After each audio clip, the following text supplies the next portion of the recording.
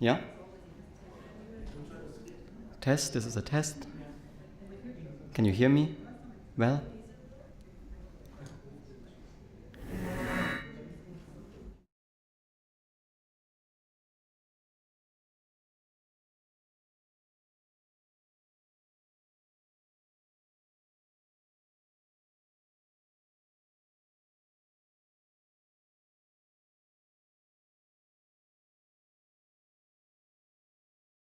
My name is Agostino Nickl, doctoral fellow at the Institute of Technology and Architecture at ETH Zurich, architect in latent space, and co-organizer of Playing Models since 2023.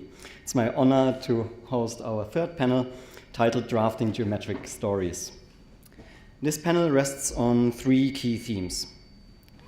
First, the act of drawing, a practice that has long been and remains a primary mode of architectural expression. Second, the realm of geometry, which allows us to construct in Cartesian space, but remains relevant in the high-dimensional space of AI. And third, stories that refer not only to building floors, but also to building fantasies.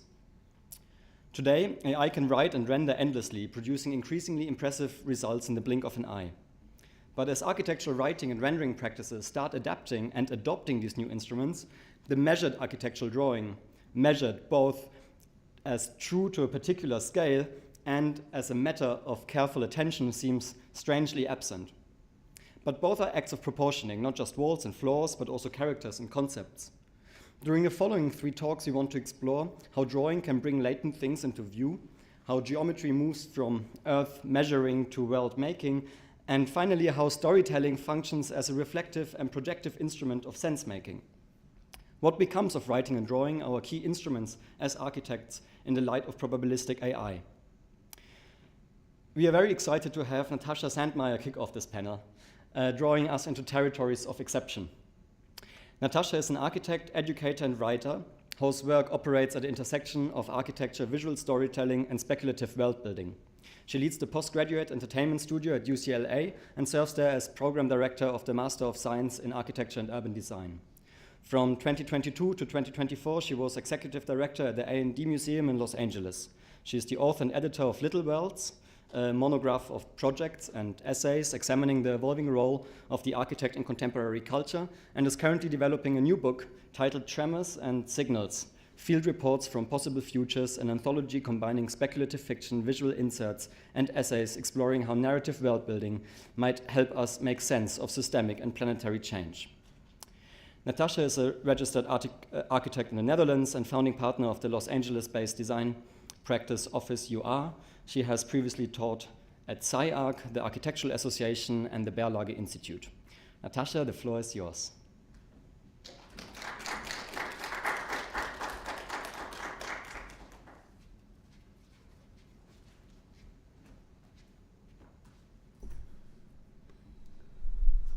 Okay, thank you. Thank you for inviting me to present. Thank you for organizing the event.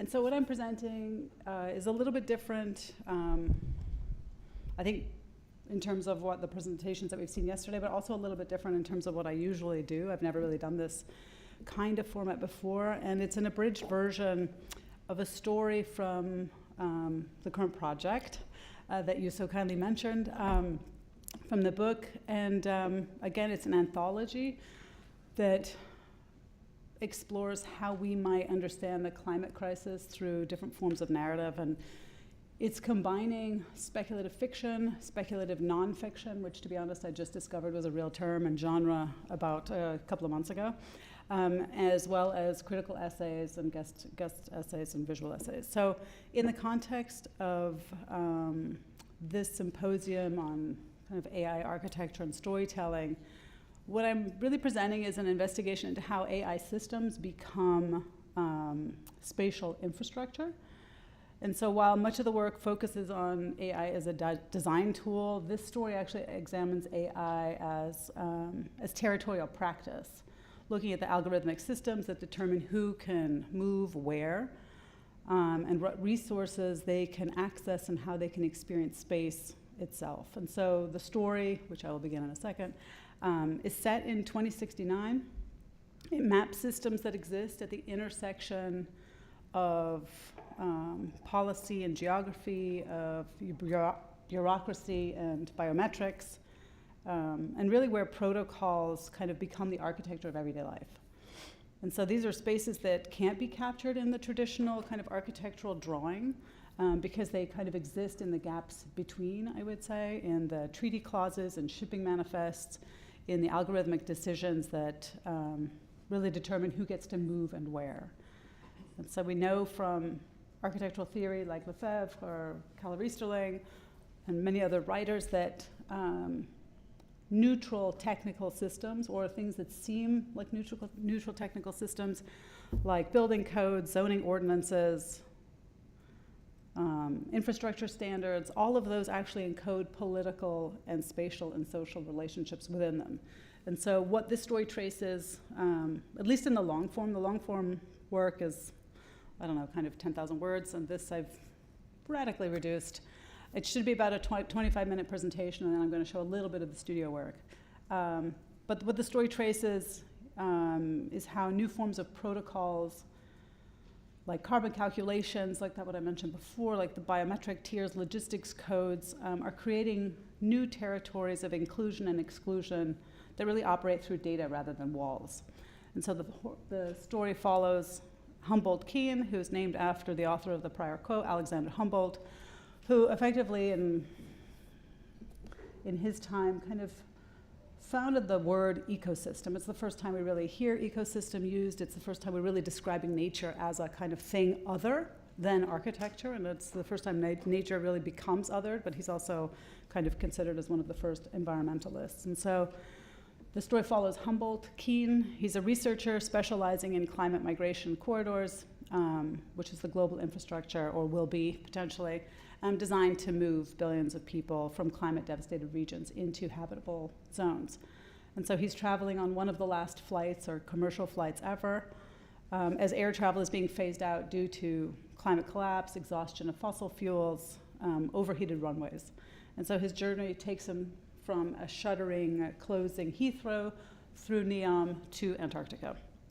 His job is to observe how the migration infrastructure works in practice, and this is his journey. So again, to review the quote, the most dangerous worldviews are the worldviews of those who've never viewed the world. Okay, we begin Heathrow Terminal 5, April 4th, 2069, 9:36. Humboldt Keen is our character. He has clearance, observation clearance through all tiers. Okay. Terminal 5 smelled of burned coffee and abandonment. Humboldt walked past shuttered duty-free shops and empty seating areas, the hum of vending machines louder than they should have been. There were only 2 flights out today. Heathrow was on its last legs, its very last gasp. It was a shell. Terminal 5 decommissioning was scheduled for October 2070, with all outbound routes assigned to CRP air corridors. He reached for the bottle of water he'd bought from a vending machine. He hadn't had bottled water in years. The guilt was immediate and familiar. Carbon costs calculating in his head like a reflex. Bottle production, carbon footprint, 82.8 grams of carbon dioxide produced. Water bottling process, 5 to 10. Bottle transport, vending machine. The model world, he thought, was measured in permissions and emissions, what you were allowed to do and what you burned doing it. The advertisement screens still functioned, a desperate waste of energy with so few travelers. The ad changed to the CRP. Humboldt was heartened to see it. The climate refugee passport was helping 1.5 billion people relocate from climate-devastated regions. It was an incredible success story. Humanity coming together as one world for all. He watched the video loop, smiling family, biometric scan, concrete border wall dissolving into verdant trees. Decades in the making, the CRP, the Climate Refugee Passport, granted displaced climate refugees legal status and movement rights into habitable regions. He walked through the terminal, a place he'd moved at all points in his life, traveling with family, to university, for work, for pleasure. The nostalgia was unexpected and sad. This was one of the last departing flights from Heathrow, certainly the last he would ever take.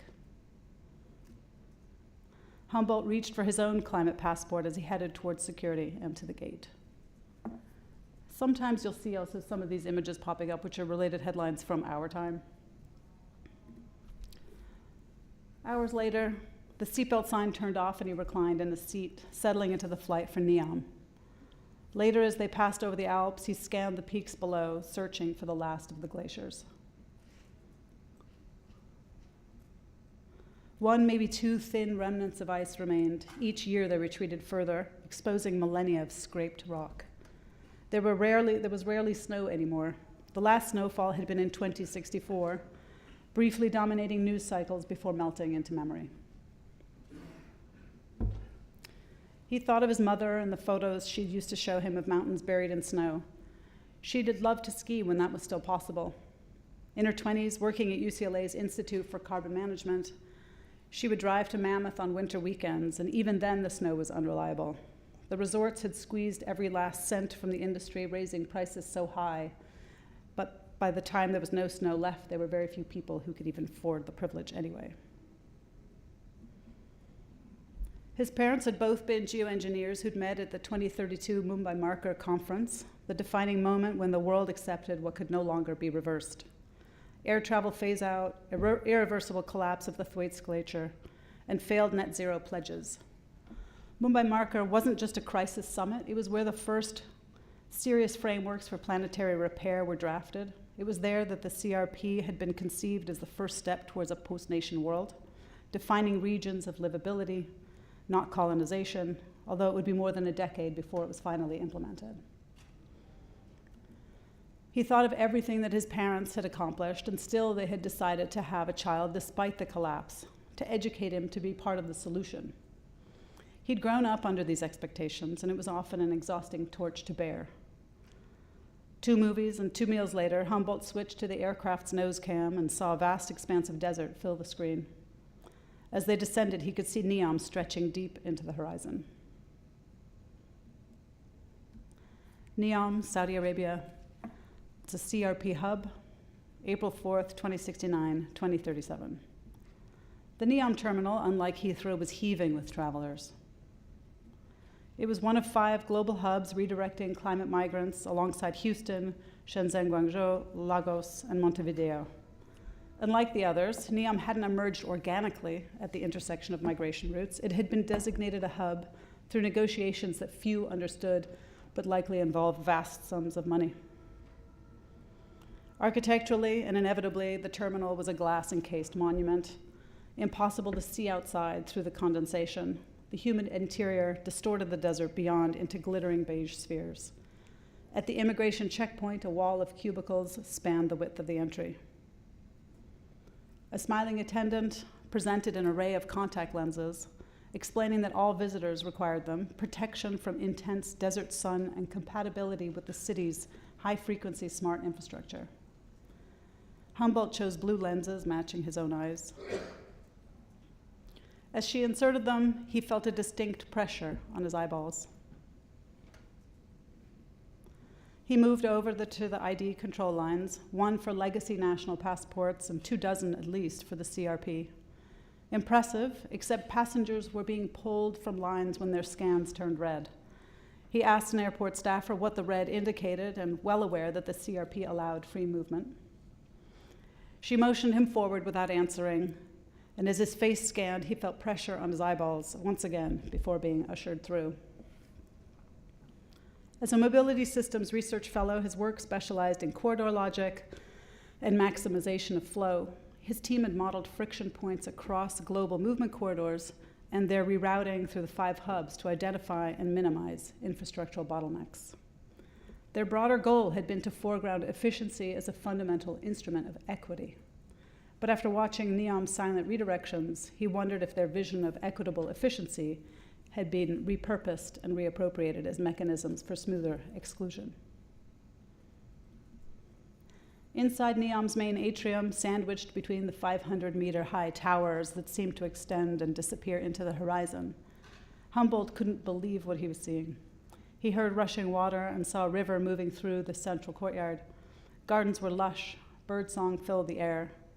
The interior was a comfortable 22 degrees Celsius, almost like a gorgeous day in London, engineered in the deserts of Saudi Arabia. Humboldt wandered over to an exhibition extolling NEOM's virtues. It was predictable, highlighting vertical farming successes, water desalination, adaptive energy grids, nothing he hadn't learned in school already.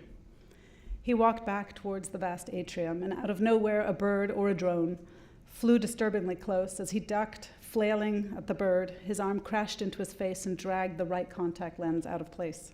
Blinking furiously, he gasped at what he saw. The buildings ended abruptly in the distance. With his left eye, he saw the complete line stretching to the horizon. With his right, the buildings ended barely 200 meters away. He literally could not believe his eyes, or his eye. Nothing was real. The buildings were incomplete, suggesting NEOM was the delusion everyone had always warned of. A concerned concierge rushed over. "Sir, is everything all right?" Remembering all those travelers who'd been denied entry, Humboldt rubbed his eye, smiled, and mumbled something about allergies. The concierge made a deliberate eye contact, and just in time, he felt the contact lens slide back into place with that pulsating squeeze. What had he just seen? The lenses weren't protective, clearly. They also weren't augmented reality. They were AI-mediated perception, completing what wasn't there. So to break out of the story for a second, what we're witnessing is really infrastructure that operates through mandatory interfaces. The lenses aren't optical enhancement. They're required equipment that determines what reality you're allowed to perceive, and that's government or governance at the level of sensory experience itself. And we already know from Tuesday night's meetup that at least 3 people in this room have the meta glasses. So no, one can wonder what kind of inherent biases might be in those lenses, not to mention in future far more powerful interfaces. Okay, back to the story.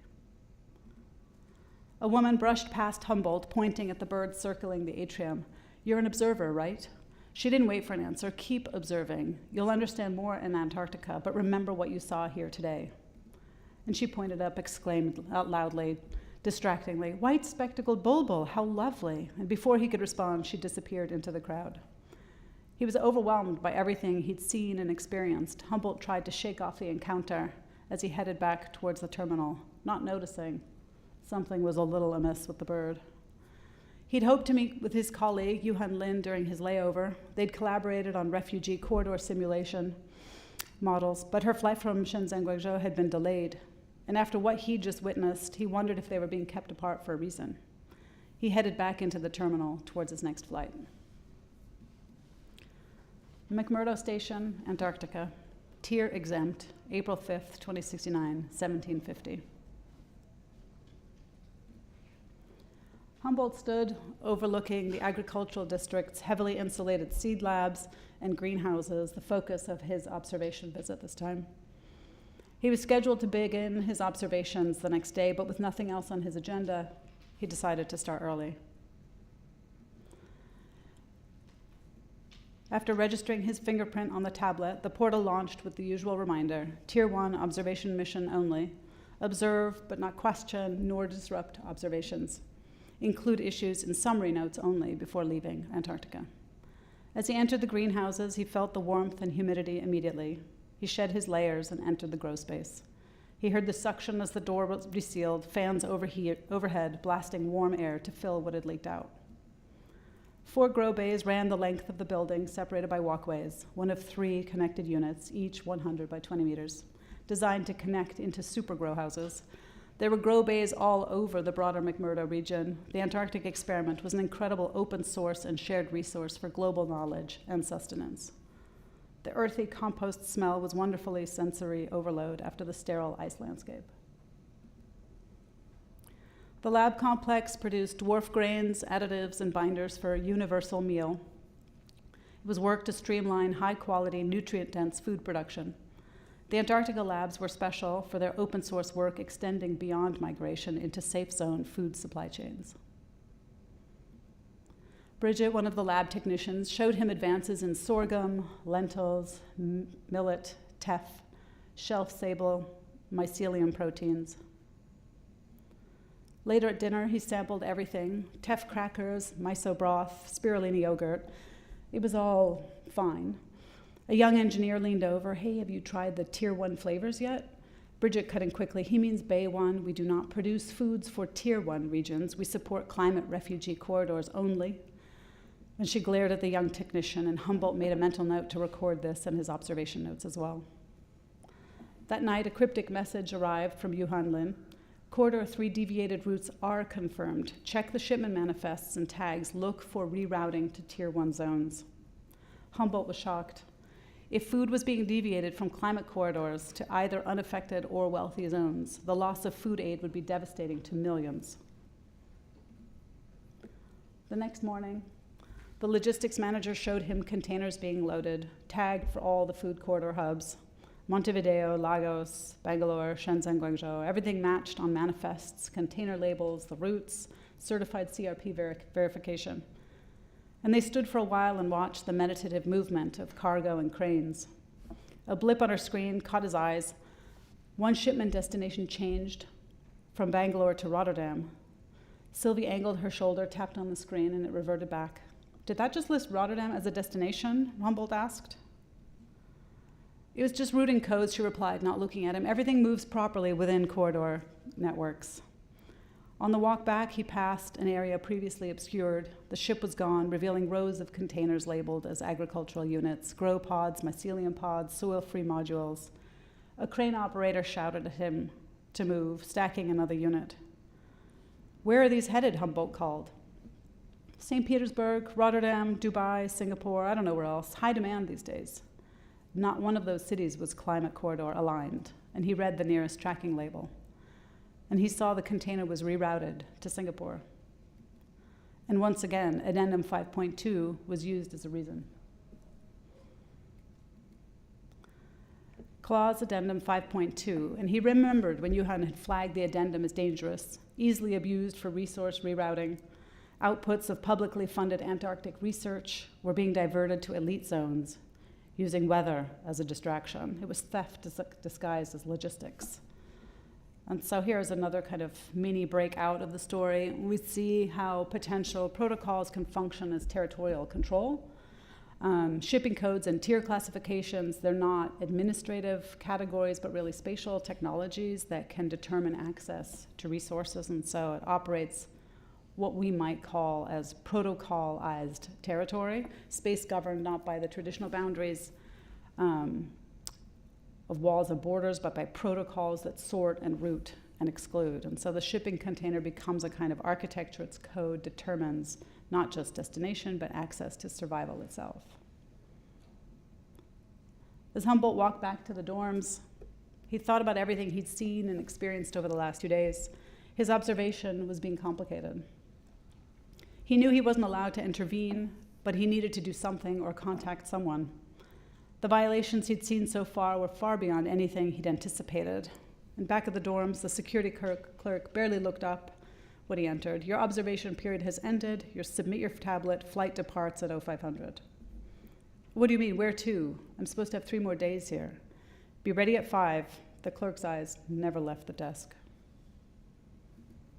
In his room again, he tried to contact his administrative team. Communications were down.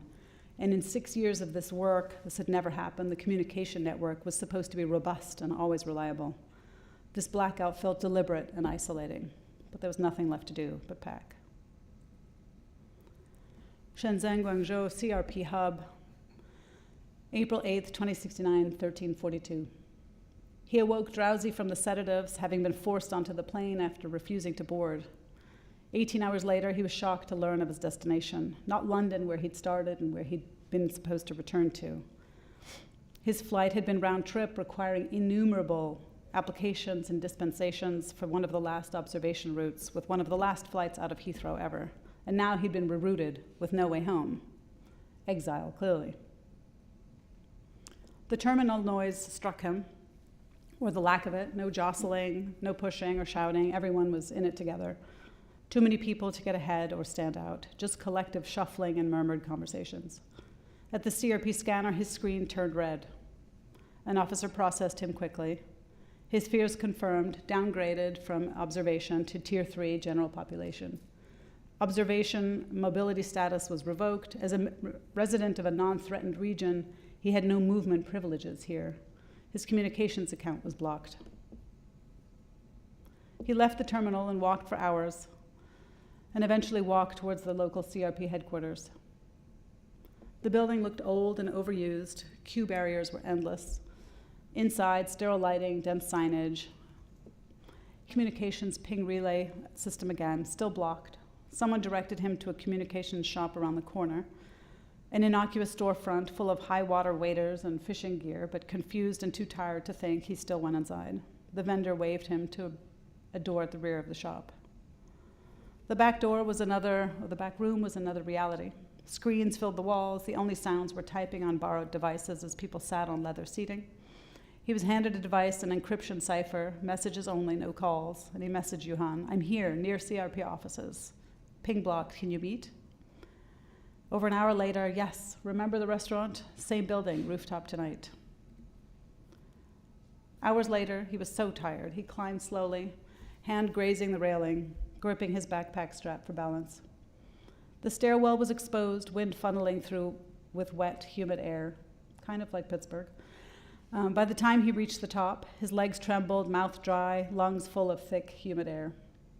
Johan was there, leaning against an AC condenser, silhouetted by the pink LED billboard glow. He dropped his bag over and walked towards her. The relief was intense, seeing her and being seen by her after feeling so lost. "You've seen things, finally," she said. And he told her about the manifests, the container reroutes, the addendum 5.2 violations. They're misusing the clause, exactly how you said, inventing weather events to trigger rerouting to non-corridor destinations. And she looked towards the skyline. "And now you've been stripped of your status?" A roof tarp shifted in the wind. "I'd hoped I'd misread things, Antarctica's diversions, NEOM's fakery. There was a woman at NEOM who knew who I was and what I was doing. My lens slipped, I saw the buildings. I'm not making sense, I know," he exhaled. "We worked so hard to design fair systems." "We built a system that wasn't supposed to be political," he said, and his voice barely audible over the wind. He looked out over the sprawling city lights. "Do you remember Nkonkwo's speech in Nairobi? This system must be planetary, not political. Its boundaries will not be drawn by wealth, nation, or race, but by climate and water and soil. Survival must be governed by geography, not legacy." Humboldt turned back to Johan. "That's what we thought we were building, just a fair world governed by climate, temperature, water, soil, survivability." And for a while, that's what it was. Johan's voice was quiet, and she walked to the edge of the roof, looking down at the elevated walkways below.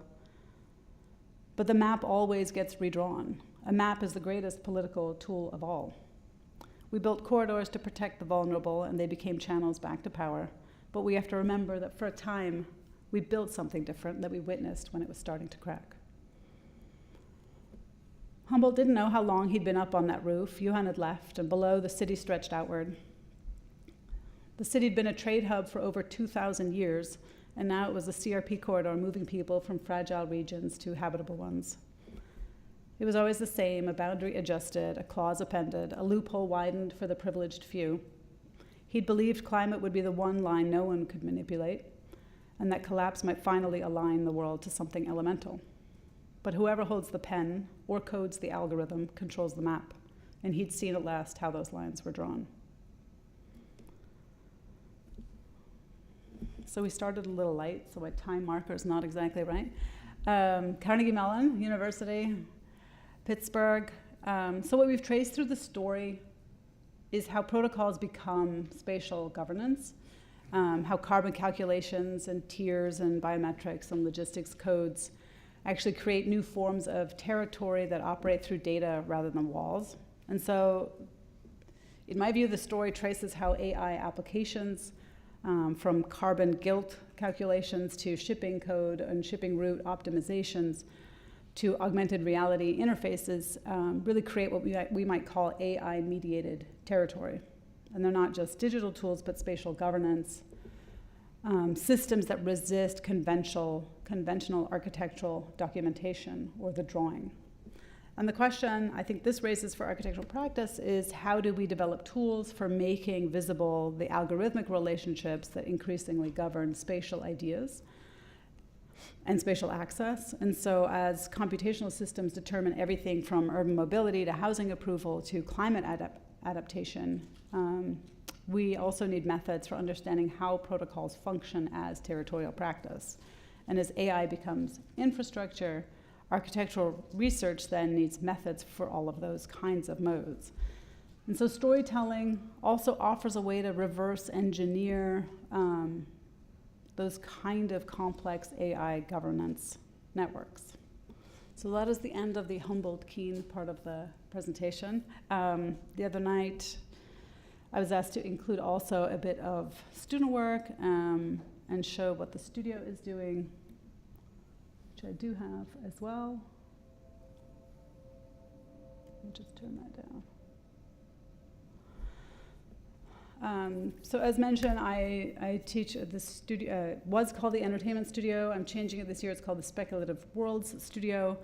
And so we really explore how architecture intersects with fiction and media and the moving image. And so for the past, I would say 7 years, I think, I can't remember. We've been really focusing primarily on film and game design, but going forward, we're not thinking about the format as much as we are focusing on the kind of world building, full fleshing out of the environment, and then seeing what the output and format can be from that. So we are in an architecture school, so our work is rooted in the built environment and the kind of natural environments that we've shaped. And so we use that as the foundation for the speculative narratives that reflect, I would say, the urgencies and complexities of our time. From environmental collapse, I'd never heard cli-fi before, but I think we also sit kind of in that arena. But we also kind of looking at all the other sort of contemporary issues like surveillance culture, artificial intelligence, of course, supply chain breakdowns, I guess because we're in LA next to the Long Beach port, the kind of supply chain issue also dominates some of our narratives. And students begin or develop stories that really begin in reality and extend outward, just slightly into the near future. And so each project begins with research and observation, what's happening in the world, and where might a story unfold from a moment. And so we spend a significant amount of time on the world building the kind of physical, aesthetic, and cultural logics of a world before even touching what one might call story or plot. The narratives are speculative, but never really untethered from fact. We usually take cues from science fiction, although I wouldn't say that in most, maybe this project accepting, that most of the work fits in the science fiction sort of aesthetic or category. The works are kind of rooted in science and they're fictional, and so in that sense we sit in that category. But we're not trying to escape reality or imagine a kind of far future, but really just slightly skew a kind of relevant contemporary issue. And so what happens if just one small thing changes and that small shift becomes the hinge point for a larger architectural and societal ripple effect? And in that way, then storytelling becomes the sort of design methodology or a way of thinking about architecture, not as a form of space necessarily, but also a set of conditions unfolding over time. And so ultimately, the stories learn to kind of craft immersive, visually rich, and intellectually grounded films, we hope, that expand the role of the architect as well, not only as builder of worlds, but as a narrator of them.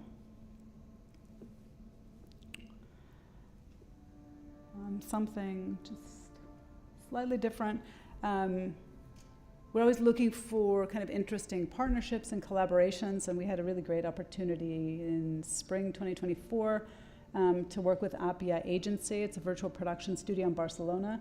In LA, of course, we are in the home of virtual production studios, but you're absolutely not able to, or at least we have not found a way to collaborate with them. Everyone gives us a quote of $100,000 for a 2-day visit.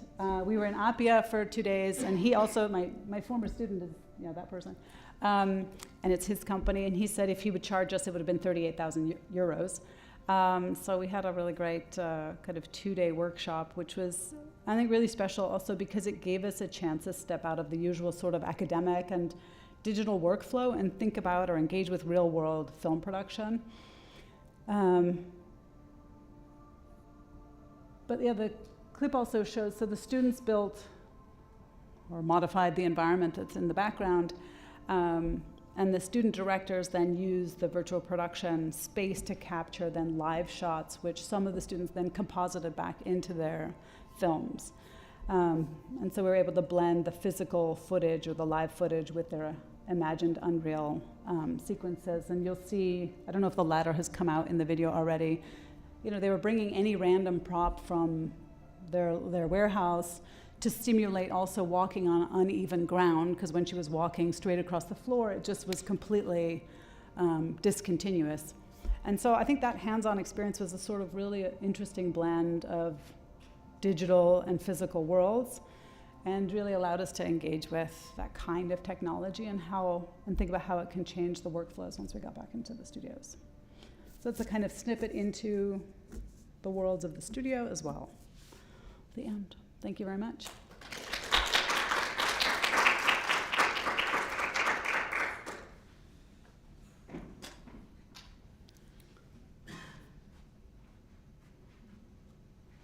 I don't have a mic, but I'll organize one.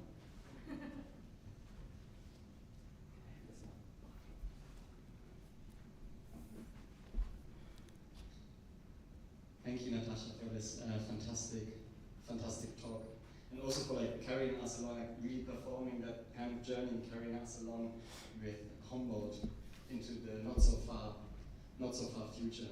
I'm sure that there are questions in the room. I might start with one that I'm grappling with, which is, if we kind of think of our role as architects, as world makers, and also world builders in the process of doing that. And at the moment, when we are on our phones reading the news, and we're in this doom scrolling moment that only knows one trajectory, which is down.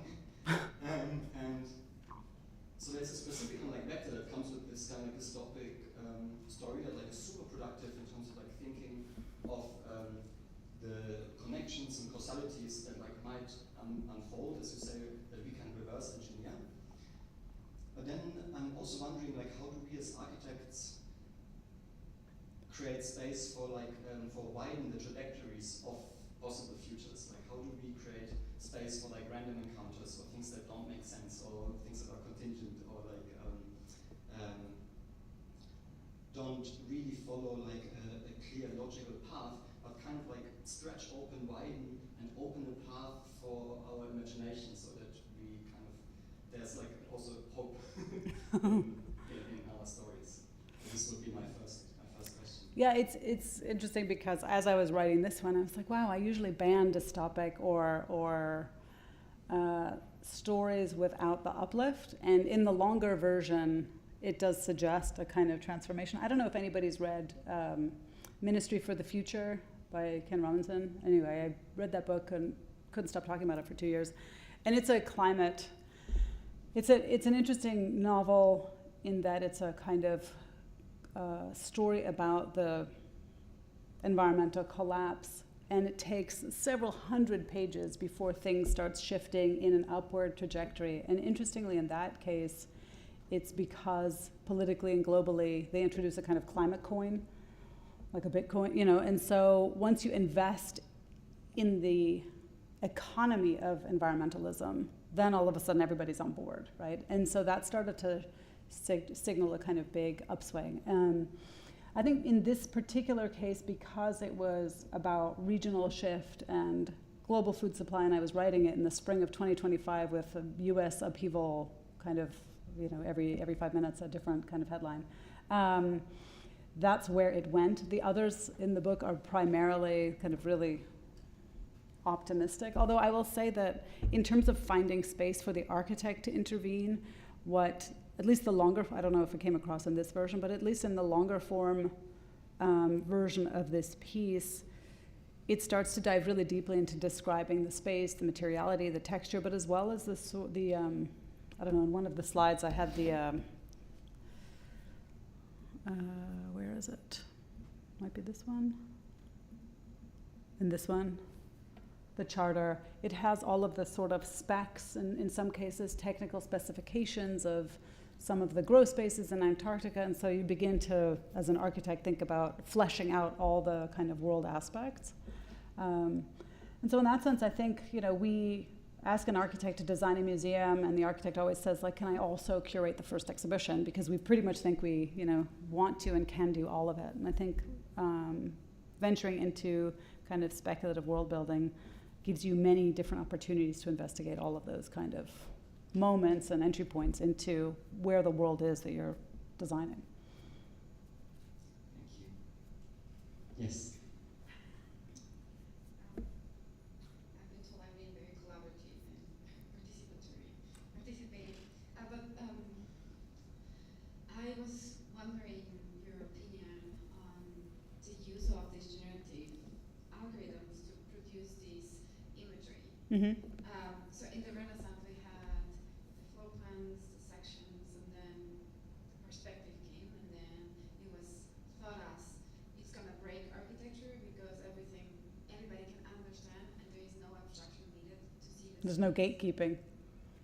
And then now I have the feeling with all of these diffusion or generative algorithms, then we're having kind of the same fear of them. Everybody can produce anything, but then how do we use them as an instrument for design?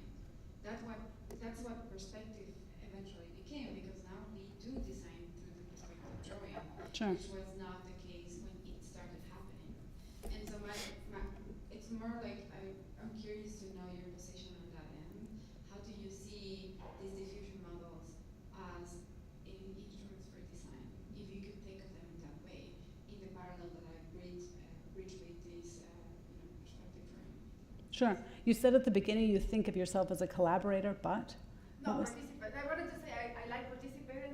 Oh. I was like, where's this question going? I think, yes, all the images are generated. And that probably took, I don't know, realistically, like 6 or 7 days. It was, because there's some images that I could not generate. Like I tried for a couple of hours, and then I tried in Photoshop and feed it back in. And they just were not possible, and I was going to then, go the Unreal way and do it really slowly. And then I just thought, well, it's actually fine without the image. I think they become design tools if you have a very clear idea of what you want the image to look like or what you want to achieve. I think where it becomes unproductive and where, at least in the studio, I don't ask students to use it until they have a real clear idea and trajectory and have an ability to kind of control the output. I think then it becomes an interesting tool for concept art development, and certainly now with image to 3D model, it could be great for having a more precise level of control over the incorporation of assets into a world. We were talking about it on the way over. What's always been very difficult to kind of, I don't know, block, mitigate, deal with is when students do have a kind of really interesting concept art and creative vision, and then they go to some online warehouse and they just download whatever is closest, but it's not good, right? And so that happens also with AI. It's like, oh, I banged out this prompt and this is my image. Like, but is this what you wanted? Is there a level of control? And then it's also not a design tool. And I think once you have control, or once you have enough control that you can get as close to your intent as possible, I think then it becomes a really interesting design tool. But I think if you just approach it as like, oh, I just typed out this thing and here's my image and that is it, and there's no revision, or I think most of them had at least like 40 iterations. I had to buy a lot of additional time. The bird one took, probably over 100. It was ridiculous. The cameras were on the leg, the cameras were in the wings, the cameras were all over, and I was like, put it in the eye. And then it was like a whole retro steampunk headset. It's interesting the words that you use, and I think we were talking about this at dinner, when you remove one word or add one word, like I can't remember who was talking about fractured. You can't write fractured. Fractured realities, everything's like cracked mirrors, right? And there's some words that lead to immediate like sci-fi kind of aesthetics, and so that becomes an interesting exercise. So I'm curious about the use of control in your narrative now, that when you get control, then probably you can use it as an instrument for design. Could you try to think of another word rather than control, maybe mastery, or maybe so I'm just bit fixated with that. Yeah, no, it's fair. Because the relation of master-slave, it has never proven to be something successful. I don't know. Well, I think that it's interesting that they're text prompts, right? And so what's become, I think for me, a kind of interesting opportunity to think about how we use language is when you say fractured reality, somebody else in the room might also think about like steampunk aesthetics or might think about a broken mirror. And so what you say and how it's visually embedded in your mind with your visual intent and aesthetics and background and history or continuum I was talking about with somebody, I think is a very different thing to what someone else might perceive. And so for me, that kind of exercise in language and prompting has been a really interesting exercise. And so I'm not having control over the system, I'm having control over my use of language, which I think makes it a more productive conversation to have interpersonally as well as whichever chat system I'm using. I think it's not a control over something, but it's just having some sort of, and I'm not sure mastery is even at this point within my vocabulary or my experience with the system, because I won't claim I have mastery at all. It's a kind of evolving process, and every update I'm sure, like I did this before 5, and so, but then I also switched to Claude halfway through because the prompting exchange was better. So I'd write the prompt, produce the image, give it feedback, say like, oh, for whatever reason I have lasers, like I don't want lasers. What word is, producing lasers? Or like, the fractured reality, and you also have to troubleshoot language. And I think that becomes really interesting, especially in a room with people who don't all have English as a first language. I didn't, I do now, but I think that becomes always a conversation. Yeah, thanks a lot. I love it, big fan, and the rest. I'm just curious. I'm just curious about why Humboldt is so surprised to see. I know, right? It's a little annoying.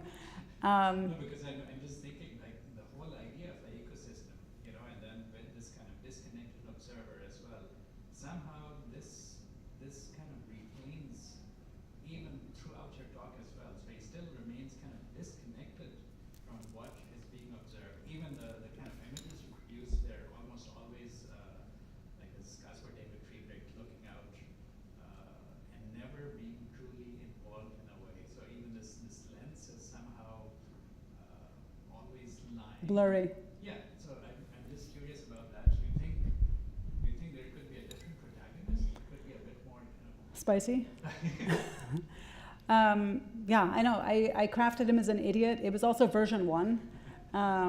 An idiot, maybe just a naive observer. I think the role has something to do with it as well, to observe and not have power. We were talking about, I think in your presentation yesterday, like if I just had agency and I was able to add my vote, my collective vote to increasing the room's temperature by 1%, maybe I would have power. And maybe the role of the observer also includes with it or has embedded the inability to have agency, other than to like, here are my notes, like it's an ineffective and I have no agency in this system, but I produce my recording. And so, I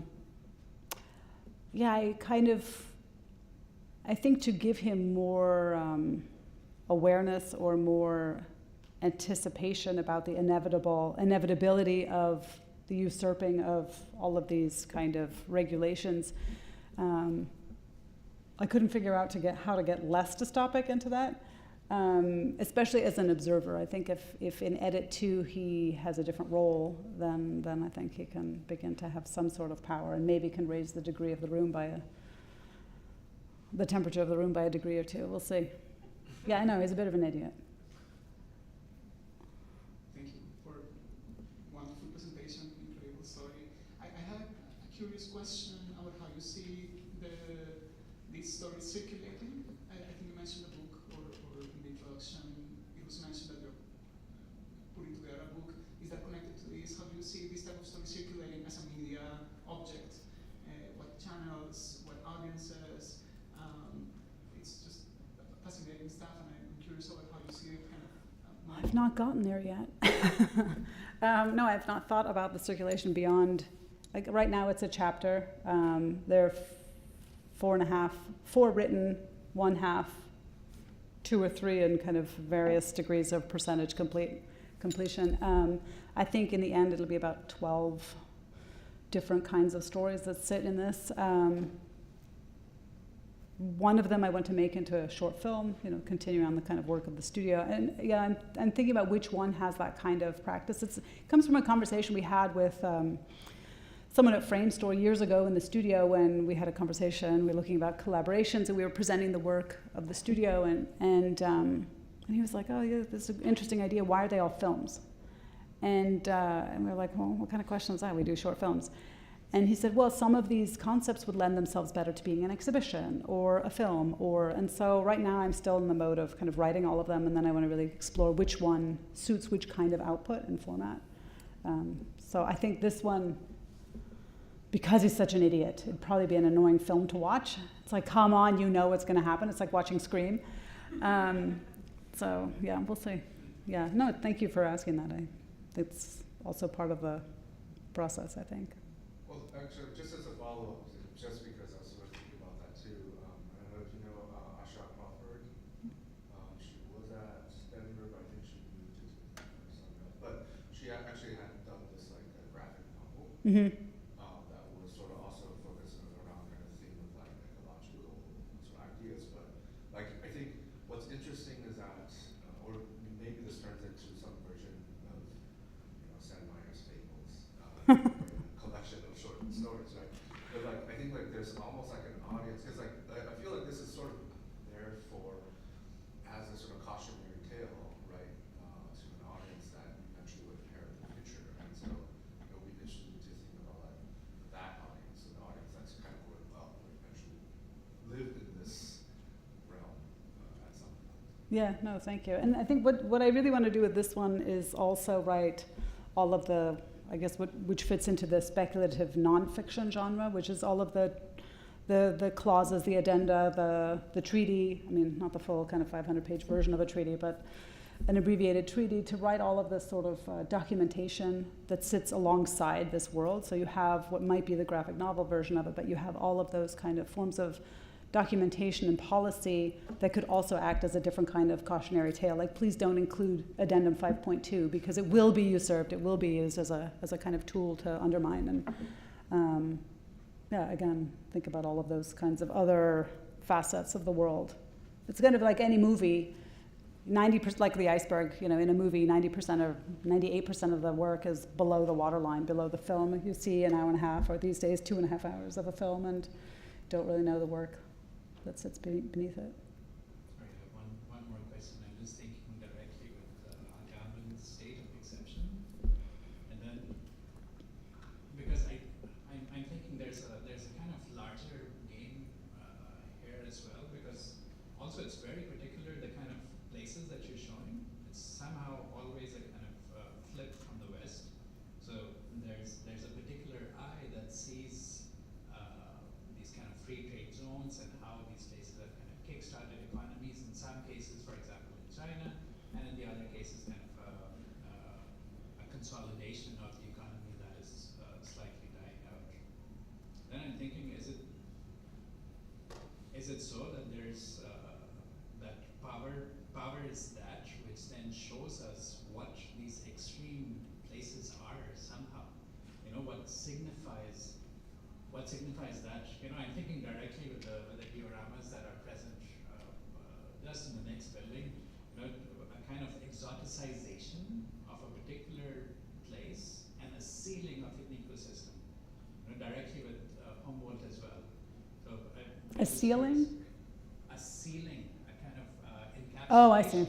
Not a sealing. Got it. Very kind of, put this as an object and then you objectify it and kill all the subjectivity that is present within it. I'm just curious what you think about that, or if this even makes sense. Is that how it came across? No, I'm curious if it is so. I mean, I wanted to do that with Neom, and we talked about Neom because he saw the image, I guess, when I sent. He's like, "Oh, wait, have you worked on Neom? What are you showing about Neom?" And I did want to objectify that project because I think it is already incredibly objectified, even though we don't know that much about it because of the 14 million NDA that sit around that kind of world. And when I finished the NEOM section, I think a week or two later, it was announced that NEOM would no longer extend the 170 kilometers that it's planned to, and just, I don't know, however many kilometers or meters it is currently. And so I did want to turn that into a kind of encapsulated image and close it, which is why he kind of goes in and leaves. Although I suppose in this version, he kind of goes in and leaves all three of the locations, and maybe that's why they felt more dropped in. It is not my intent to do that other than with NEOM, which is also why I kind of, I think, use the lens process there. And if it comes across, I'd like to have that conversation later so that I don't do that in other stories. Yeah, I think, although as an architect, kind of writing these, in some way I do want to really kind of craft a sort of sense of a place, whether it's the fictionalized version of it, and to just have some sort of quality that you describe. Maybe building a bit on your question and like your discussion on your process, how you're prompting 40 times for that one bird. Do you think that like the way that you write as an architect with these machines, with these kind of like models that we are now dealing with, do you think there's a kind of a strange new realm of almost like the geometric writing that like we are involved in as architects, because we are kind of like not like we're moving in language towards a result that we might want to see, like it's like by putting in or I'm going to try that. That's an interesting way to, so I've, in all the cases so far, I've only done images for 2 of the stories. I've written them, and then afterwards, so I wrote this, and then I got the invitation. I was like, maybe I should try and turn this into a kind of image attached story. So in both cases, I've done the images afterwards. But that's an interesting challenge, because for each story, I'm trying a different kind of way of thinking about space, or a way of crafting a kind of written version of the exercise. Okay, are there more questions from the audience? Okay. I think. Thank you very much. Well, thank you so much.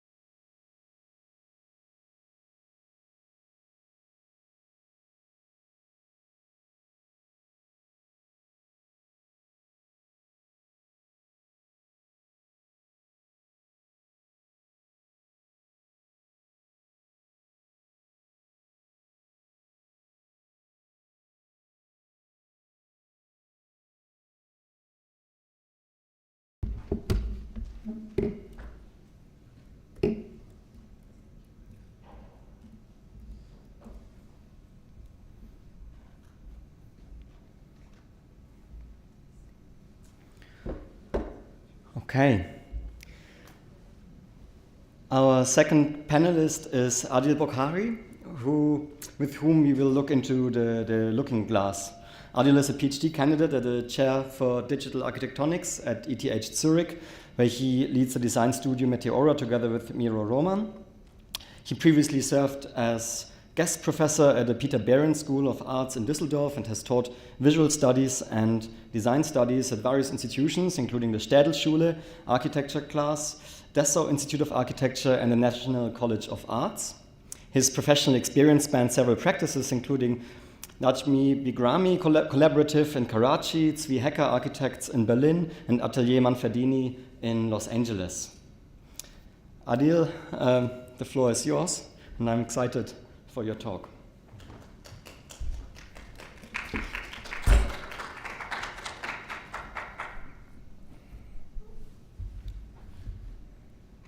All right, so thank you Thank you, and thank you. Yeah, so I'll just step right into it.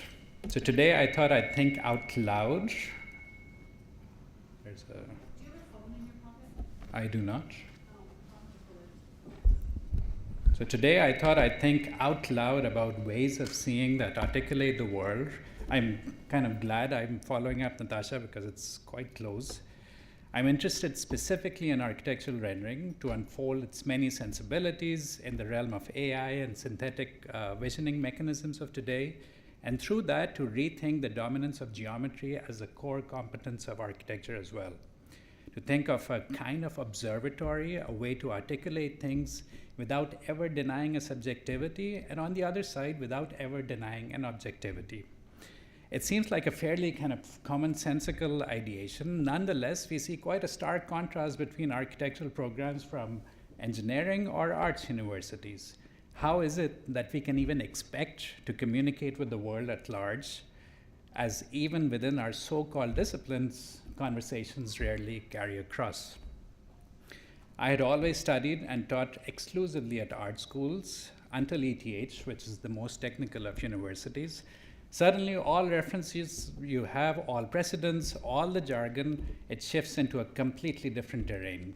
The audience, the market, the publications, the economics, and even buildings change, not to even mention the kind of geographical distinctions. You can throw them all out and start afresh because nobody knows what you're going on about, how things work, what things are, and what even is architectural research in this kind of collapse of paradoxes that we call architecture. So within this game of pretensions and siloed specializations, I see both AI and architecture as very, very similar in the sense that they both are generic, both geometric and harmonic, both interested in just about everything, both always within and never without the world in which they operate. There's a reason why architects are early adopters of all technologies. Similarly, there's a reason that last year both the Nobel Prizes for chemistry and for physics went to Google, to AI. I also want to talk about cycles, spirals, circles, circuses, and circuits, and see how these rotations yield and engender objects. So this Hadin showed yesterday as well. I love it. I mean, as a millennial, you kind of have to love Reddit. On one side, we're talking about a scarcity of natural resources, and on the other side, we are flooded by data. Noise, noise, and more noise. Evergreen stretching from horizon to horizon. Unfolding spaces and times in multiples, in double, quadruple, exponential scales. Now, within the sea of noise, how do we navigate? How do we find precious things? How do we model, draw, articulate projects when in the fertile grounds of the internet, we have environments, scans, texts, HDRIs, whole buildings as 3D models, even algorithmic models that we can deploy at a moment's notice. The foundations of the internet already triggered these questions and concerns. The sheer connectivity of things, where anything can be related to anything, where causalities between disparate worlds can be constructed in a flash, where conversations can happen across times and spaces. A utopia that is slowly coming full circle. I saw this yesterday, where even the dreams of alchemists and polymaths are beginning to ring true. Perhaps we are slowly learning to see the world again. Today we see a simultaneous presence of the simulated, the sensed, and the generated. The act of seeing has acquired yet another artificiality. Millions of truths, divergent but interconnected, are gathered into one. Refractions, diffractions, reflections, physics, mathematics, politics, they all play their part in a new scale of visibility, a composition of a whole out of many, many, many wholes and disciplines and sciences.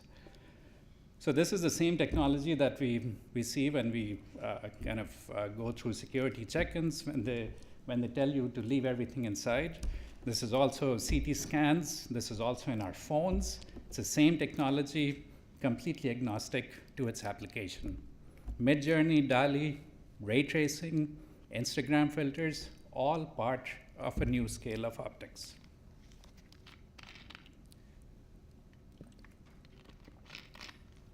And this is not unlike the Renaissance or the Golden Age of Islam. The state-of-the-art imaging technologies of today take fake pictures, even though we still refer to the lenses in our cameras as objectives. Al-Biruni, Newton, Feynman, Einstein, Goethe, all have participated in developing ways of seeing and talking to the universe. Funnily enough, none of these ways of seeing become obsolete, but they establish deeper continuities. They find their way into how we work and the instruments that we use, computational or not. The Greek and Muslim ideas of intromission and extromission are still with us today as the two principal modes of 3D rendering, ray tracing and rasterization. And this has been a kind of motivation for my own work, dealing with found objects that are then manipulated based on drawing and rendering conventions. The act of observing, collecting, and composing effectively, akin to the quantum mechanical observer. And then we can turn this around and think about what environments could possibly host these new aliens, a blossoming of a world from objects. Or we can think of particular genres of architectural representation, pixelation, camouflage, nesting, linearity, and so on, that can turn operative and engender objects through this operativity, which of course then can be 3D printed and introduced back into the realm of the physical. And then you can display them in an archaeological exhibition. And then you can subject canonical architectural projects to them and recompose them into the pretension of a building. And then you can submit them all as a competition entry and not win anything. And these are not purely sculpted objects.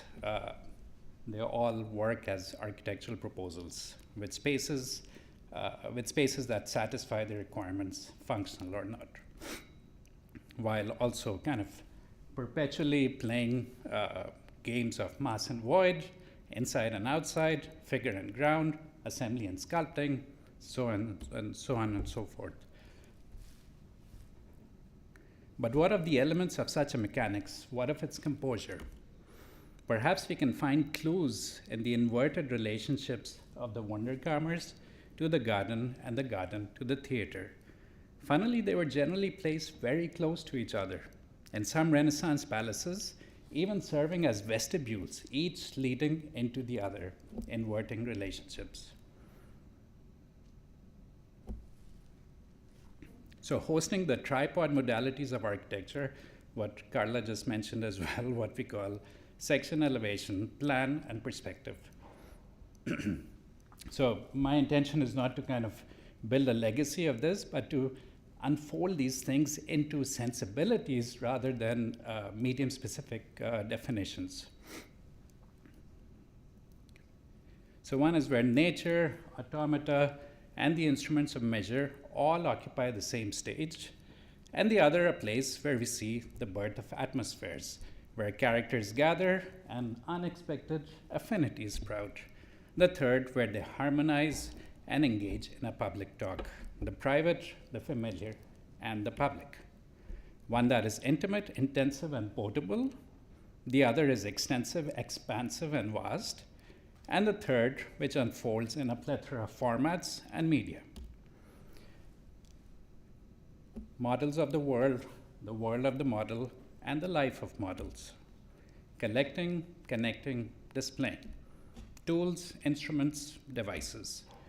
Objects, spaces, scenes. Inside out, outside in, face to face. However, these categories are not exclusive of each other. Yeah, this was a funny discovery. I mean, everybody knows this painting, but then I figured out that there's a lot more to it just by the caption that was next to the painting. Hilarious. So Botticelli paints a scene from Greek mythology and brings it roughly 2,000 years ahead. the gods and goddesses, their postures, gestures, analyzed ad nauseum by critics, tourists, and even botanists alike. Let's employ some new eyes to see what goes on here beyond the pure logics of it. So we have the eyes of text, of Wikipedia, of books, of asking ChatGPT. We can slowly build a kind of, much like the black hole, a kind of tomography unfolding the layers of sensibilities that are present here. We can jump to social media, and we see yet another unfolding, now carried, filtered, revived, animated in a plethora of formats and colors across the internet. Suddenly, these histories don't seem so locked in. Suddenly, they open up in new contemporary ways. The new lives of more than 500-year-old artifact, evergreen, alive, and vivid. Times and histories do not move solely in a linear progression here, but also unfold in spirals and manifest as discrete events as well. And then, of course, we can step in and employ even more layers of computational analytics. We can look at the edges, we can look at the orientations, the orthogonalities, the textures, the colors, the depths, the temperatures, the frequencies. I have 20 more of these, but I won't show them to you. But also objects that Botticelli meticulously documented. A geometry emerges, not just Euclidean or Cartesian or Gaussian, but a geometry of information, a complex manifold of all these many geometries laid out in 2 dimensions. Slowly, the theater appears, hosting a garden, hosting a Wunderkammer, bursting with life, composed through a centuries-old ritual. More than 500 species of flowers were observed and painted by Botticelli. These are flowers that only grow in spring in Florence. Some have been identified, some have gone extinct, and some were absolutely invented. They're fake. They all lie, these painters. Symbols upon symbols, stories upon stories, nested, rendered, screened effectively, adding resolutions both quantitatively and qualitatively. We can also train our own models to see through these dimensions. In this case, there's an Oxford database of flowers that you can train your own computer vision models on and extract the location and name of each one of these synthetic flowers. And the ones that are fake, you can ask ChatGPT to invent names for those. So a Wunderkammer of the Tuscan spring appears, logistically labeled. The theater of measurement starts to perform a play. Quite a contrast to the large language or large kind of generative models of today that consume everything.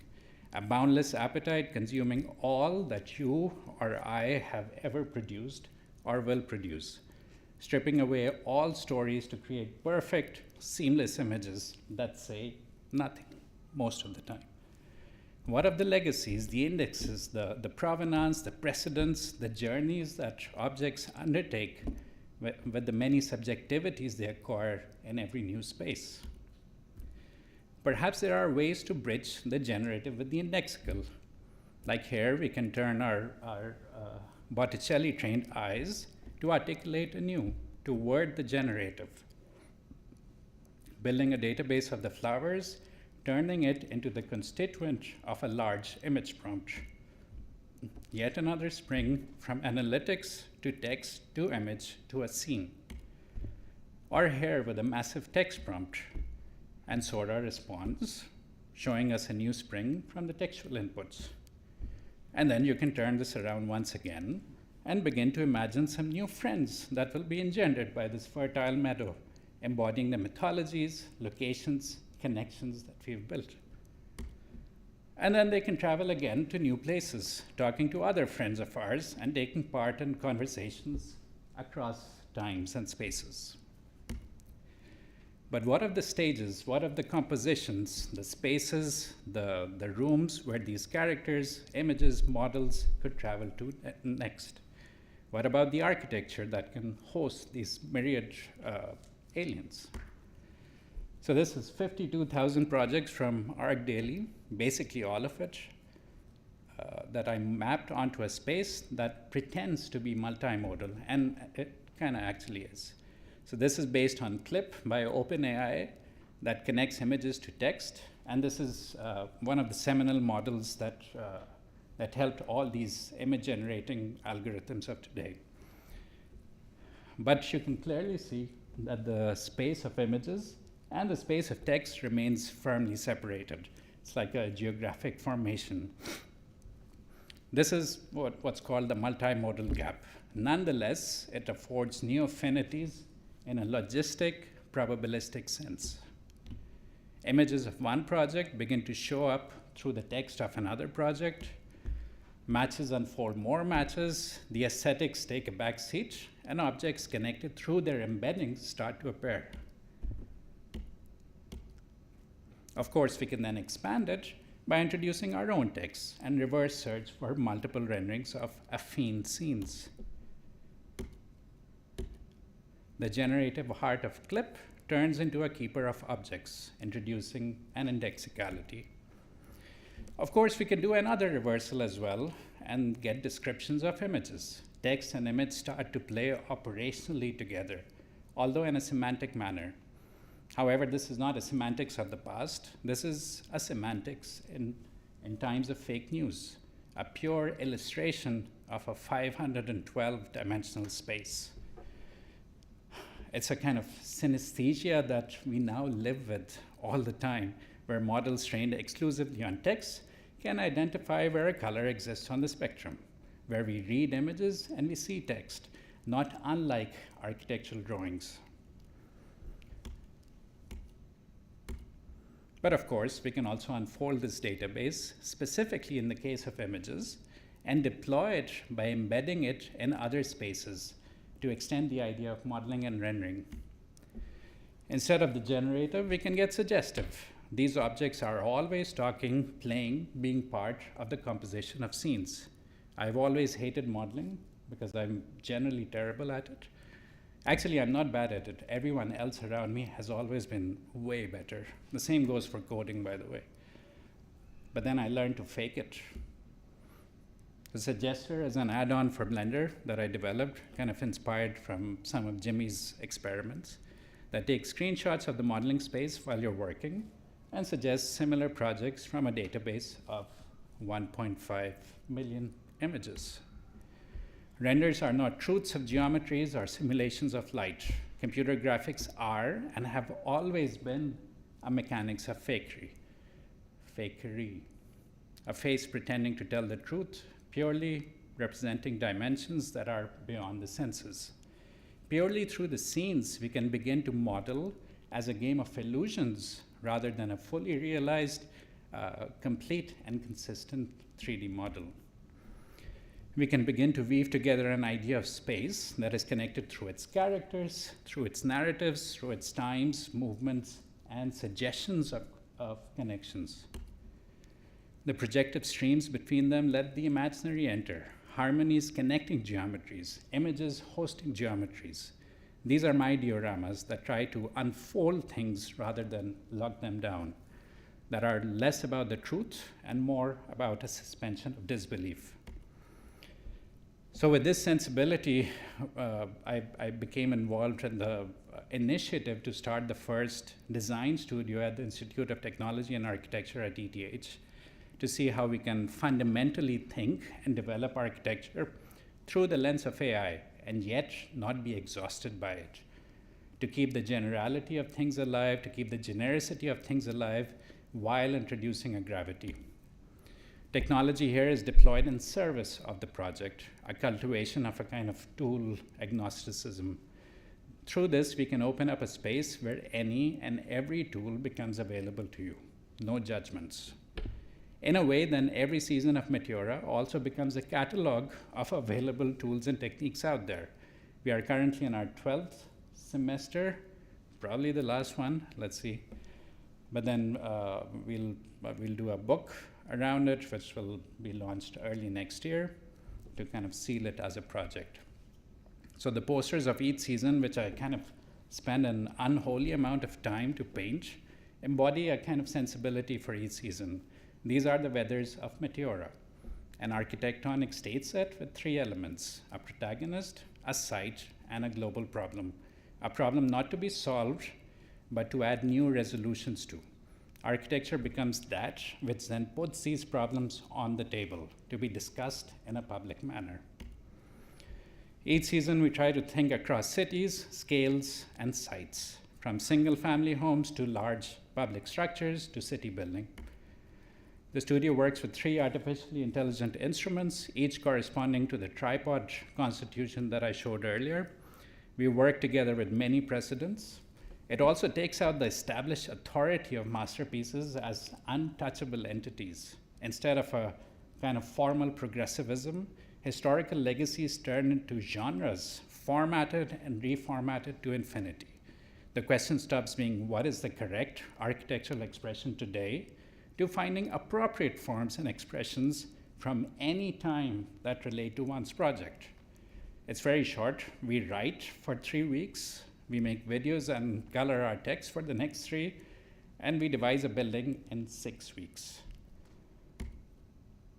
In particular, the 3D model search engine that I was part in developing together with my colleagues works with the renderings of each object instead of the geometry. Just through this kind of jump in abstraction, it becomes multimodal. We can search it in a space of qualities beyond semantics. I'll play a teaser for the studio to kind of give you a sense of it. This is what we prepared for the London Design Biennale, I think, a couple of years ago. I'll just play it.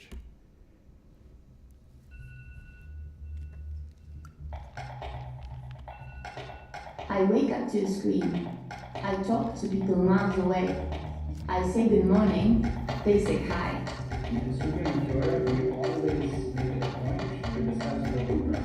Because the world is fast, bright, and colorful, full of ideas and intelligence, all serve for an electric feast. These games were fast. The only learning to develop, and they don't care what I collect beautiful objects. They are intelligent. They are of many colors. Together with them, I can access an abundance of concepts, recycle them, play with them, use them to create my own architectural position. And it's motivated by the global development of the world. So we are taking this challenging style. I am an architect in love with the internet. I am friends with AI. And it's completely different from what other languages say. So that's very fascinating how you're doing.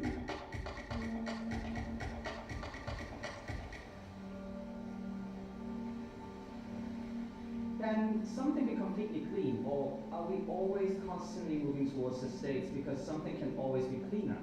Will we ever stop cleaning? In times where individuals ask themselves, what can I do, what do I know, what am I, and obviously never find an answer, we need to be reminded that it's okay to not know, to be empowered. My whole life I've spent studying every musical masterpiece of the last 10 decades, trying to learn what exactly makes a song a classic. It was in this moment that I finally got it. A classic is a song that has never finished saying what it has to say.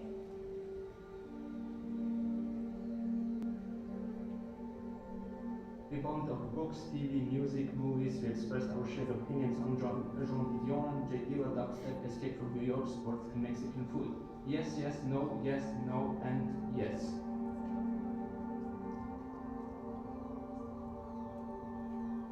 I sat on the balcony and watched the swimmers. They looked like Apollo, Mars, Jupiter, Adonis, Hercules, Narcissus. I saw the structure of bones, the origin of muscles, and so many different natural and novel positions and poses. Thirsty? Do you want pineapple, papaya, guava, peach, coconut, apple, orange, strawberry, grapefruit, pink grapefruit, cherry, apple, strawberry, or grapefruit? Do you want red milk, vegetable liqueur, or mushroom saliva? We only have Adam and Computational.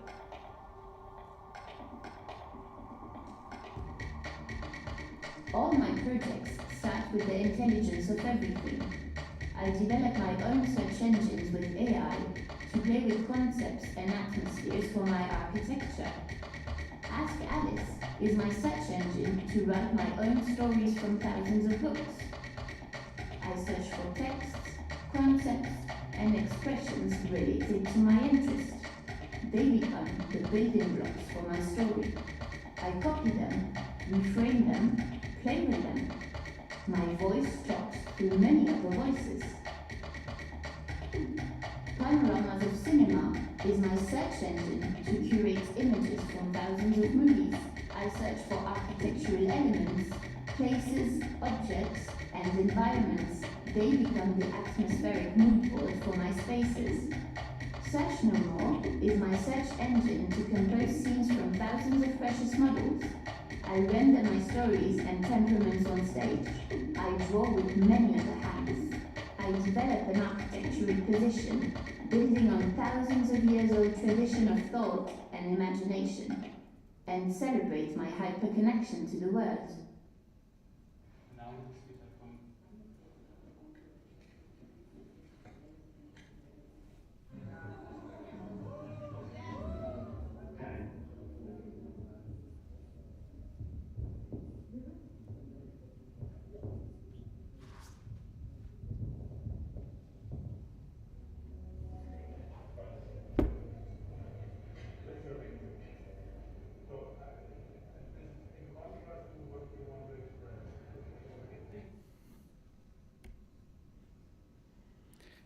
So just to jump gears again, but now I would like to talk about a couple of experiments that I conducted together with Agostino and Mira Roman, who's still in Zurich, I think. And these are just the last couple of years as part of my PhD as well. And I mean, it's a bit freaky when you're finishing, kind of close to finishing your PhD on AI and architecture, and then ChatGPT comes out, and then Stable Diffusion comes out. Hilarious, right? So we are all kind of embroiled also in this vicious cycle of FOMO. So every single day there's a new model that does the job twice as good and in half the time, and it's every bloody day, literally. So this is why these kind of, when these models came out, Agostino and I, we kind of sat down and we wanted to abstract from their performativity and also think about what would it mean to establish an architectural office, just the two of us, with a host of intelligences that these models could possibly facilitate. So we decided to develop abstract architectural schema that could capitalize on them without becoming obsolete when a new model or a new generation of the same model comes out. So these are three projects. In the middle, we have Automata at Court, which is where we let LLMs ideate a constellation of events for the Palace of Versailles, taking the mythology and rituals for each location in the canonical palace. LLMs in the City is an attempt at unfolding multiple scales on an urban level and tapping into the repository of the city of Barcelona by bringing it into conversations with LLMs. And on the left, we have 1001 in one, the rewriting, restaging, and recontextualization of 1001 Nights through LLMs. All of these experiments work with LLMs in a logistic manner, just to tap into the kind of quantitative productive power of these models, and also perform a kind of role-playing mechanics to snap out of the genericity of their production. Each one of them steps into different realms of architectural history as well, but in a kind of humorous manner, and not to kind of log these things down. With each one of them comes an article as well, all written with a different model of GPT. Not really, we spent a lot of time writing these articles. And it's every single time it's a way to kind of test out how to talk about these models, how to talk about these sensibilities, and also testing out how to sell it to particular audiences. For each one of them, we devise a logistic framework, a schema that becomes a drawing board for the theater of these speculative projects. Through it, constellations of multiple models and levels of abstraction are put into motion as characters. So this is the last project I want to show you, 1001 in 1. It's an exhibition, a book, a scenography, and a party, articulated out of 1001 Nights, or Arabian Nights as it's sometimes called. No edition of 1001 Nights contains 1001 stories, or even at times 1001 nights. For the time, it was purely a large number, like Google today. It's an unfathomable quantity. It also introduces locations, performing like a theater where stories from any time can be told and retold on a new stage. It contains stories from very many places, from very many languages, from very many times, but frames them through the introduction of the unreliable narrator, who is Sherzad. In this way, it becomes almost like a large language model of sorts, which in turn produces a whole lot of new editions and translations into many and any language. Like this one in late 2023. So we invited a lot of people showed up, and a lot of them didn't either, but it all happened just in one night.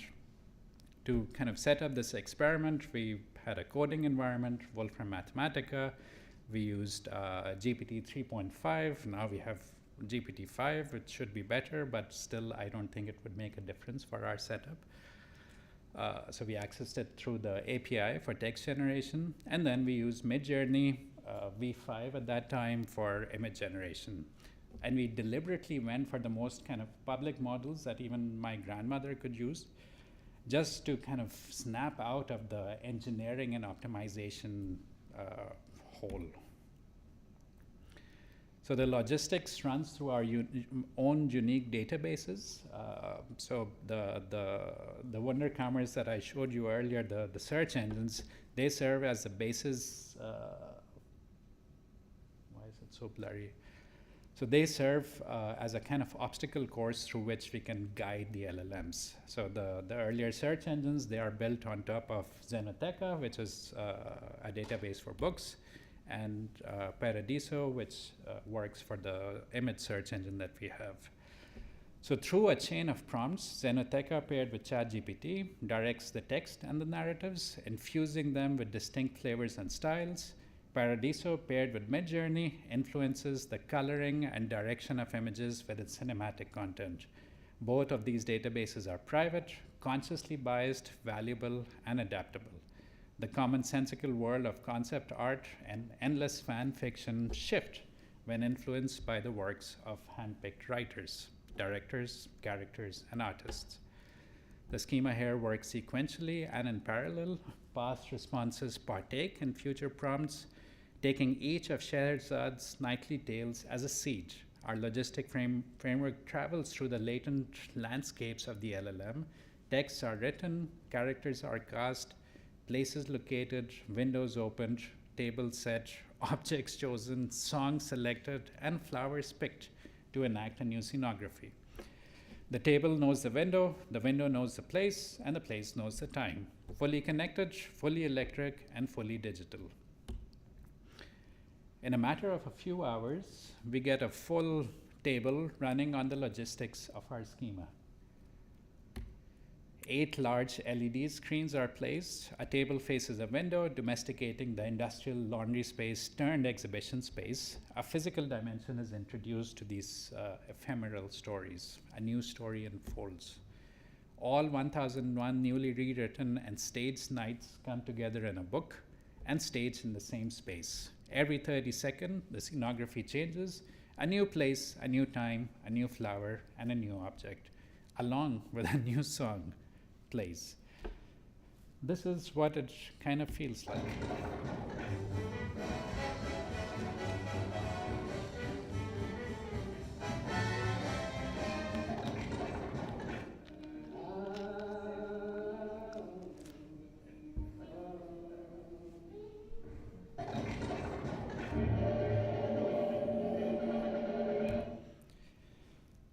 And this is what happens. Next scene. ChatGPT role plays as Michel Serre, while Midjourney imitates Peter Greenaway constructing a stage together with Keith Haring. Massive Attack plays Teardrop, and on the table, broad strokes and tin cans. The window opens onto a street that could belong to a latent New York.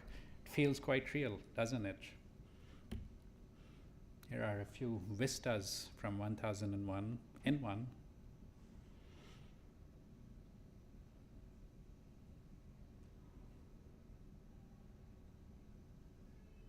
A new edition of an ancient tale brought to life once again. And as per tradition, it doesn't stop there. 1001 also conceived a table. The same screens utilized in the exhibition are now hosted in another smaller frame. The AnyTable is electric, it's alive, and you can just plug it in. And that's it.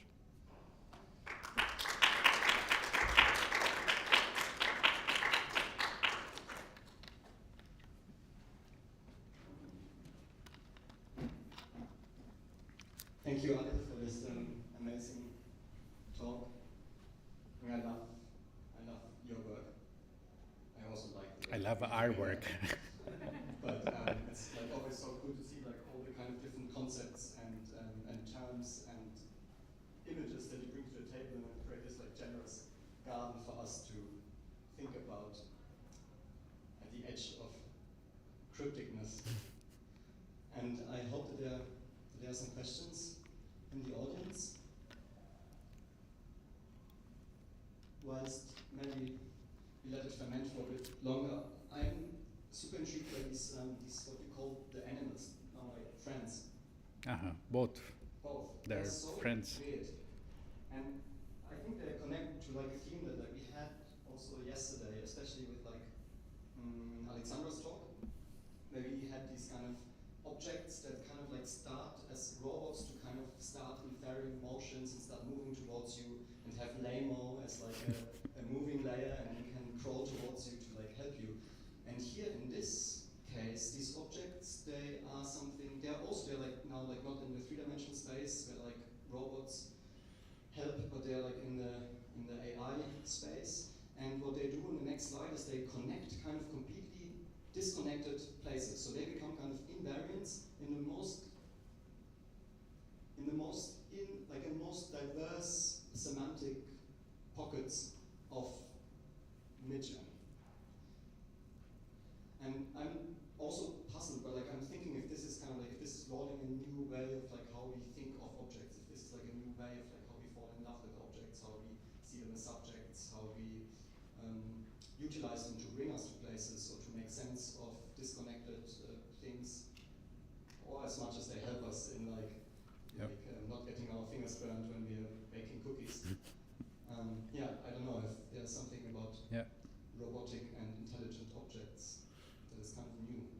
And I think we are truly in a time where these kind of entities, they have a certain whim about them. They are kind of not purely this idea of robotics that we knew of. Even the word robot comes straight from slave. So it's directly a master to servant relationship. So with automata or with these kind of LLMs of today, we are in a different space because we are in a space of probabilities. We are in a space where it's never directly what you ask for. You always get a little bit more or a little bit less or a bit more judgment or a bit less judgment and so on. And then you have to talk to them. There is no way for one to get an immediate kind of result from out of these things. And then what I find fascinating is just to kind of, these kind of random architectural games that you take a croissant and then you cut sections out of it, and suddenly there's a pretension of architecture. And then the same thing with these kind of animals, that they can just travel to a separate place, and then you have to completely rethink what they're talking about. How are they participating in the crucifixion of Christ? How are they participating in Hopper's kind of depressive scene? Do they belong there? Do they not belong there? And also to be able to talk to these kind of masterpieces. You just insert something, throw something at them, and then they talk back. So these objects are always somehow intelligent and constantly in conversation. And this is what I hate, so this kind of locked down histories that you can only talk about Hopper a certain way, that you can only talk about Picasso a certain way, and so on and so forth. Like, we need to do something with these things rather than kind of just receive them from the masters above, the art history masters. Fantastic. I have a question. Hi, thank you so much for a really diverse and kind of intense presentation. I have a question regarding curation and curation in context of kind of a historical realities and fictions,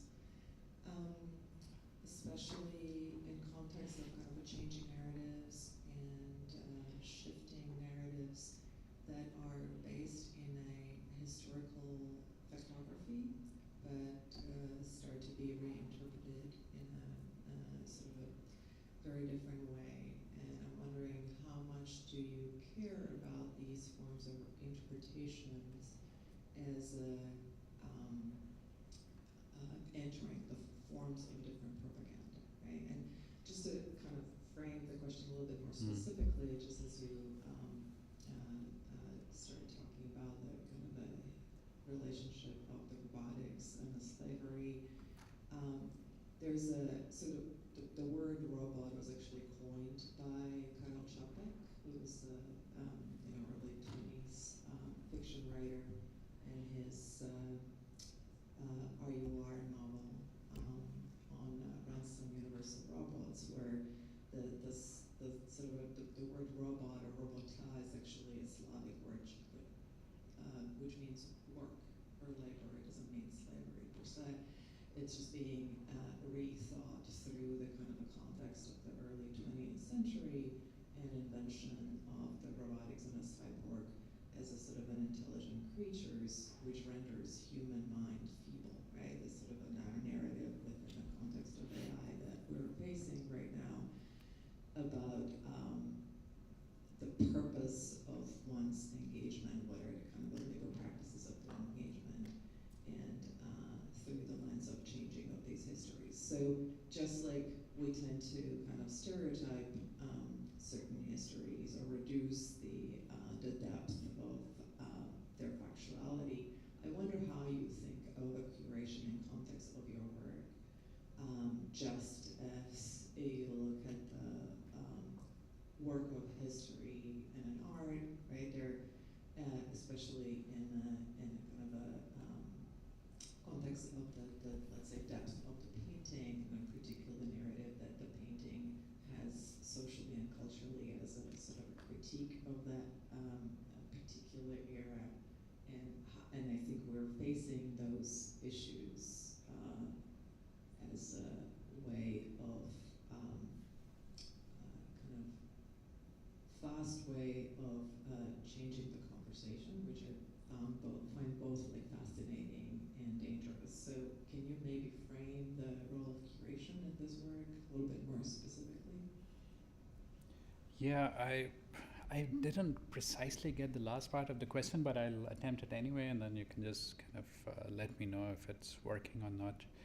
I have a feeling we're at a, as you already mentioned, we're at a very strange time where things are moving very, very fast.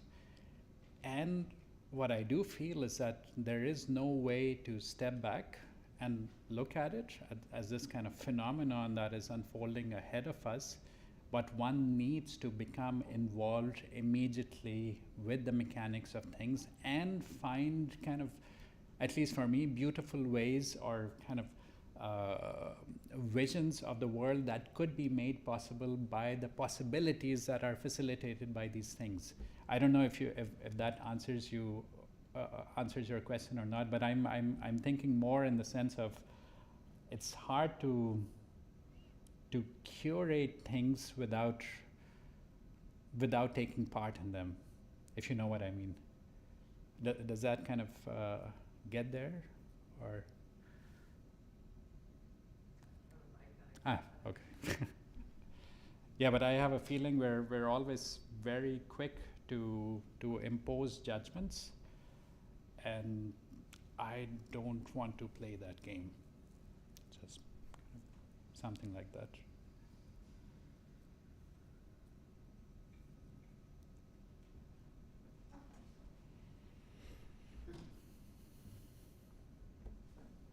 It's always amazing to kind of see the sort of breadth of the discoveries.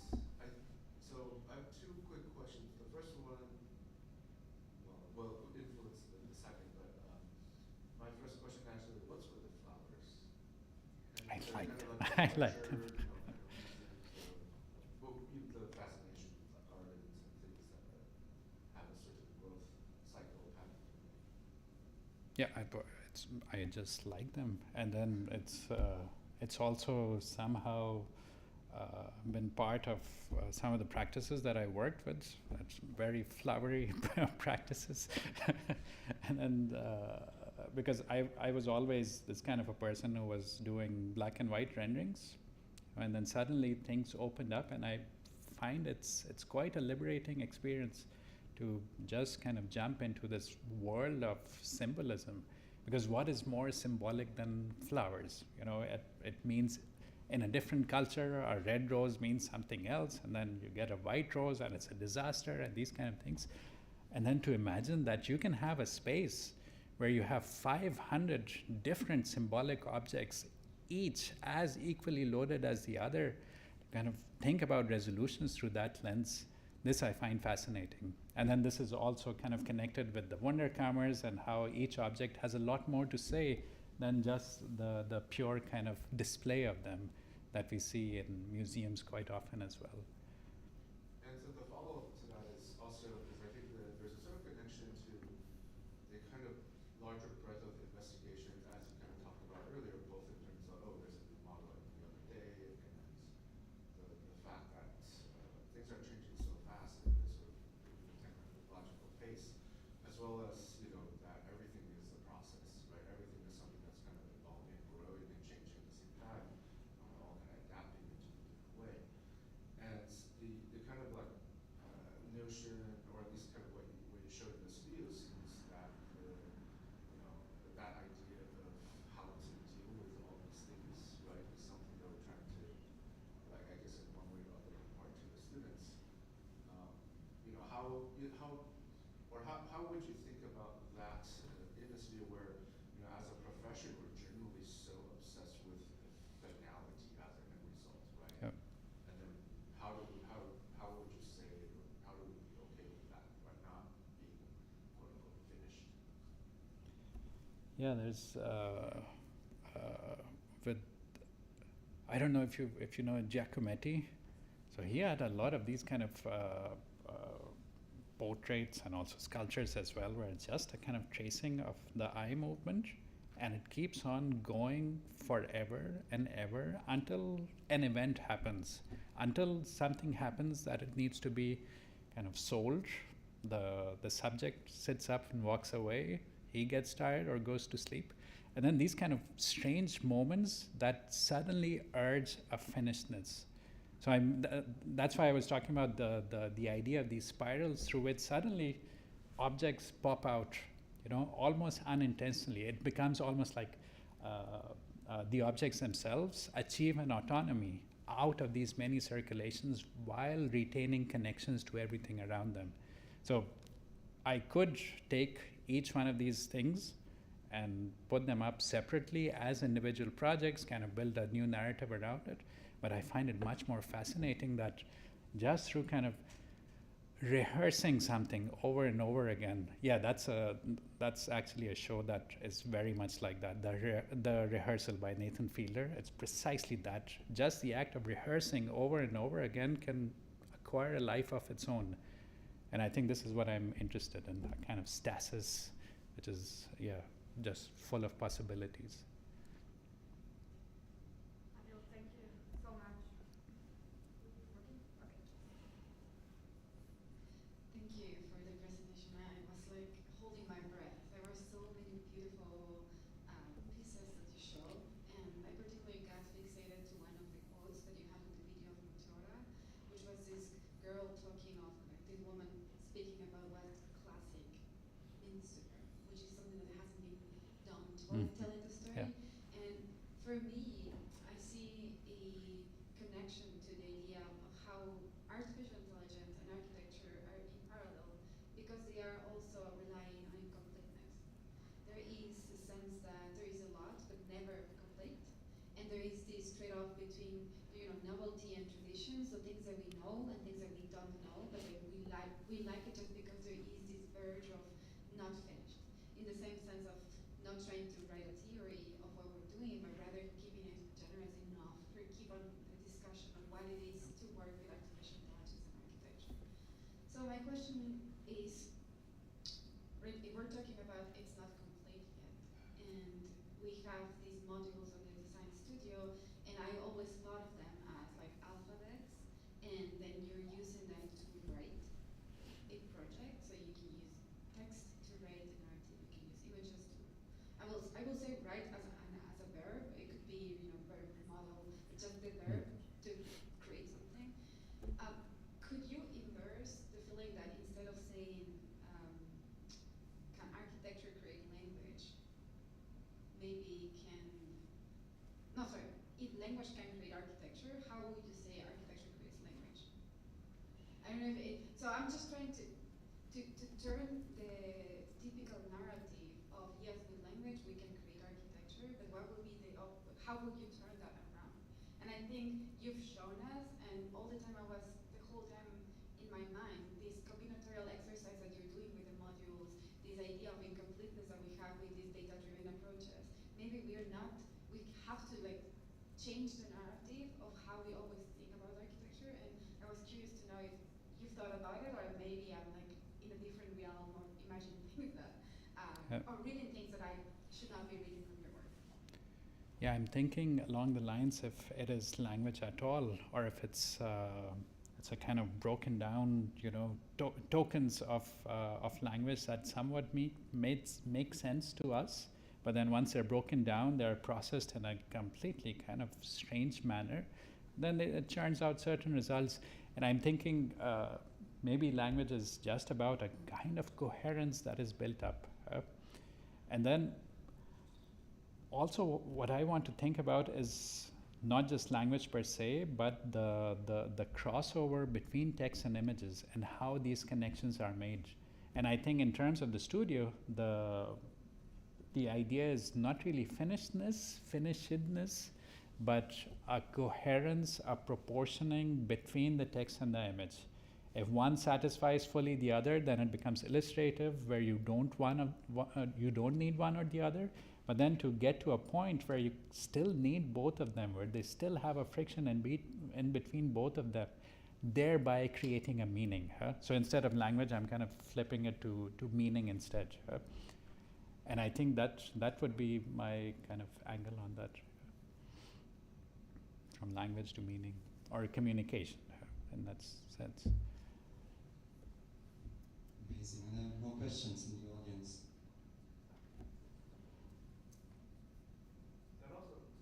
That also means we have a deep dependence on clip, basically. Right? Absolutely, yeah.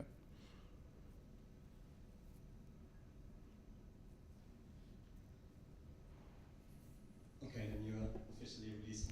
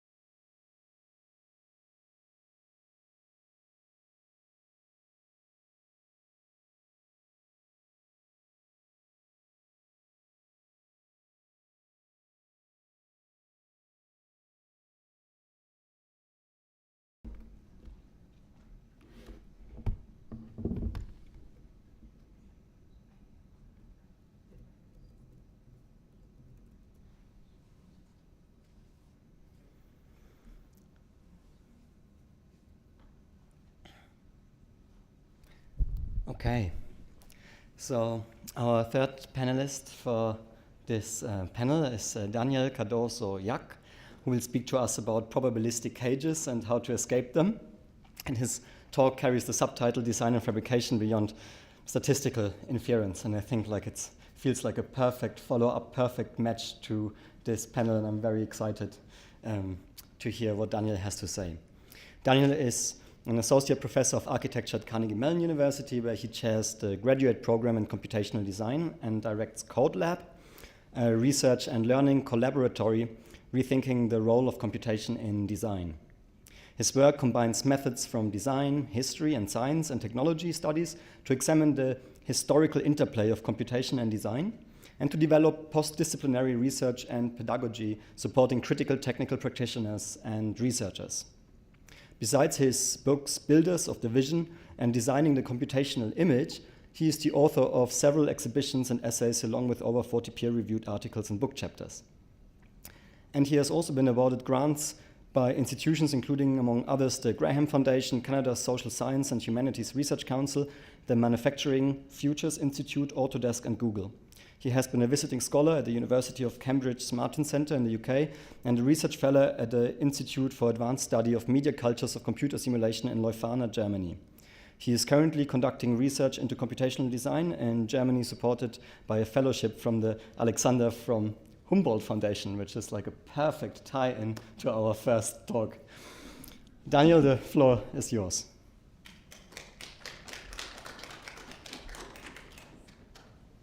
Thank you, and thank you, everyone. I really appreciate the chance to be in conversation with you.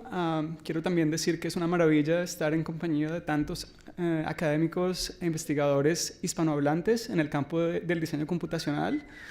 Es una maravilla, tenemos que continuar la conversación. Something that makes discussions about artificial intelligence difficult, in my view, is the fact that the term is not very specific or scientific.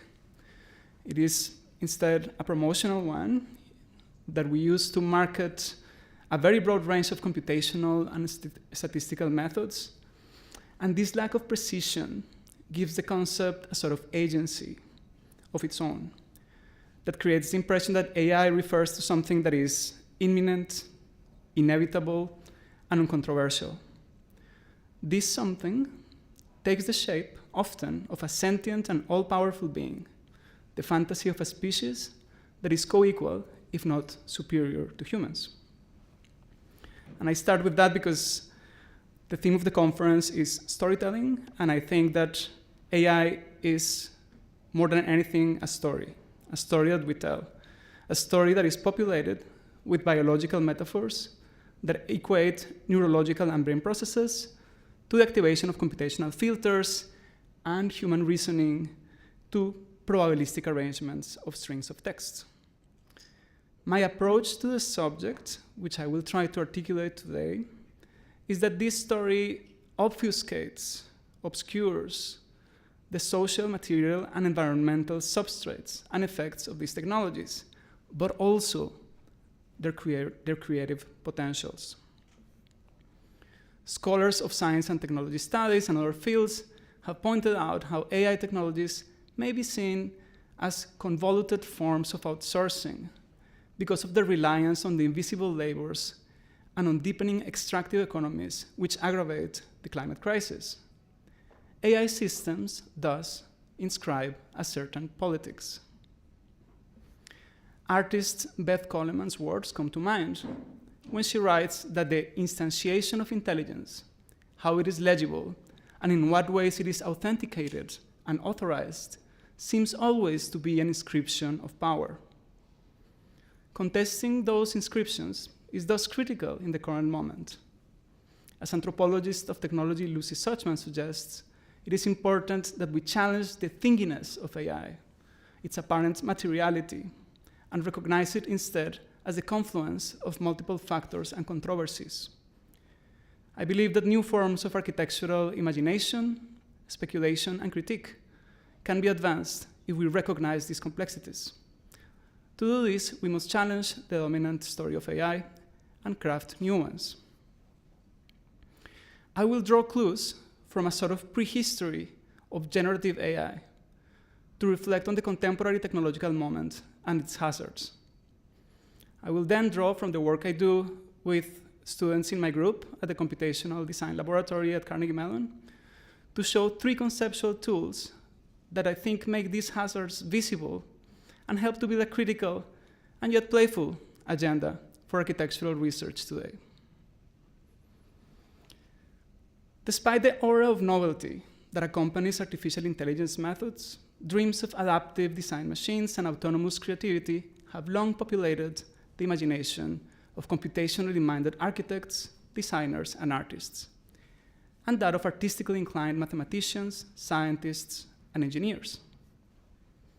Take, for example, the work of Frederick Brooks and his collaborators at the Harvard Computational Lab in the 50s. They developed a method for generating musical tunes automatically by numerically encoding and analyzing the structure of 37 sample melodies. Brooks counted the number of occurrences of specific melodic sequences and created frequency tables, basically a probabilistic description of the dataset. For example, a 0.2 probability of the note A following the musical sequence C, E, G means that the note A follows 2 in 10 occurrences of the C, E, G pattern in the set. So, from here it's easy to imagine a computer program that generates random numbers, and if they fall within that range, it could compose the sequence C, E, G, A. Brooks and collaborators did that. They created such a program and generated new melodies that fit with the musical pieces in the original dataset in a certain sense. Another early explorer of computer music, US chemist turned composer Legerand Hillier, further illustrates this aspiration to simulate inductive reasoning. In the late 1950s, Hillier and his collaborators at Illinois modified a computer program that was used for calculating the geometry of molecular bonds, basically an early chemistry software. And they adapted it to generate melodic lines, transposing the structure of tetrahedral carbon bonds into the structure of musical counterpoints. This transaction is, I think, quite interesting. The program generated melodic samples using the Monte Carlo method, a stochastic process weighted to select results conforming to predefined attributes. Instead of deriving these attributes from a statistical analysis of music by other composers, as in Brooks's experiment, Hillier followed a different approach. He developed style rules that, in his mind, captured the stylistic traits of the dataset. Then they encoded these rules into subroutines and used a program to test random melodic sequences against those subroutines or stylistic rules. And the stylistic rules were things like no tritons are permitted, or the melody should start with middle C, and so on. If the sequence conflicted with any of these rules, it was rejected, and a new sequence was automatically generated. The counterpoint rules encoded in the program were derived from methods of composition from a particular composer, 18th century Italian composer Palestrina. So this is a sort of archaic or early form of style transfer technology. If Brooks used a probabilistic description of a curated set of sample melodies to shape the melodic outcomes of a computer program, Hillier used stylistic rules, a slightly higher level of abstraction description. These inductive processes anticipate present-day applications of AI in generative design, and more specifically, machine learning in different fields. Meanwhile, researchers in visual fields explored similar questions: how to shape the vast spaces of possibility, the vast abundance of possibility afforded by computational methods, and generate meaningful outcomes. But their material was different. While musical scores could be represented as one-dimensional sequences of numbers, shapes, colors, and volumes, visual imagery required Cartesian coordinates, but the spirit was the same: rules, probabilities, combinatorics, etc. Along with the stochastics, this became part of a new expressive repertoire enabled by early AI methods. Artists like Vera Molnar, Georg Nies, Frieder Nacke illustrate this tradition, which instead of synthesizers and speakers used pen plotters. Architectural representations soon became the subject of similar explorations. An interesting example is US mathematician and design theorists George Steiny and the late James Gibbs, who defined design computationally as a visual algebra where shapes themselves are the units of calculation, a theory and a praxis they called shape grammars. Like Hiller and Isaacson, Steiny and Gibbs were familiar with earlier experiments in computer art, but they were also inspired by developments in modern mathematics and generative linguistics.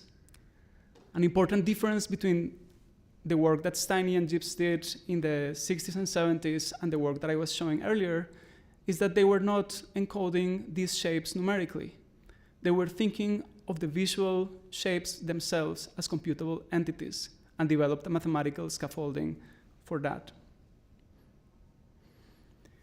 In the late 70s, Steiny and the late Australian architectural theorist William Mitchell set out to codify the design principles of Italian Renaissance architect Andrea Palladio into one of these grammars.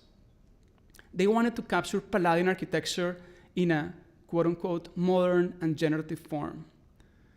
They examined the writings, the build works, they did old-fashioned architectural research, and based on the study of all the available works of Palladio, they developed around 90, I think it's 99 rules of style that they claimed were able to codify and produce any Palladian building, as well as new buildings that responded to the same design logic. Again, we're talking about a sort of style capture or a style transfer using a logical system. They imagine a grammar to perform descriptive, analytic, and generative functions. In other words, it should characterize the traits of Palladian buildings, determine if a given design fit within those constraints, and then should be able to generate entirely new designs. They also place the emphasis on the open-ended nature of the resulting grammar and the extent to which it codified the Palladian style. This is, to me, interesting because it is as much a work of computational design theory as a work of architectural history. It's that combination that I think is quite interesting. At the same time, researchers across engineering, mathematics, and architecture experimented with early AI ideas, using software as a canvas to reimagine design itself. For example, during the post-war era, early computer-aided design researchers imagined computers as quote-unquote perfect slaves of architects and artists, taking care of the drudgery of physical labor and calculative tasks. Some experimented with software to advance visions of modular and participatory architectures, urbanism, and artistic practices. They saw in the computer the potential to bridge technical rationality and the possibility of affording each person a unique experience. There was an interesting convergence of discourses about participatory design, critical perspectives on urban renewal policies in the 70s, and the sort of emerging world of US technology research within universities to create software experiments that codified these visions. What we see on the screen is a reconstruction we did of Urban 5, an early experiment in AI-enabled architectural design developed in 1968 by Nicolas Negroponte. Users of Urban 5 could specify in English a series of design constraints, height, number of floors, access, etc., and the program would produce a design alternative. Or, if unable to produce a solution, throw an error. Negroponte himself wrote that the program inexhaustibly printed garbage. It was a sort of ChatGPT for urban design of the time. Nevertheless, it codified a sensibility about computer-based participatory design that resonated with contemporary concerns. Another early architectural flirtation with AI happened here, just a few, like less than a mile from here.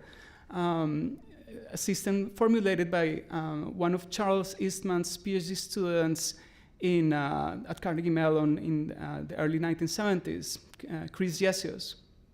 Yesius was co-advised by noted computer scientist and early AI researcher Alan Newell, and was supported by NSF funding for, quote unquote, the development of formulations and algorithms for spatial arrangement problems and the analysis of hierarchical problem solving.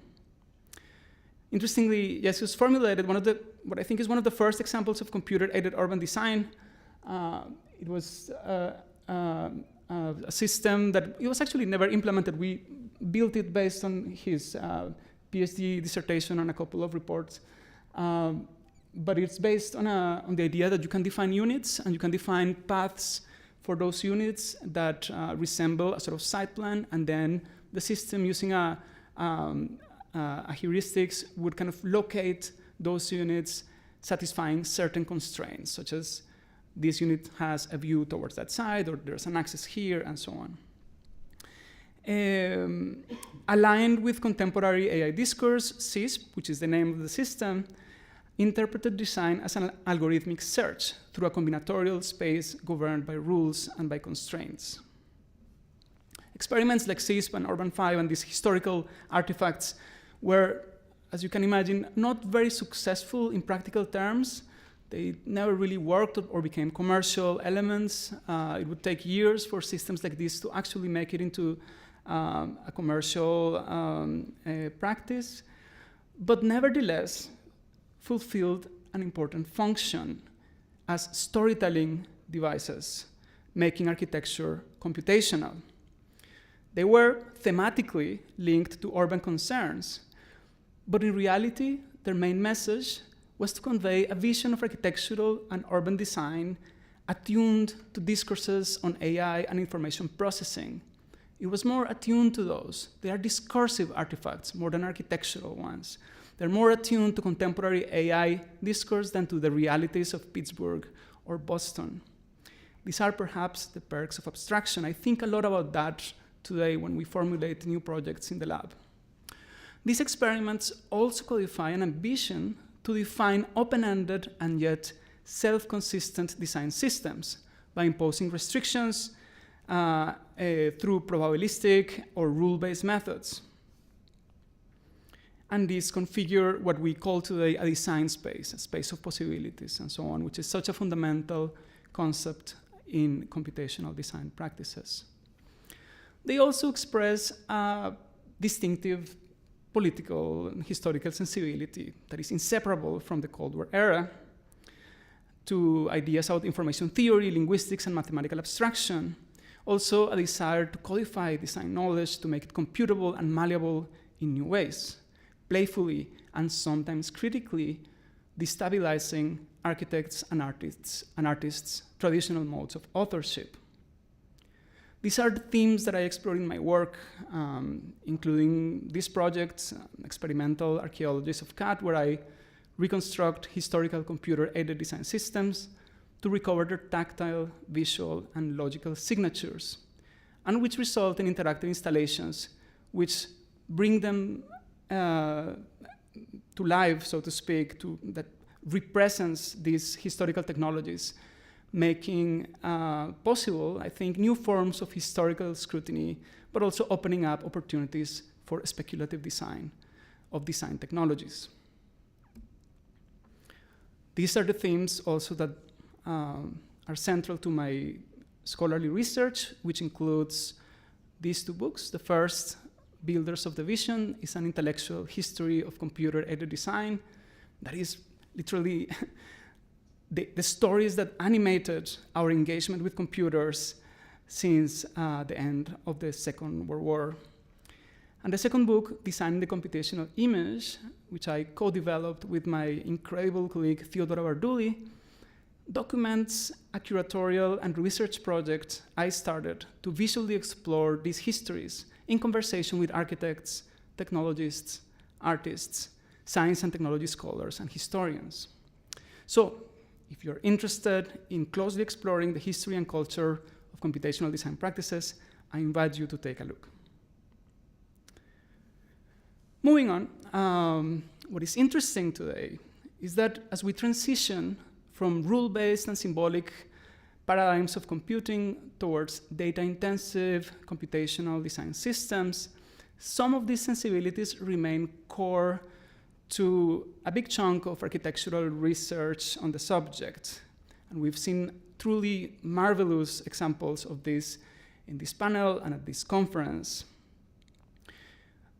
I would like to put on the table that it is also important to realize that with scale, the scale of these AI infrastructures that we are currently building and helping build and propagandize, qualitative changes in our interaction with these systems are also taking place.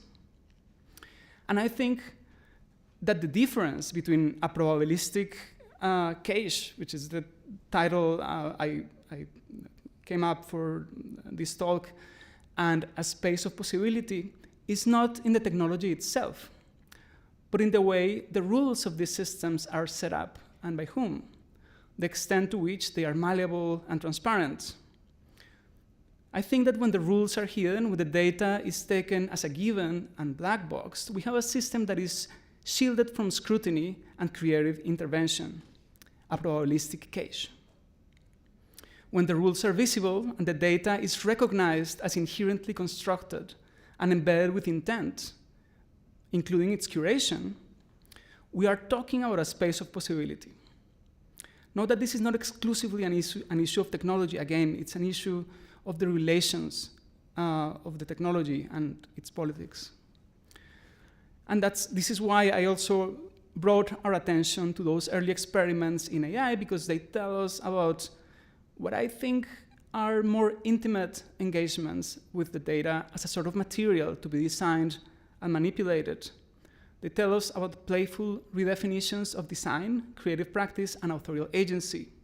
They are sort of knowledge-making adventures, which I continue to find inspiring. The opacity built into many of these systems today, by virtue of their scale and their close alignment with venture capital, corporate growth, and the political structures that support them, may prevent such explorations. This opacity presents hazards, a few of which I would like to briefly discuss. One has to do with labor. First, as has been documented, AI systems rely on invisible and often precarious labor, a clickwork industry focused on microtasks, such as labeling data for training sets, prompting some to joke that AI actually stands for, quote unquote, absent Indians. Sustaining the perception of automation, then, relies on making this type of work invisible. But the work of creative practitioners, including architects, visual artists, and writers, is also made invisible when companies use their work without permission to train their models. We are interacting with absent artists. Is it automated plagiarism, or is it simply transformative use? Can a future of AI where these systems cite and compensate their sources be imagined? And what does it mean that our notions of creativity, that these systems work by recombining and interpolating past information? Another hazard is environmental.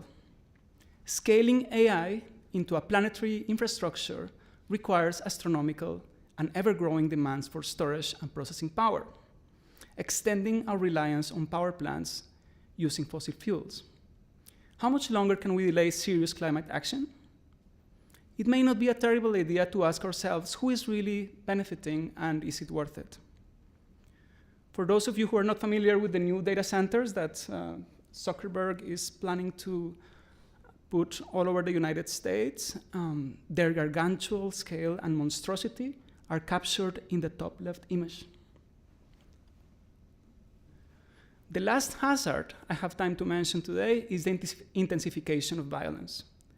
We know from current events that the most advanced AI systems for facial recognition and for the automated generation of military targets are being used today, as we speak, in support of projects of mass displacement and dispossession, and of indiscriminate acts of urban erasure, environmental destruction, collective punishment, and killing. Ironically, Despite the animistic tropes endowing AI with a life of its own, the facts on the ground suggest that these technologies can be used to create worlds that have been literally emptied of life. This is generativity's dark turn. These are, of course, difficult questions. Where do they leave us as architectural and design researchers?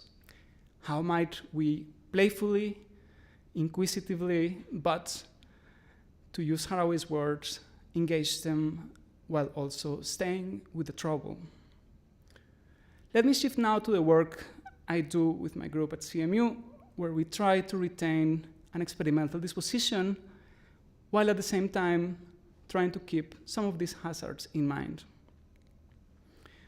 The way I think about this approach is through 3 threads or premises that we use to inform a lot of the work that we do. And I will try to illustrate this very briefly through a few projects.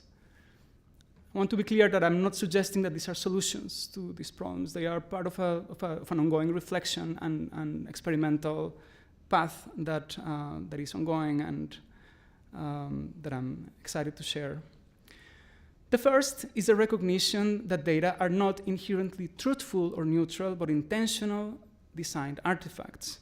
This is a point that STS and media scholars have articulated very well over the last decade or so. What this means for us as architectural and design researchers, however, is that the construction of data can be seen as a creative practice in of itself. And I include curation within that aspect of creation. In this project, we focused on a few hundred wooden churches in the Carpathian region of Ukraine and Poland, dating back to the period between the 17th and 19th centuries, which are being targeted as part of the ongoing Russian invasion. Drawing from online repositories, archives, and personal collections, we curated a data set and processed them using the NERSC method for 3D reconstruction. This resulted in a small data set of polygon meshes. We then used this data set to train a deep learning model which extracted and encoded the church's formal features, allowing us to cluster them and to identify stylistic families within it. The study resulted in an architectural distant reading of these Carpathian churches, that is, an analysis that draws from a relatively large collection of examples as opposed to a single building. This resulted in interesting findings regarding their stylistic traits and configuration, as well as their geographical distribution, which we developed in conversation with historians with expertise on this architectural tradition. This suggests ways to use deep learning and 3D reconstruction techniques for architectural historical analysis, scholarship, and digital heritage. What I want to highlight today is the absolutely painstaking, almost artisanal way the dataset was crafted, and the way the team used it to establish a conversation with existing scholars and scholarship about this endangered architectural tradition. The construction of the dataset was a process that enabled us to establish those conversations rather than a final artifact or product. In this project, we generated a new dataset of images for almost 50,000 buildings in Pittsburgh, each surrounded by its immediate urban context. Using TSNIs, we clustered buildings based not only on their individual characteristics, but also on their contexts. Mapped back into space, this clustering produces a new type of morphological plan that redistricts the city based on subtle distinctions in its urban fabric. Key to this project, which was led by one of my PhD students, Jean-Marie, was the development of a custom data structure that encoded a building's geometric features as well as those of its surroundings. This new approach to urban codification resulted in a new sort of analytical and descriptive possibilities.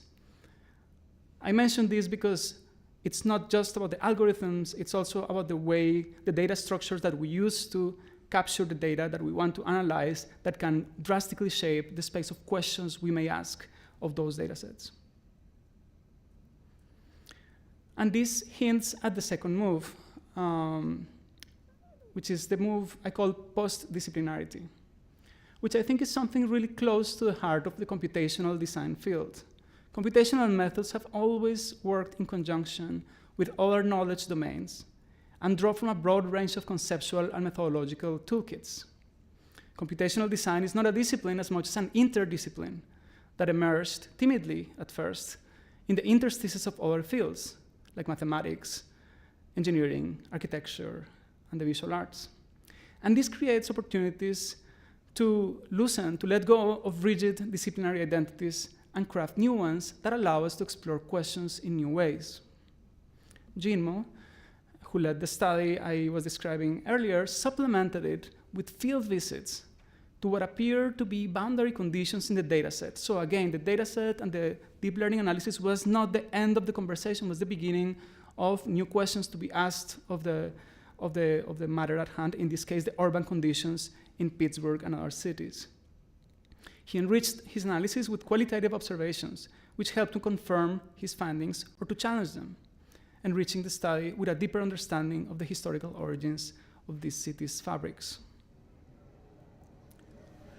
In this project, we reimagined computationally William White's study of the social life of small urban spaces, which used film, qualitative observations, and clever counting and mapping techniques to gain a better understanding of public spaces in the US. The project was supported by the Metro 21 Institute and the Pittsburgh Downtown Partnership, and it focused on Pittsburgh's emblematic Market Square, which is this space, resulting in a data portrait of its urban activity. Our aim was not to build a predictive tool, but an interpretive one, to trace fluctuations in the use of urban space in response to weather changes and to the disposition of urban furniture. This project suggests applications that inform urban decisions concerning pedestrian traffic, commercial activity, and more. And in this project, architectural research is at the convergence of different kinds of computational and urban toolkits. Here, we're not wearing the hat of the architect anymore, only at least. In this project, we explore new kinds of computational tool-making for creative practice. Ardavan Bidgoli, a PhD student in the group, worked closely with musician Mahtab Nadalian for several months to develop a robotic instrument she would use during one of her Santur performances. The robot is animated by machine learning techniques trained on a data set of movements the musician herself curated. Here, the data is the interface, which is a wonderful articulation by computer scientist Rebecca Fibrink. The data is the interface of the tool. And it's created embodiedly by the musician herself playing the santur. The result of this process is a performance executed by Mahtab with 2 santurs and a robot. And this helps me move to the final kind of premise, which is the idea of social interfaces, the idea of creating opportunities for participation, interruption, and intervention in otherwise intractable computational processes. This is the final conceptual move, interfaces developed with a critical or interpretive intent that afford new kinds of computational transparency or obfuscation or exploration, shaping spaces of possibility. And again, this required to work outside the boundaries of the architectural profession and embrace other disciplinary identities, toolmaker, coder, conversant, ethnographer, to open other paths for creative practice and technological conviviality.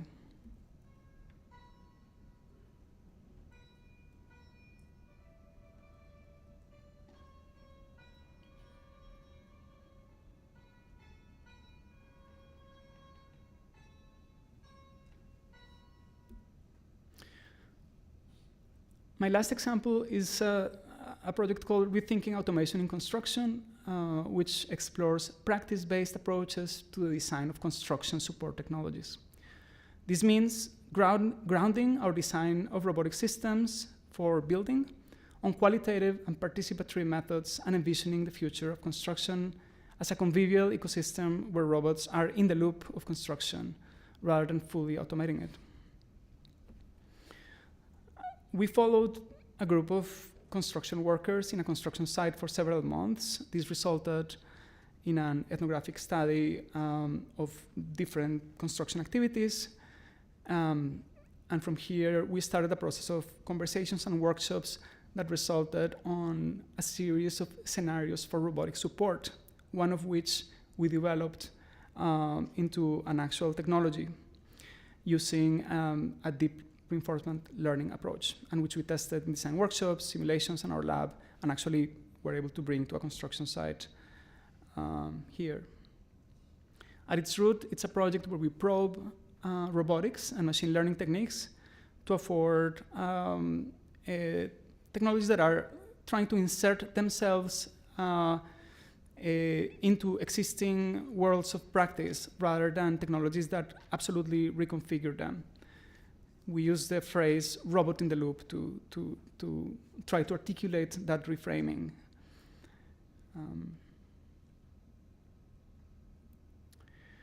More than offering final answers, or I have tried to offer materials for conversation, what I see as possible paths for architectural research in a moment of technological change. I also try to offer a sense of an experimental sensibility or discovery and technological playfulness, drawing back to the historical origins of AI in design and creative practice. Because I believe that we can imagine a richer poetics of computing if we learn to relish in some of those aspects I mentioned. If we learn to relish on the labors of designing, structuring, collecting data, right? If we embrace these different disciplinary identities to allow ourselves to ask questions that escape the boundaries of the disciplinary spaces that we are used to occupying. And also, if we allow ourselves to imagine interfaces and systems that slow down computational systems, that create interruptions, opportunities for participation, and what I call social interfaces in this talk. This is what I mean by escaping the probabilistic cages of contemporary AI systems. And this is what I mean when I say that we can try to build instead malleable scaffoldings supporting imaginative and critical architectural work. I look forward to thinking with you about these subjects.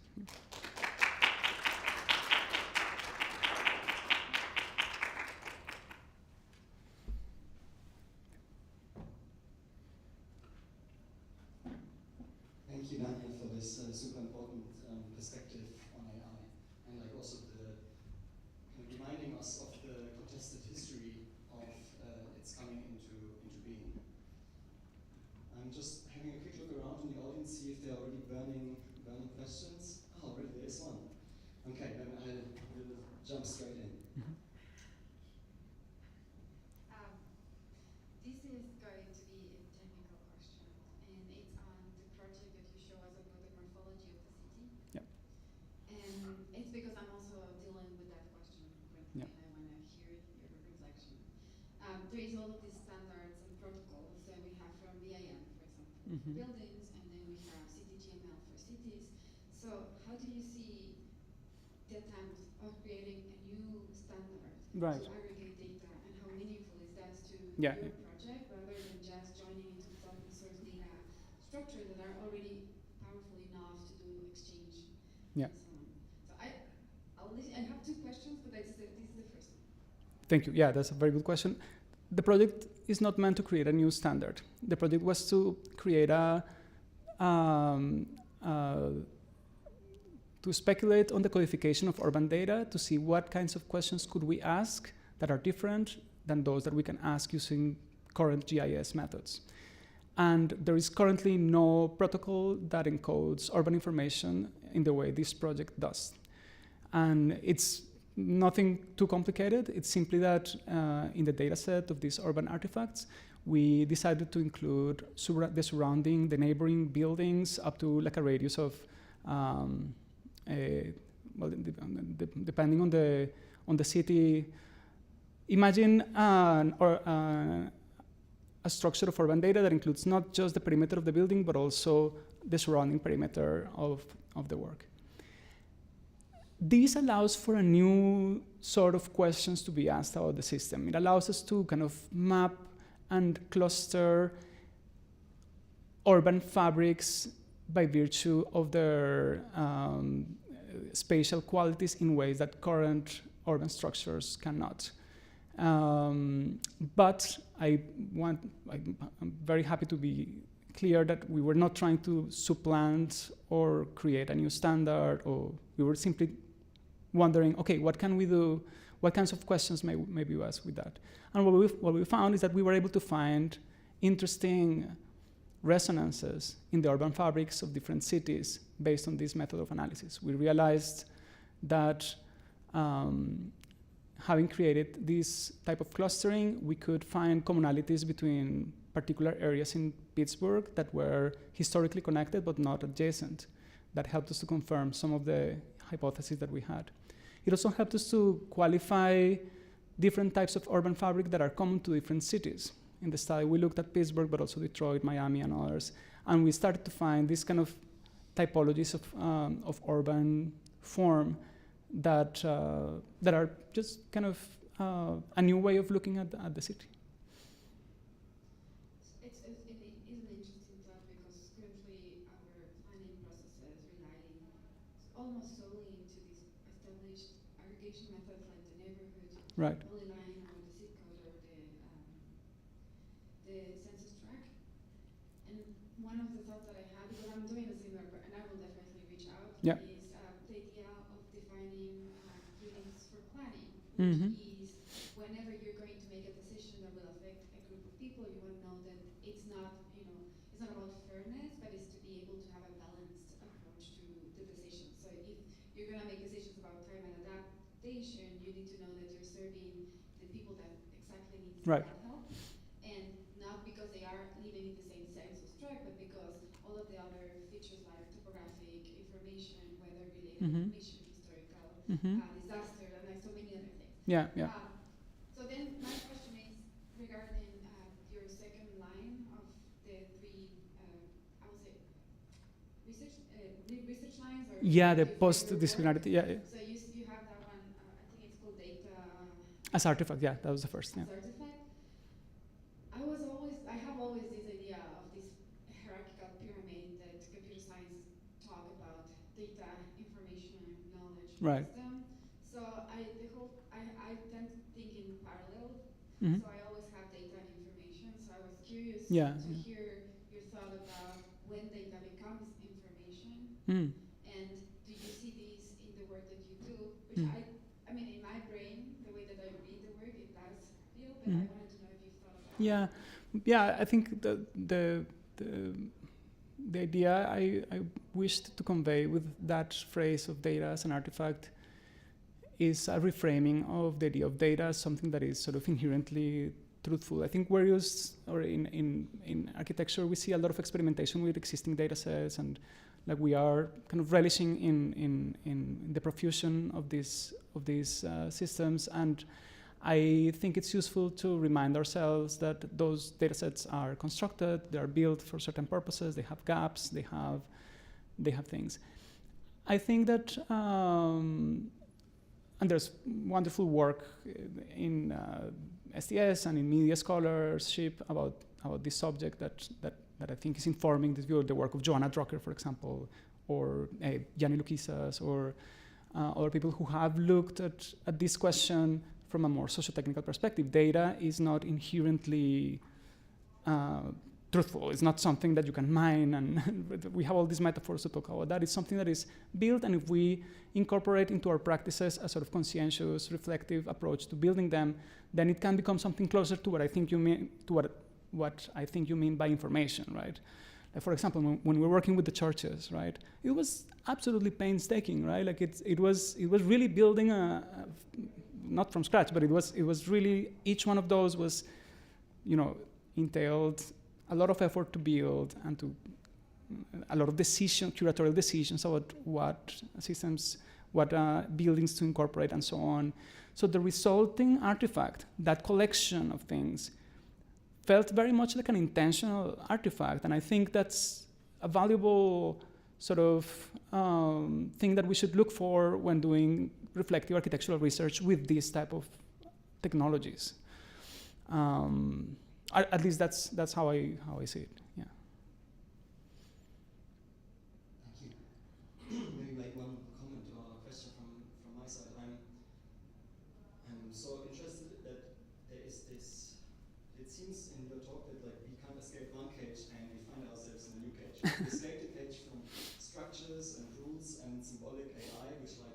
all of that, and then now we find ourselves in probabilistic cage dealing with like a scalar, like we can dealing with like the kind of like the sheer material and energy needs to train these models. So like we as like architects, as individuals, but not even as research departments can compete with. Right. And that's kind of completely weirdly ironic place to be in as coding architects. Yeah. And then I'm wondering if there's if this, and going back to the concept of curation that we discussed earlier, if there's something that can kind of like a practice that can bridge and bring the kind of like the care of the curation of like a curated precious data set together with the kind of the messy black box huge generic data sets of these foundation models. I remember like one anecdote from the beginning of the PhD. I was trying to train a transformer, and then there's this like this tutorial, and then if you like try to train a transformer on all the things by Shakespeare, it will just not work because it's just way too little. If you train it on everything, including like all the Reddit threads, then it's great in writing Shakespearean language. And so, how do you think of these new practices that emerge when we start fine-tuning with like curated precious specific data sets, these kind of like underlying monoliths, generic foundation models? Yeah, it's a really nice question. I wish I could tell you do this and that. But what I can say is the things I like, things we find useful in the work that we do is to we gravitate towards smaller data sets, as you saw. Like we work with projects where we have an agency on the curation and development of data sets, even when they're not that small. Like the urban data set of Pittsburgh West was not big, but it was not super small.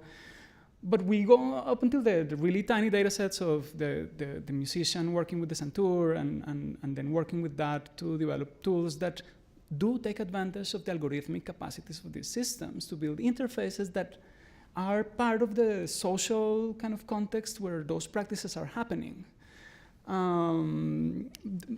Because that's kind of the focus that we have in the group. I think there's a lot of opportunities, and we've seen amazing kind of examples of that, opportunities to use existing kind of data sets and foundation models and so on to work.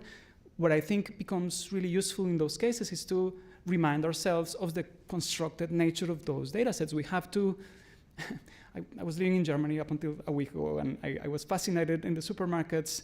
Most of the products have this ABCD sort of nutritional value content. So very quickly you can see if a box of cereal is A, which is all nicely produced and so on, and F, it's okay, this is really ultra processed stuff.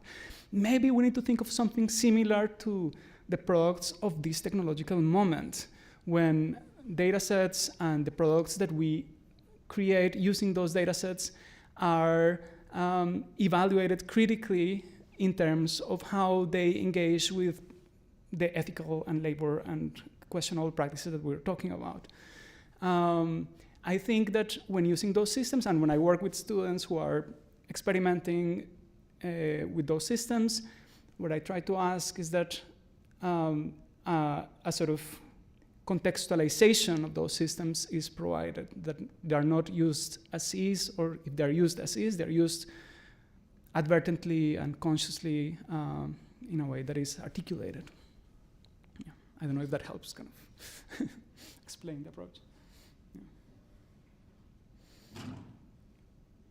I don't know that I have a question, maybe more of a comment, and something that I think you also just addressed in your comment. I think earlier on in the presentation you had Kate Crawford and I forget the collaborators calculating empires, which I've been completely obsessed with ever since I've seen it.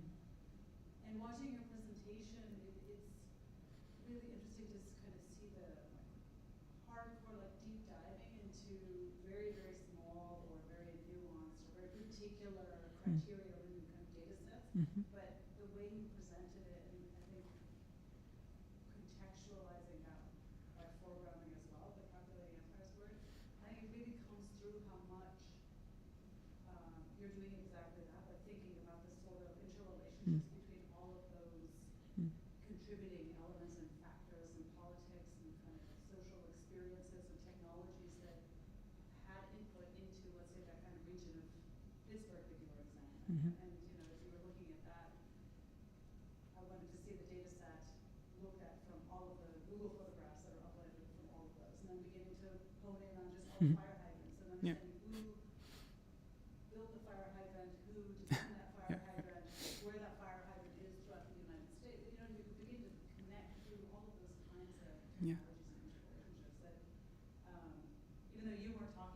it Mhm. felt like having the control that you do over the sets, Mm. over the information that you're looking at, Mhm. you could then easily pivot to any number of those kind of elements that come within your kind of archive.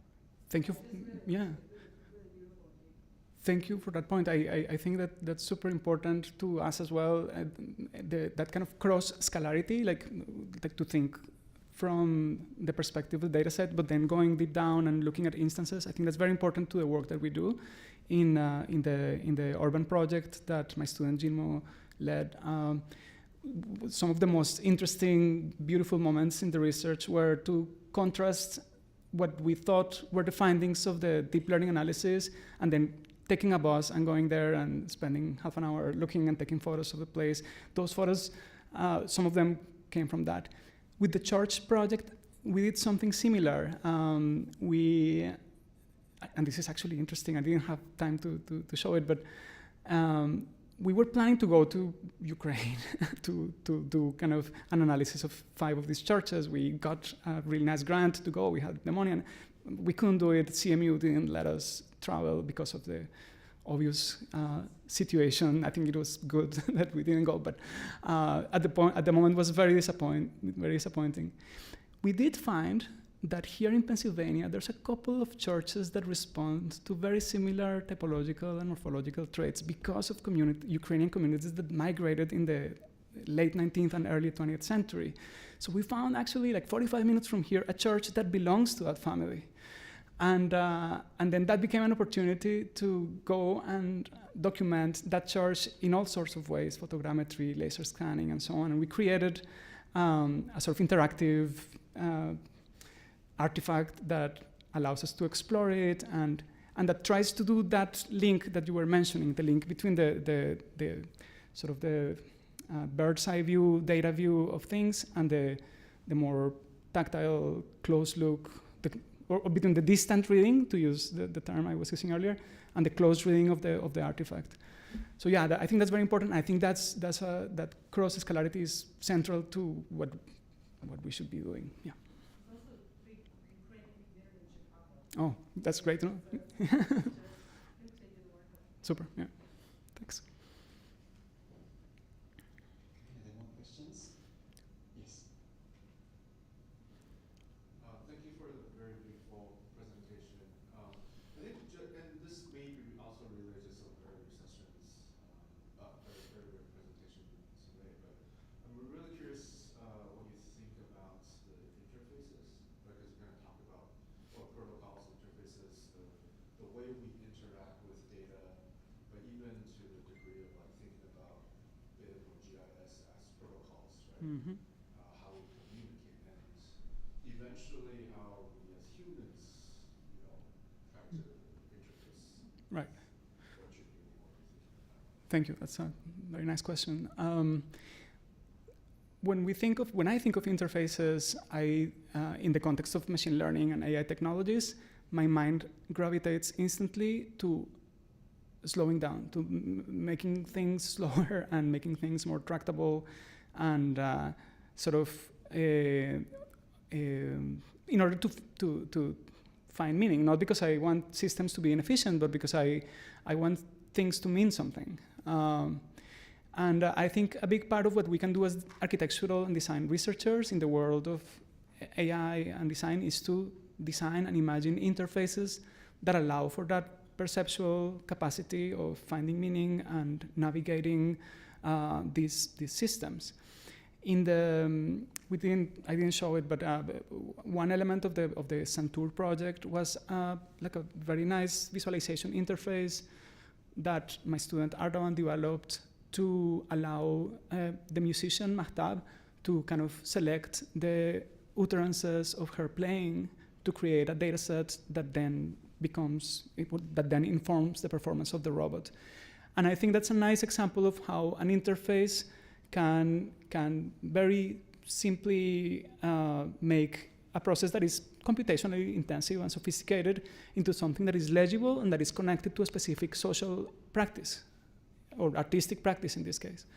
In the lab, in the group that we have here at Carnegie Mellon, many of our students develop tools that are very tailored to specific forms of creative practice. And again, we didn't have time to show it, but some of them actually try to open up these algorithmic machineries and allow for different kinds of control, like opening up the filters of a neural network and creating a visualization of the neural network's filters to kind of play with each of them and see what happens, right? It's a little playful and you know, but it's what I think about when I think about interfaces and our job as architectural and design researchers in this context. I think we are well equipped to create interfaces that make systems like this more meaningful and more usable and more actively participating of creative work. Yeah.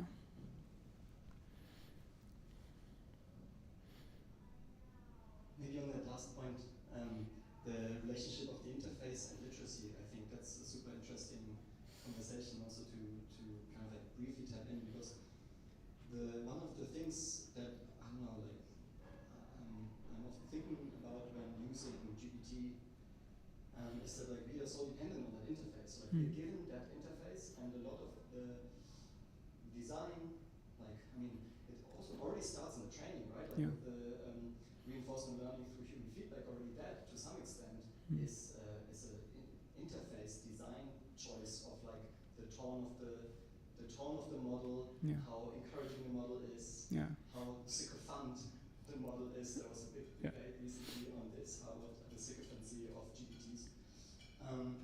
And then, of course, the two-dimensional interface with like the text box and the little submit button and these kind of things. So the interface kind of like also automatically makes one a user of a specific product that is like made by like a big conglomerate.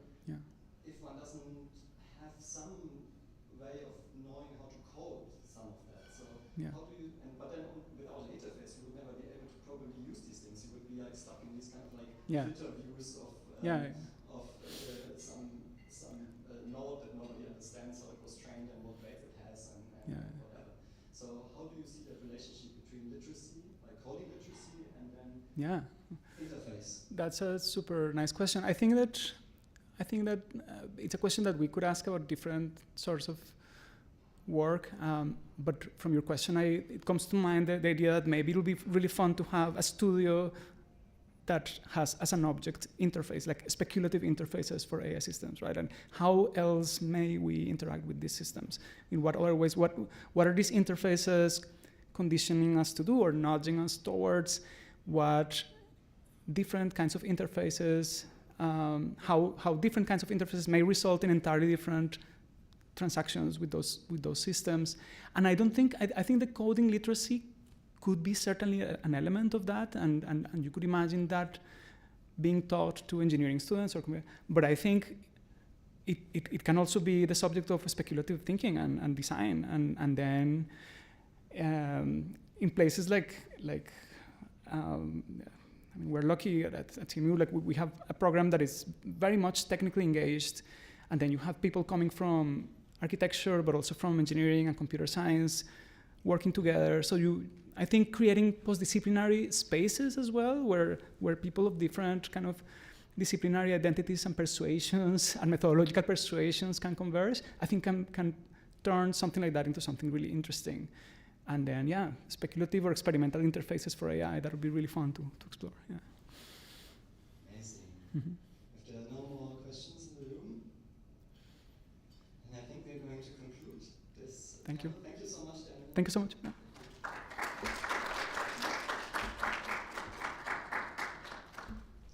Thank you all our attendees online and offline for being with us for this third panel of planning models. We will now break for lunch for about an hour. We are about on time, and we'll be back at 2:30 with the fourth and last panel of Planning Models 2025.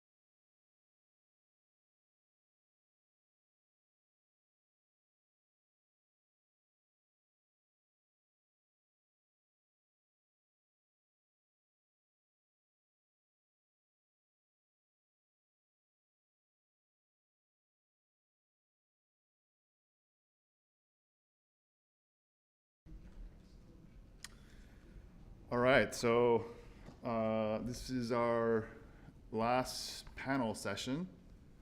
Congrats everyone for making it this far. So this is our last session. So let's stay engaged and keep those questions firing. So this last panel's title is Materializing Imaginary Geometries. We have three speakers, Dinora Martinez, Dana Kopkova, and then Andrea Ling. The intersecting realms of computational design, digital fabrication, and biogenic materials open new possibilities for how imaginative geometries can emerge from regenerative matter. Moving beyond purely representational models, it posits how physical matter could be designed to build, grow, and decay on its own terms.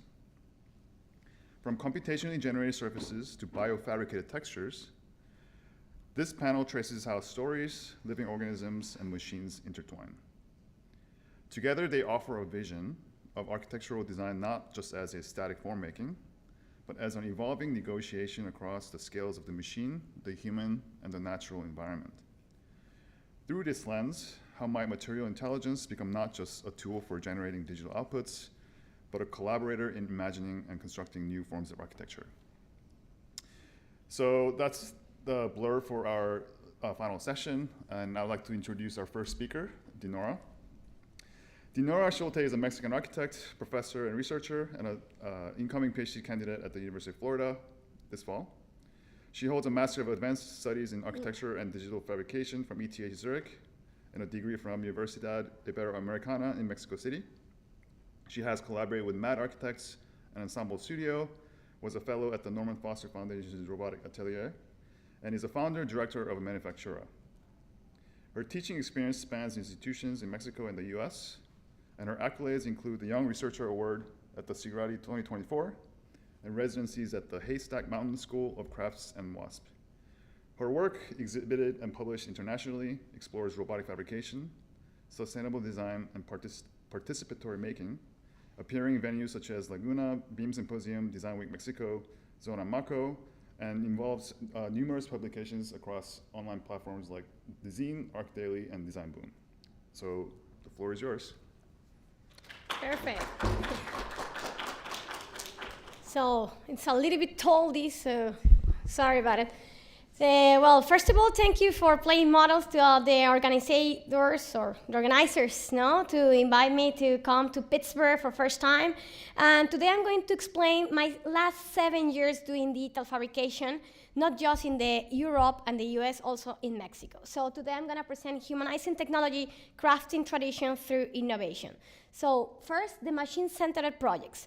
So I studied my MIS in the ETH, and I did projects with different materials like plastic, metals, recycled materials, air, textiles. So I'm not going to explain all the projects, so I'm just going to talk about which materials we work and why. So the first one is plastic. So we did a lot of different experiments with plastic. Plastic for me is one of the most easiest material because it gets ready in 24 hours, it gets dry. So you can play with a lot of textures and geometries. So for example, first of all, in the Robotic Atelier 2029, in the Norman Foster Foundation, we work with recycled plastic from the oceans. So in this case, we did these little elements from facades, and Foster said for sustainability, we not only have to be careful about the material, also with the size and the replication of this material to be these elements able to be installed easy in the construction. So in this case, we just work with these geometries that you can be able to assemble in all directions. No? So you can see also these elements can be replicated easily. And actually, one of the biggest challenge is the thermal insulation. So we create this also empty space in between because we want to create, if you have a very hot weather, you can just leave it like that and it plays like an air camera. But if you have a very cold weather, you can put insulation material inside. Then we also, like in the MIS, we did this pavilion called Digital Bamboo Pavilion. And in this case, we work also with plastic, but with fabrics.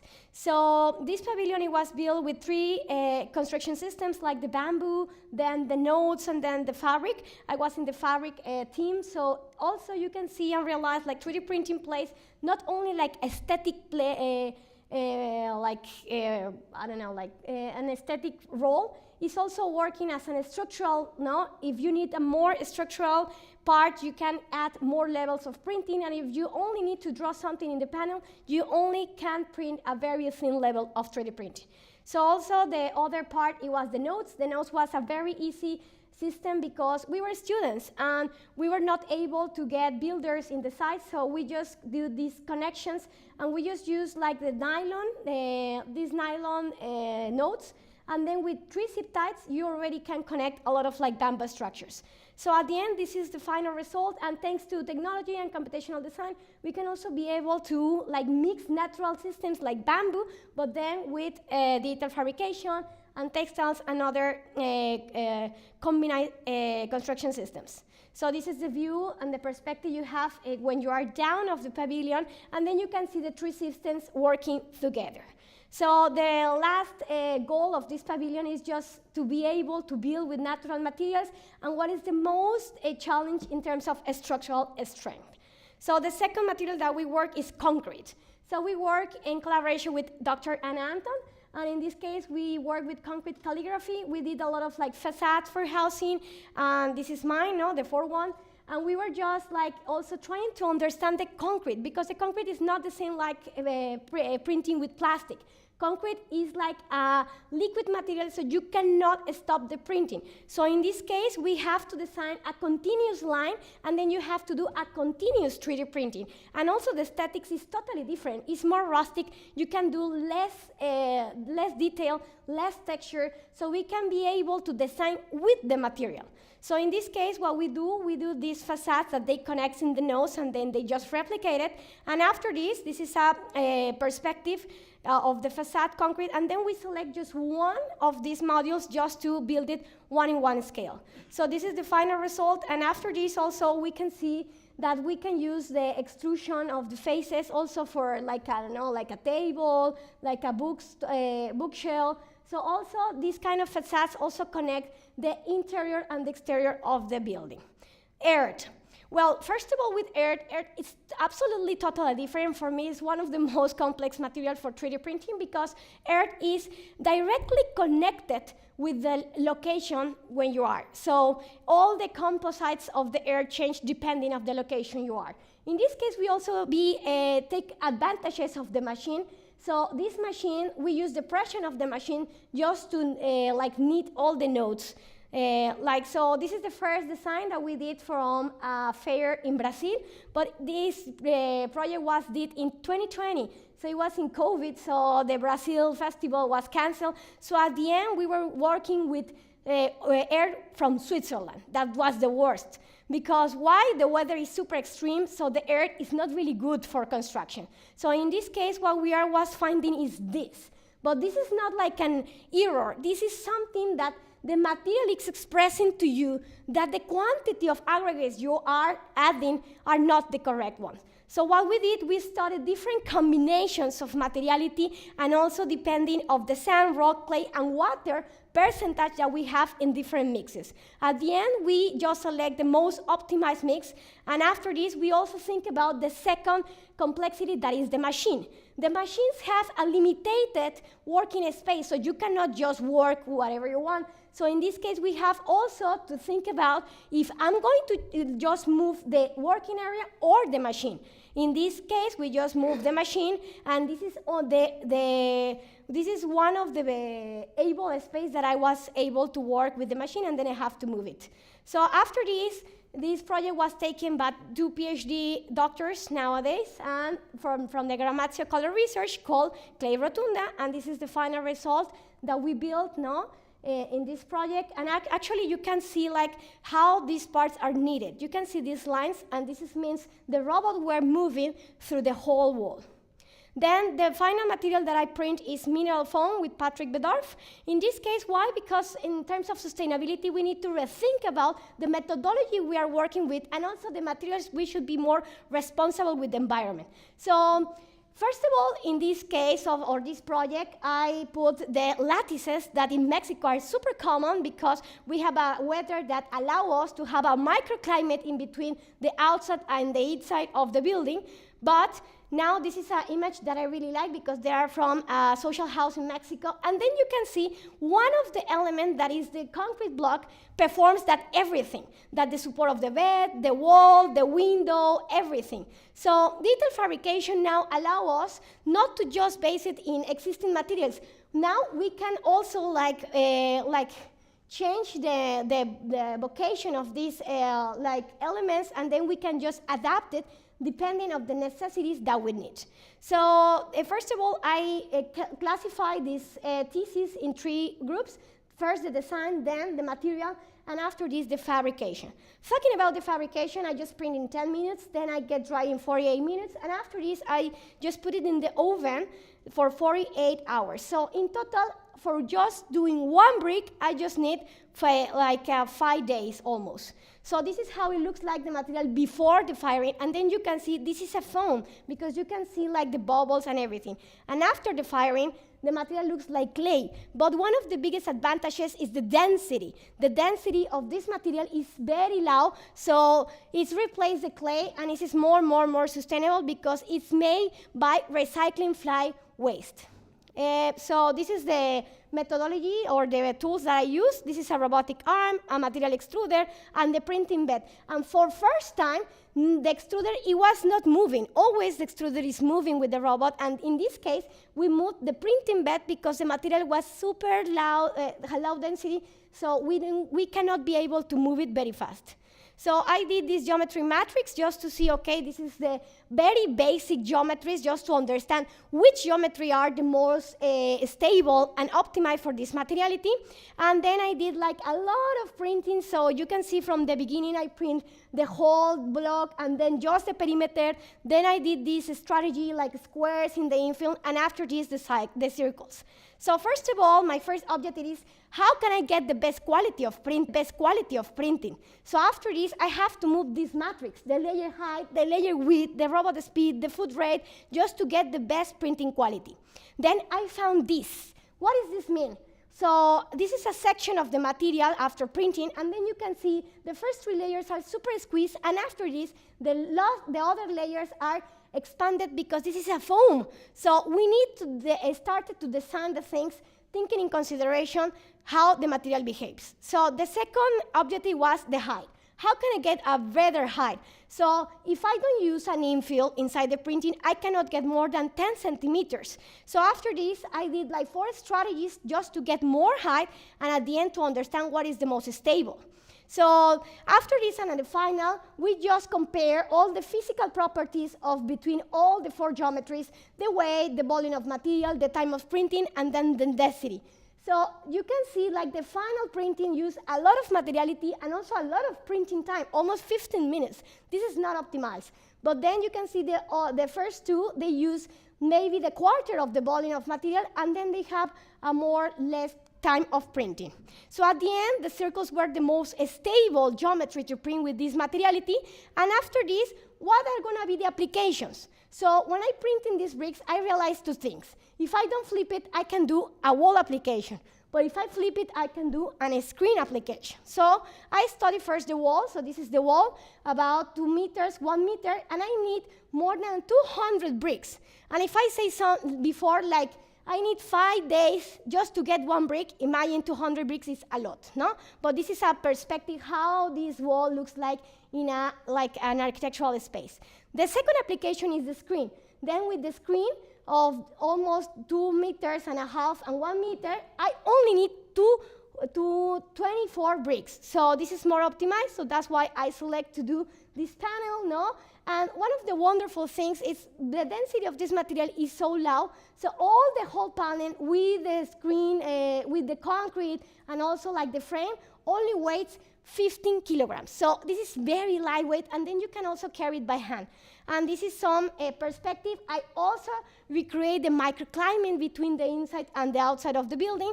And also with computational design, you can also scale these circles and try to get whatever you want. If you want to close the screen or open the screen, you can be able to do it.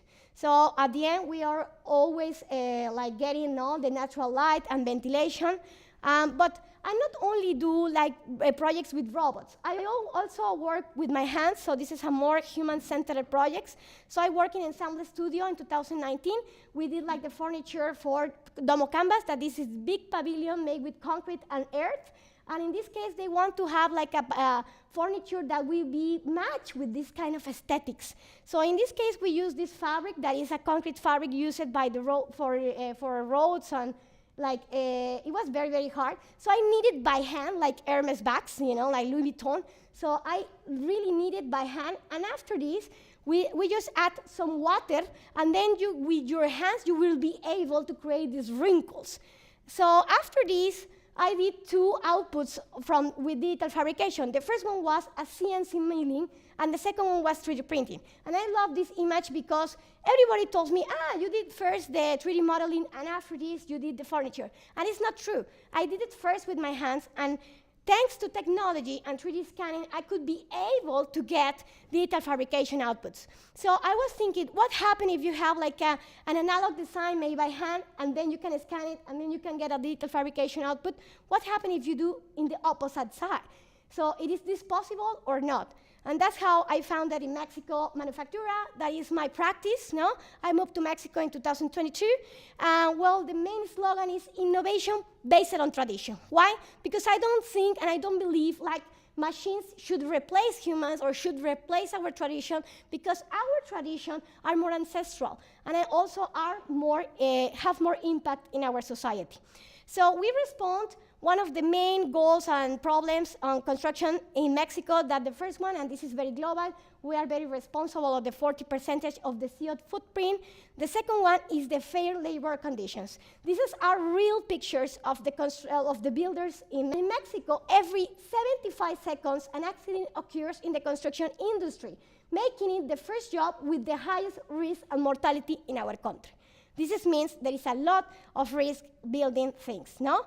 So we want to redesign the way of making. We believe in the conscious use of technology for a sustainable built environment. Well, this is our workshop. We are based in Colonia Doctores. Colonia Doctores is a like old factory neighborhood. It's also very interesting. This is the factory we are based at. This is, well, the factory is like a very old textile factory, and it is also very interesting because we are a factory inside a factory. So we have like a robotic arm just to help us to innovate and to create digital fabrication. So what is our services? We have material developing. We also have research projects with a lot of academia in all levels. We have commercial projects and education. We always have workshops every end of the month just to also be able to impact other communities that they are not able to go to school. So what of our technology? We have 3D printing, that is the most common. And also we automate other kind of things, for example, knitting. So what's our material? This is the waste classification in Mexico, in the country. So more than the 63% of the waste are organic waste that they came from the food industry. Then paper and cardboard, glass, plastics, metals, and others. That's why we classify our materials in 2 groups.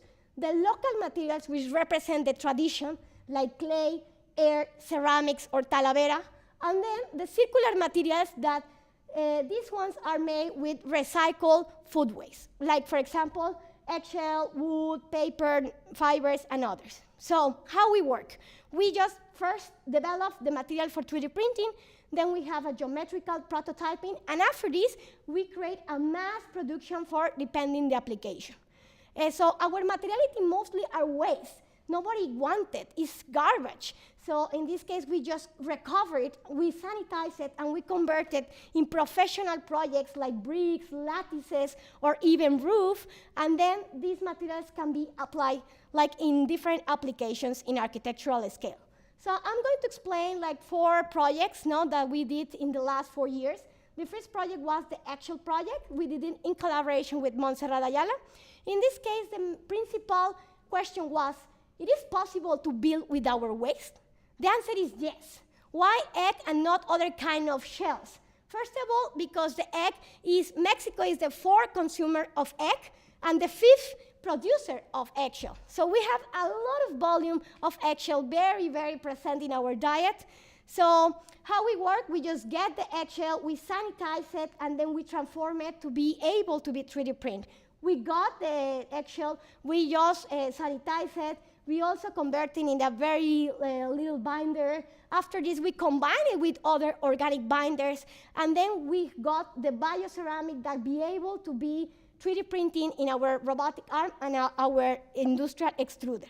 So this is how the material goes, meanwhile the 3D printing. And you can also see like there is a little pieces of the eggshell there. So it is totally possible to build with our waste. This is how material looks like before it gets dries. And after it gets dries, you get the final color. So we also do a lot of like geometrical tests about which of the geometry are more optimized. In this case, this one is more optimized for this material. And after this, we did 2 applications. The first one was a little wall of 1 meter and 1 meter, just to know what is building with eggshell, what it means. So this is the first application, and actually, thanks to the assembled system, we don't use any steel bars, any nothing, just the walls and just the bricks, and then we can get a very more stable wall. So this is the final texture, So this is very beautiful also because I don't want to add anything else. This is absolutely okay. And then this is the final results of the bricks. This is the first prototype. And the second one was a little column, but the final results are not the most important. This is the most important. So the second application, what we did is, what happened if we change the shape? It will be able or not? So we changed it from circles, and then we did 30 different circles that they connected by their parametric infill. So at the end, we just put it one on the top of other, and then we just build the final geometry. Currently, we are working with the Instituto Politécnico Nacional, that is a public university in Mexico, just to create and certificate this material for construction and get to the other level. The second project is Sueños with Air and Concrete with MIT, Ecological, and New Story. So MIT, the Digital Structure School, told me we want to do like a pavilion that can be also interesting, but related with social housing in Mexico. So this is the most common materials for social housing, that is concrete, air, and clay.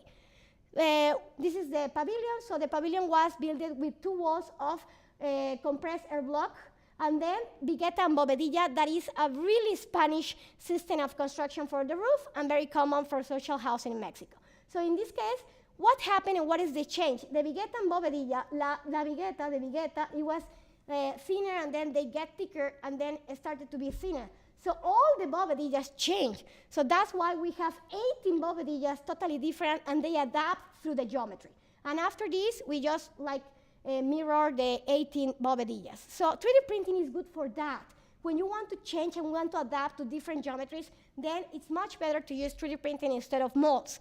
So again, we use our robotic 3D printing, and our material, we did like a collaboration with Amphora, that is like a very oldest ceramic company in Mexico, and we create a mix of 2 national clays. Oaxaca clay, that is from the south, and it gives the color and the texture, and then Zacatecas clay, that is from the north, and have a lot of sand that really get a really good compression strength. At the end, this is how the bovedillas look like before, the firing session, and after the firing, they got the terracotta color. That is very common in Mexico.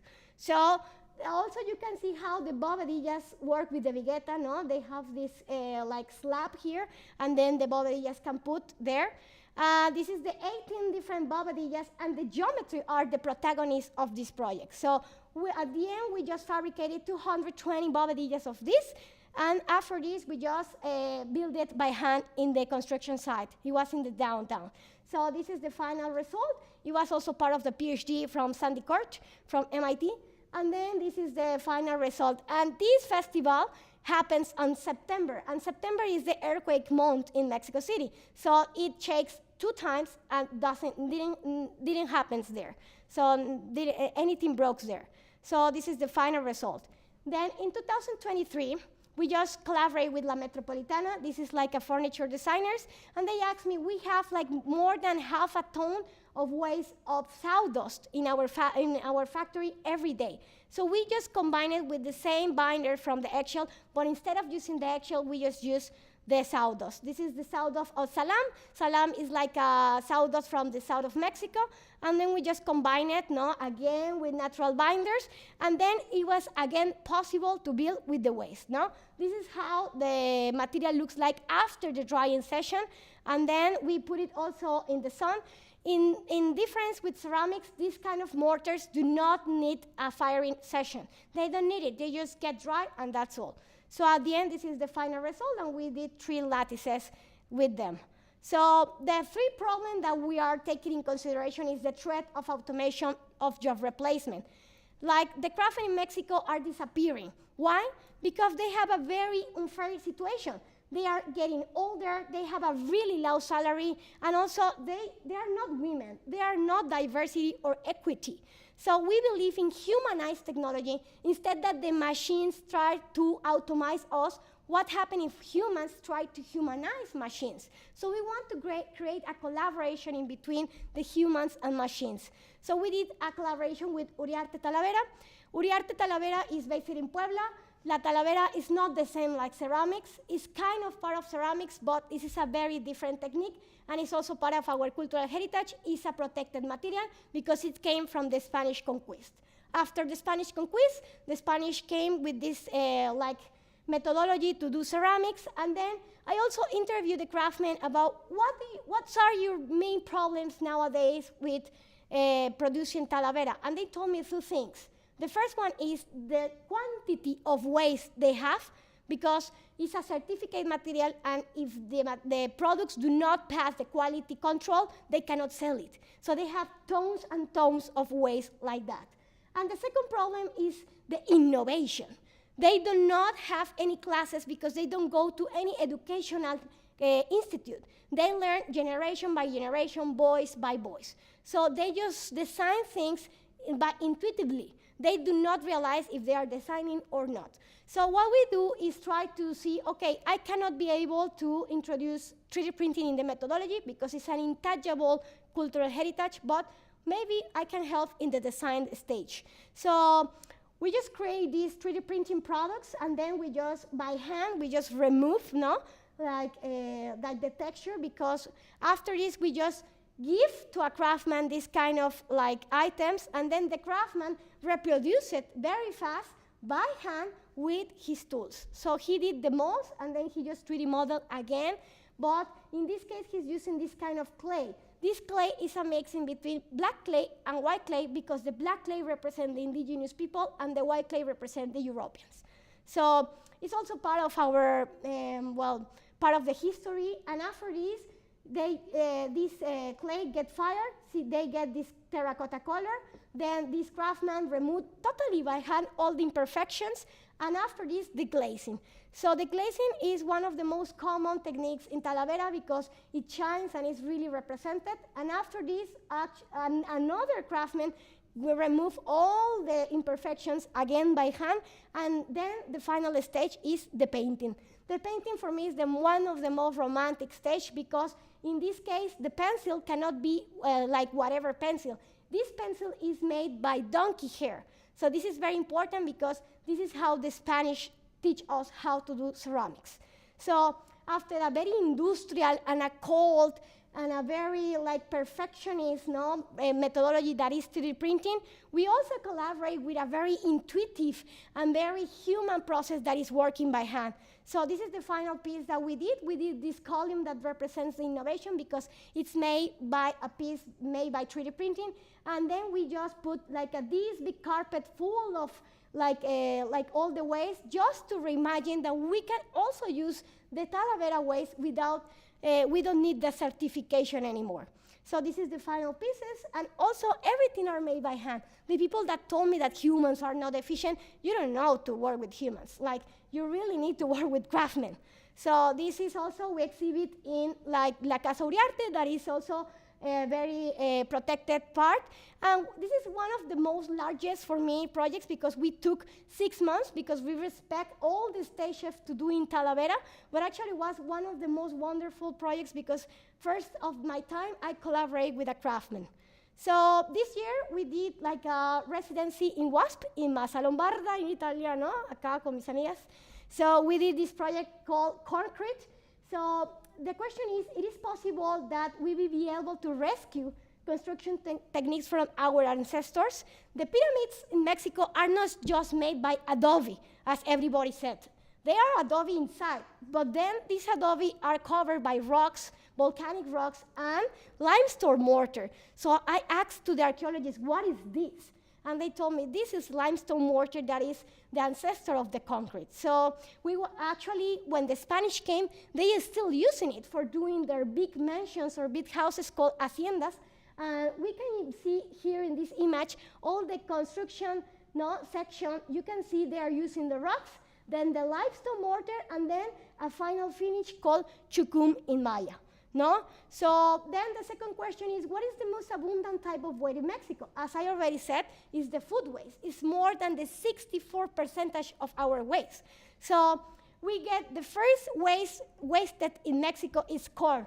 Why? Because we love tacos. We always are eating tacos everywhere, and it's part of our diet. So in this project, I collaborate with Jorge Armando. He's a chef in Berlin, and he's also doing tortillas in Berlin. He's doing the whole process of nixtamalization, and he gave me the nejayote, that is the core waste. So we also work with a robotic arm and a continuous flowing system from WASP. And in this case, we use these tools just to be able to build something bigger.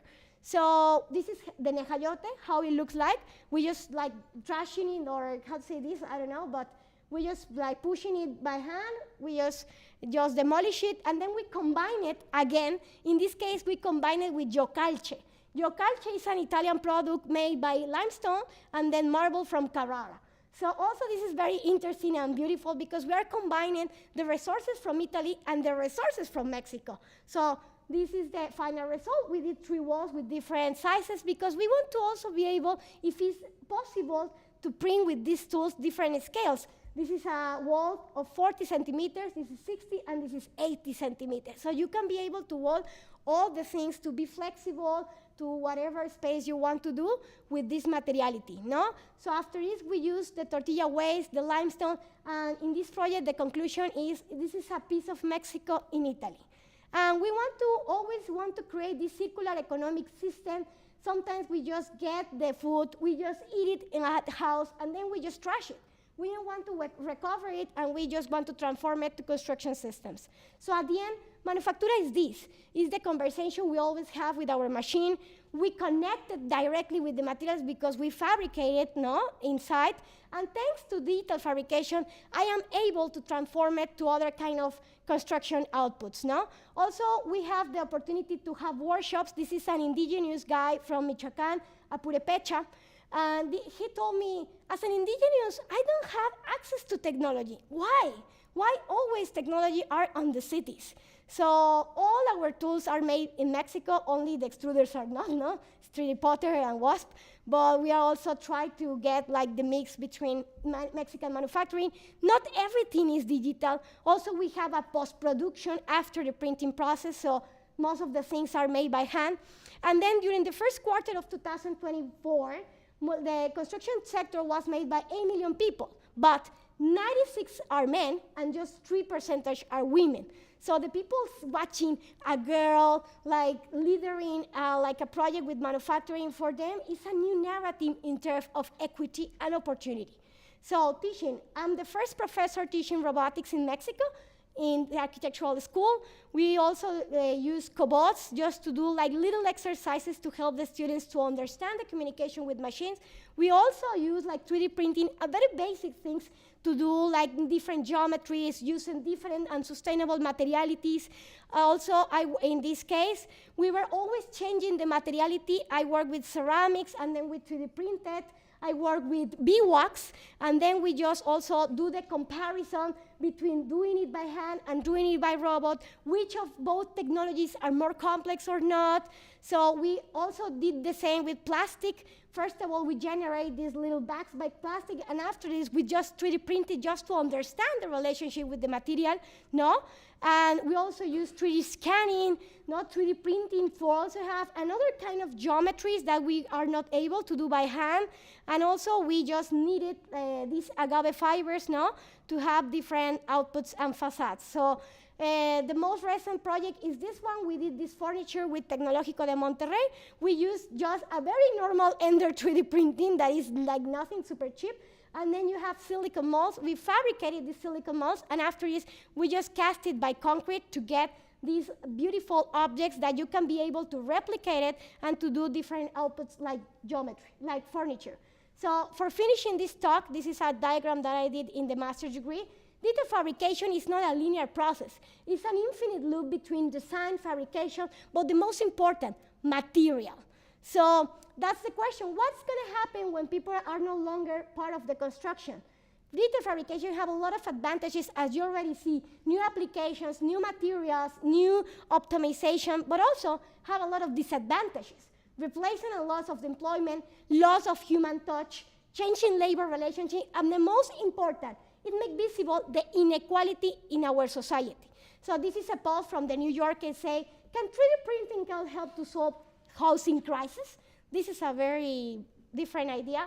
Also, like Icon is believing, a new story is believing that 3D printing can solve housing crisis. But if we saw this story in the Ford Sim, Henry Ford said, if you do the same car different times, then all the cars are going to be cheaper. But in housing, it didn't work. It's not the same story. I was just landing in Washington, and I saw in the perspective a lot of house. In US, yes, you have the same house every time, but in Mexico, it didn't work. Mexico, and in Latin America, mostly of the reality of housing is this. This is the real industrial housing in Latin America. More than the 60% of the population live in self-building houses. Why? Because they don't have access to a credit. No, they don't have formal jobs, so they cannot be able to get industrial houses. Well, and also, in the Mexican housing deficit, more of the housing deficits are because the material, then the spaces, and then the services. So more than 8 million homes in Mexico are living in this condition, and they are not resilient. This is a video that it's from Acapulco, and then you can see this house is made by concrete with a concrete foundation, and then, boom, it collapsed. Why? Because we are not making construction systems that they can be resilient. Also resilient for climate change. This is a photo in Acapulco, and in Acapulco, it was not a hurricane zone, and now we got 3 hurricanes in just the last 2 years, so we need to rethink about the construction techniques. Then, well, this is what News Story said, that they are saving the world. Again, the Americans saving the Mexicans, we hate this. So this is this is the most colonialistic part.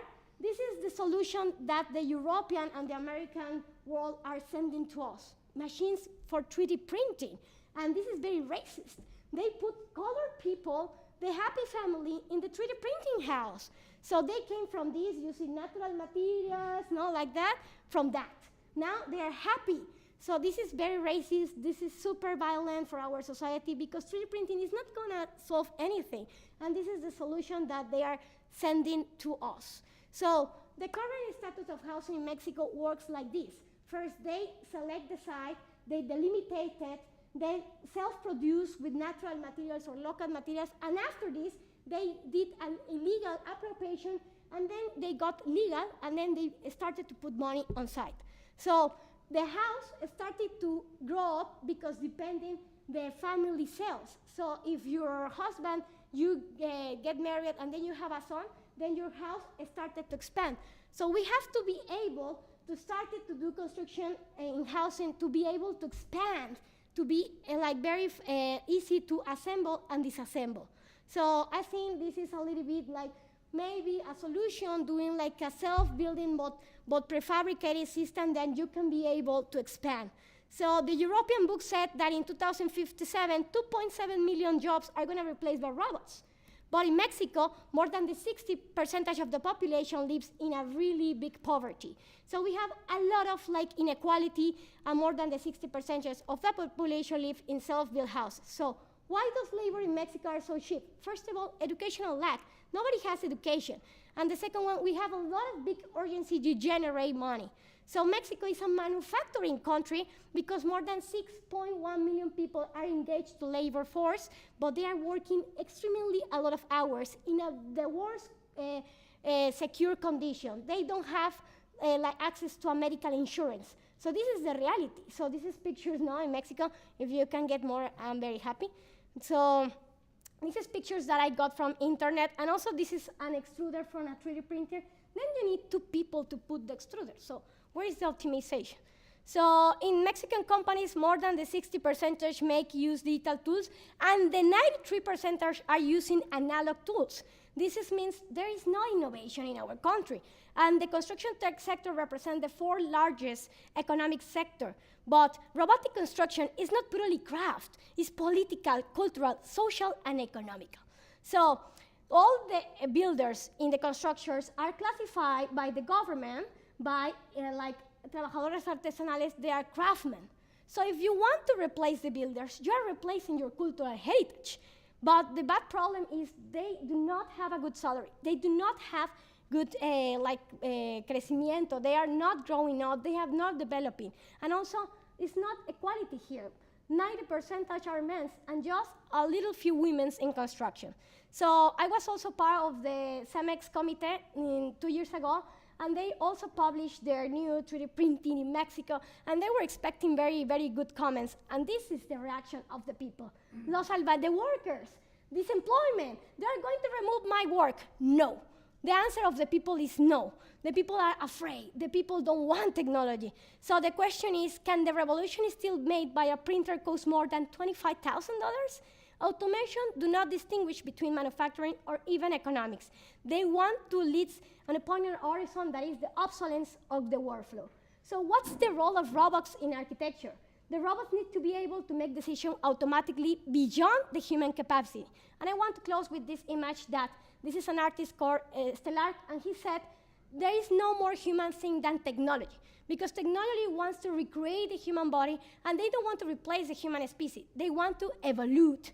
So this is an exercise that I did with my students, and I asked them, you have to do something totally digital and then something totally analog. And after this, tell me which one of these methodologies are more difficult. And you know what's the answer? This one, making and working by hand. Why? Because they do not have idea how to work with their bodies. They never had a connection with the material.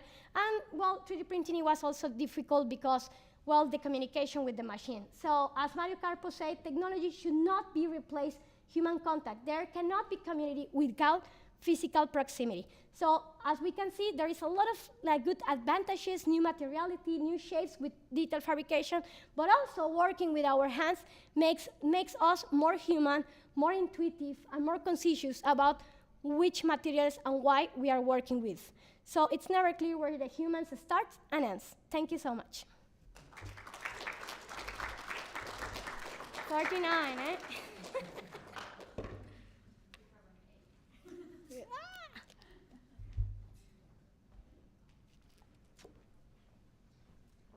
Thanks, Dinora. That's a lot to unpack there. So there should be no shortage of questions, I assume. Would anyone like to start? Carla? Go ahead.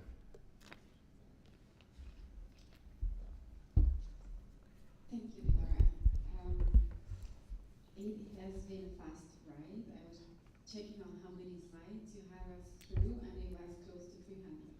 So It was. 267. Okay.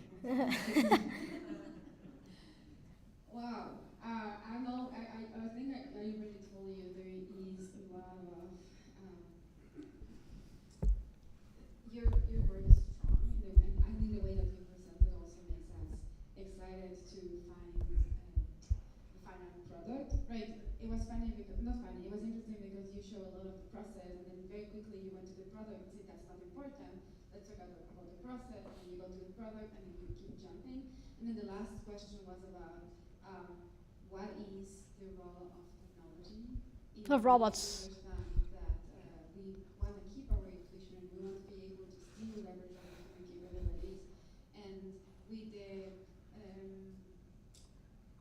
housing crisis, I'm still not sure if you have an answer about robots being the answer to the housing crisis, because we had a celebration of digital fabrication and computational design, but then we had a very hard question about will these help us build better or have access to affordable housing.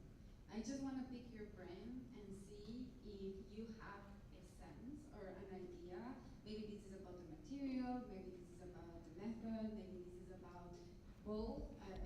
I'm curious. Well, for me, like 3D printing, I think one of the, as you mentioned, like 20 years ago, like we just want considering like robots in construction and that's all. You know, like, yeah, the machine in the construction. Okay, but then we realized we need an application and we need to solve something. Why you're using like robotics instead of the hand or craftsman, no? But the thing is, the housing crisis is not the same everywhere. Maybe in Canada or US or like Europe, as I said, I land in Washington and I look house.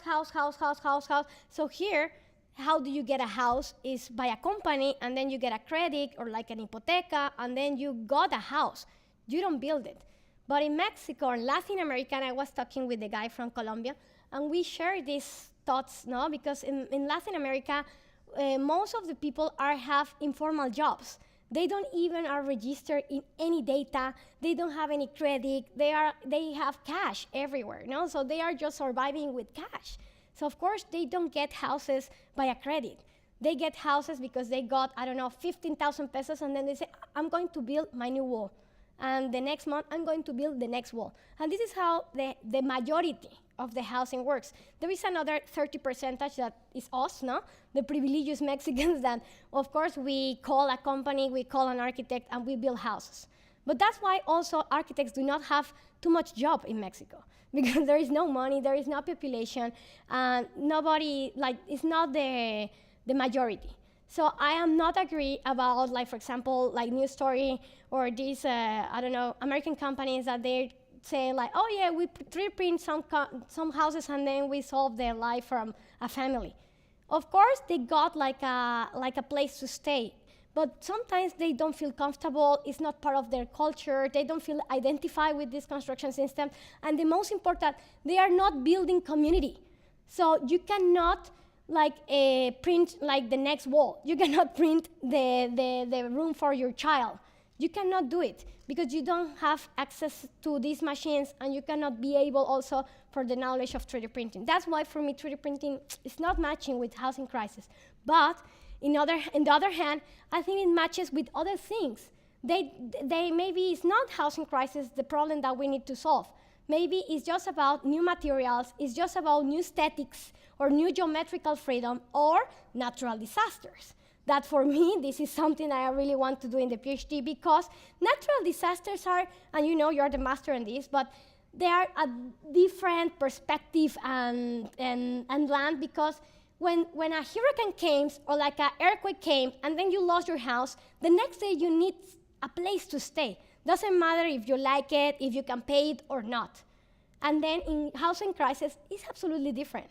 The priorities are others. So for me, that's why we really need to rethink about what we are going to do. A lot of people told me when I talked 3D printing in Mexico, everybody told me, Ronald Rael. No, come on, Ronald is my friend, but he's absolutely outside. First, because most of Mexico are earthquake zones, and the earth don't have the best efficiency for earthquakes. And the second is, yes, you got the earth and it's okay, but nobody wants to live in a cave. That's the reality. The people really wants to live in concrete walls or mortar walls or these materials that they are used to. It's very, very difficult to just change the mindset, no, in one day to another. So I really want to see what's the real impact, and if there is no impact, why there is no impact. And for me, this is also an answer. Sure.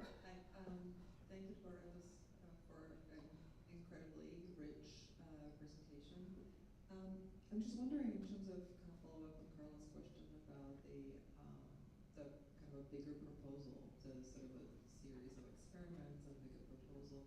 There's this kind of assumption of a centralized application, or like you assuming that or the assumption being like 3 pixels all because it's kind of adaptive system and it's kind of limited range space that it operates, right? So it kind of comes to the issue of scalability and repetition across the very different cultural landscape, which of course now works, right? And we've seen it historically happen through like industrial era, industrial style, through kind of appropriation of industrialization through totalitarian system. So there's a kind of a modes of like single invention being reproduced across any cultural landscape produces some different form of totality that we resistance here, right? And it's just kind of a cultural resistance to those moments. And so I'm just wondering, and that's natural, and I think that happens all across the world. So some of the issues you're bringing up are specific to kind of the policy and economy of the region and general and kind of a global south. What are there are other ways of thinking about kind of distributing these models within a kind of communal design or different ways of reusing materials across different scales. Do you have any other ways of thinking of the kind of a bottom-up, top-down economical model, how that these systems can be used to empower? And I'll give you one example. Just because I've been thinking about this a lot lately. We're doing some industrial collaboration as well when it comes to prefabrication and construction with the industry. And so, and usually when one thinks about construction, automation, and repetition, right, especially in terms of the robotics fabrication, it's just sort of an adaptability within the form itself. But to me, there is a kind of a coordination, organizational model, how things are done. So there's one model, which is my work partner who started working with the company, where their model is essentially the opposite of automation. And it's essentially building a building in a shed and then slicing it apart using resource of the local craft and redistributing it to the site, right? So in some way it shifts away from role of machine to role of design thinking, right? So there's kind of a model of knowledge building that engages the technological domain, that changes the role of that technology in a kind of a singular model that we're tend to think about it. So I'm just wondering that there's the narrative you presented as incredibly strong. It's a kind of a critique we are familiar with, but I'm wondering how is the way to what's next, right? How do you have the next, and in some way you're the one who's bringing the problem to the forefront, and then you realize maybe this is not the way, but I don't think that it's binary condition. So what are the other ways you were thinking about? It was a very good question because actually now it's like full of problems and not solutions. But first, that's why I want to study a PhD, because I want to carve time to do it and to think about and to write about it, and also to explore new ways to build. But what you mentioned is super important. The other day I was in a lecture of Jose Santibáñez. This is an architect in Oaxaca, and he works with all the workers are like craftsmen, clay craftsmen, and they don't use any industrial material like interceramic, Nova Ceramic, not anything. They create everything by site, and they create it so all the pieces in the construction are absolutely unique but different. So this is another way to think about it. Why everything has to be fast? Why everything has to be massive? What everything has, the money, but maybe now the money should be in a different direction.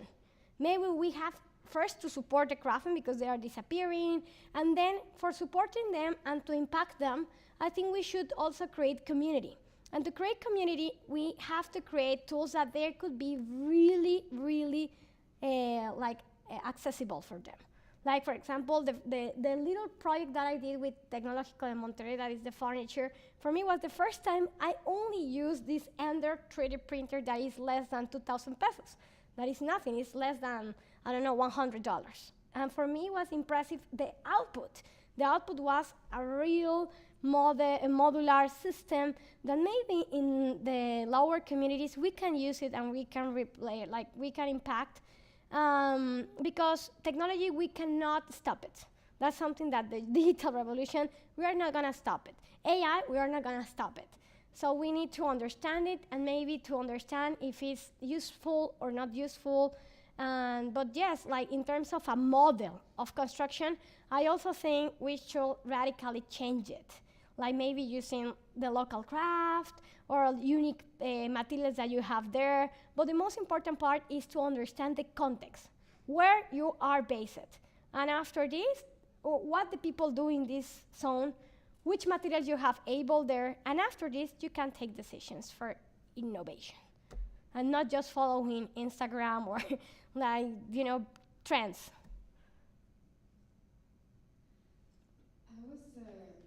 As you were speaking, I was thinking about other modes of inhabiting space, and I think that probably like creating like the technology from the graph that you showed us maybe would be interesting, like creating borders.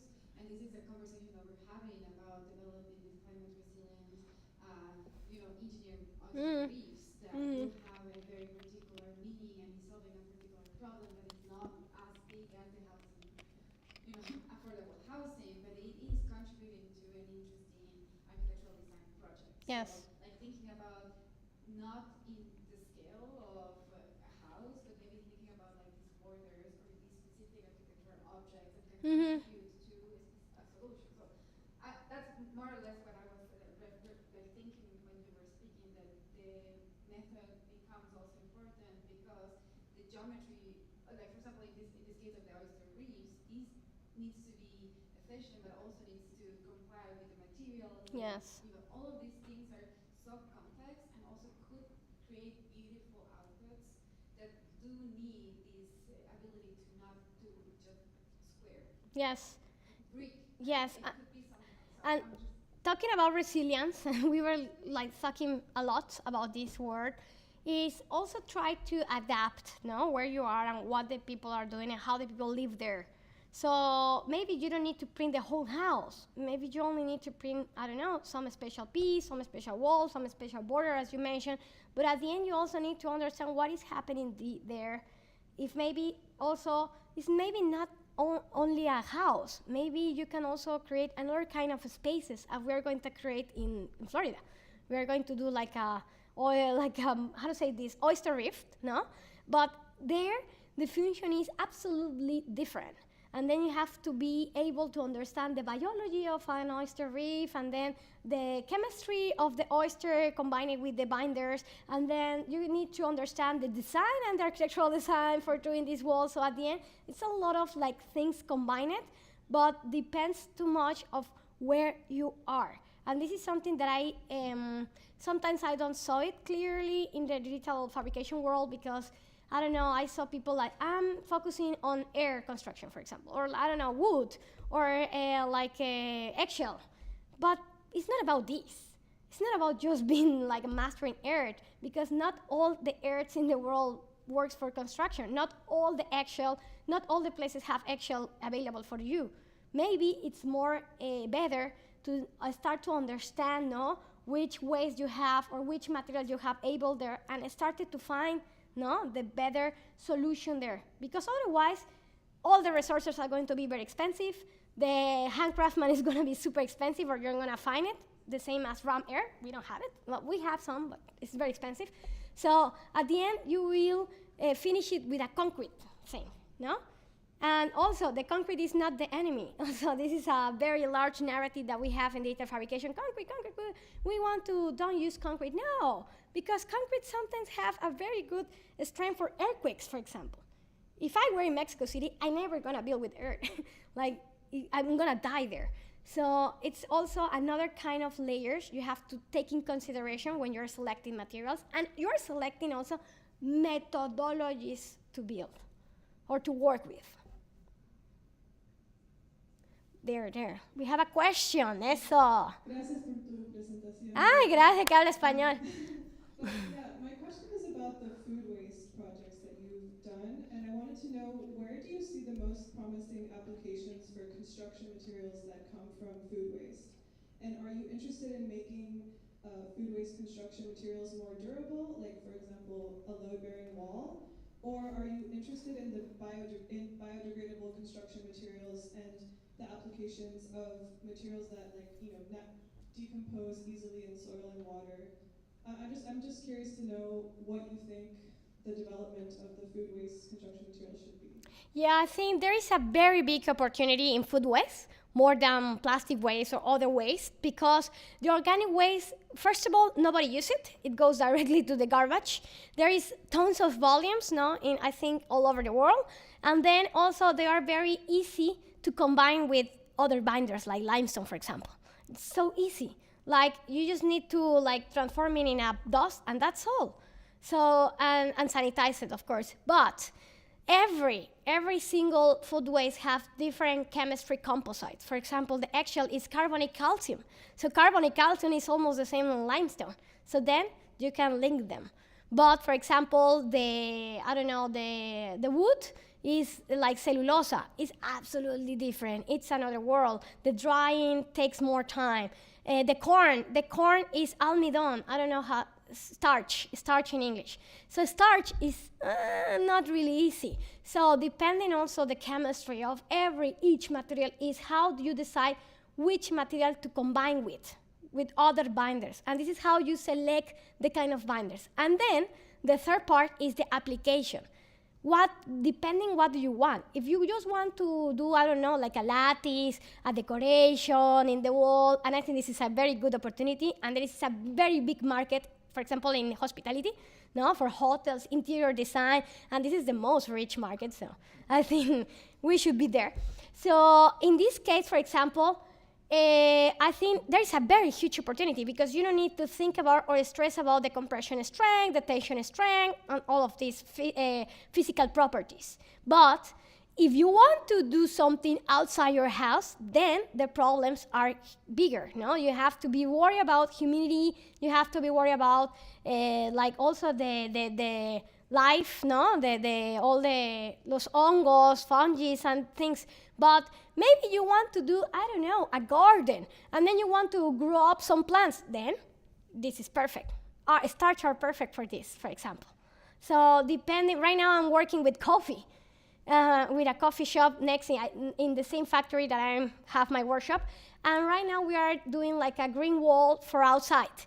And right now the binders that we are using, they are absolutely different than the binders that I use in wasp, for example, with the corn.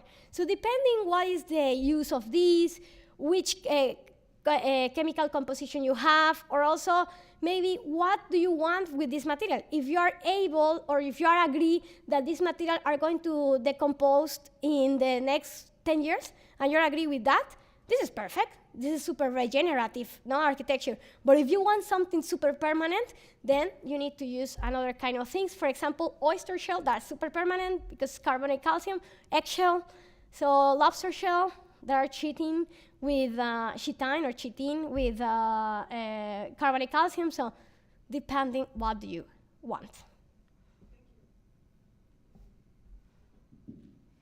My question is about impact. Good question. A ver. There's many ETH alumni here, and I'm also a recovering ETH alumni. I think I'll personally confess that ETH teaches us to find solutions really, really well. And then we find a global problem and then throw the solution at it until it fits a certain question. And I think all we need to figure out is how these solutions that we're so good at making, how we make that jump to address the bigger problem that we always use to justify our work. And I think that missing gap is really the scalability, not just in terms of size, but what enables that scale jump, which is, I think, ultimately, sadly, in this day and age, is economy. Yeah. And it's not a question of whether something is cheap or expensive or who needs it. It's actually who can afford it. Mm-hmm. So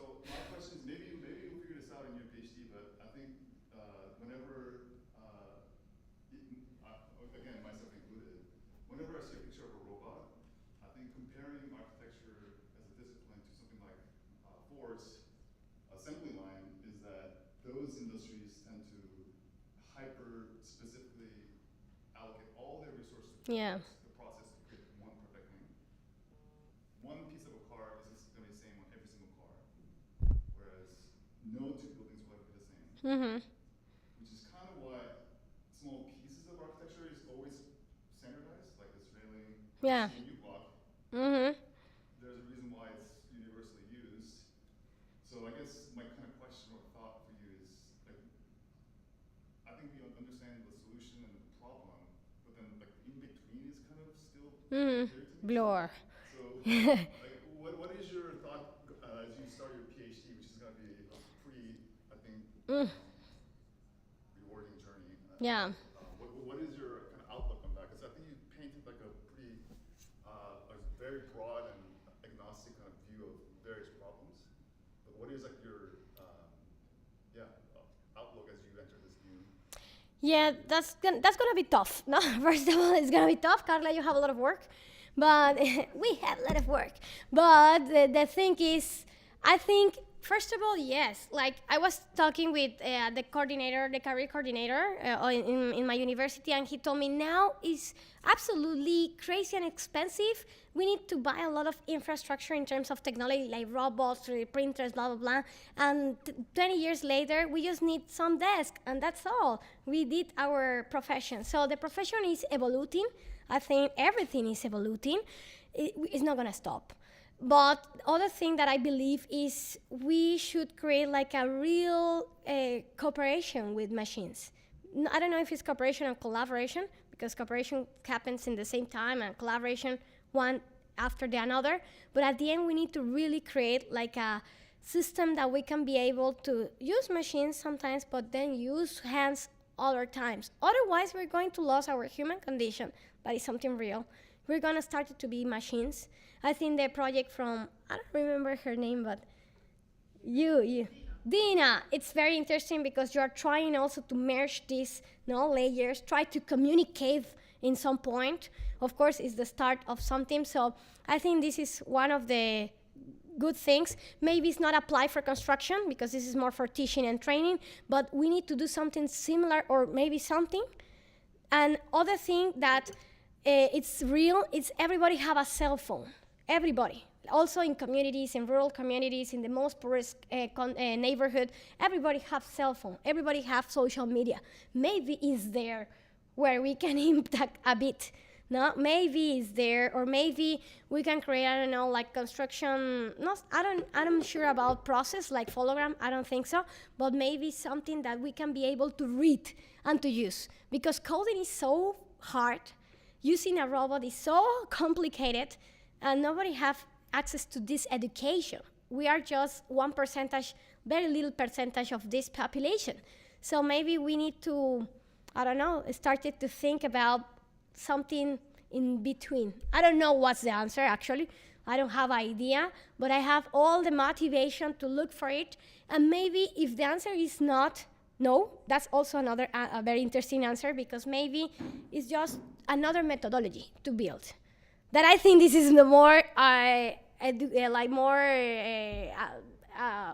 acceptable answer, because maybe 3D printing is just another methodology to do the things. Maybe you want to use 3D printing here and then the hand here, and it's absolutely acceptable. I don't know why we need to compete.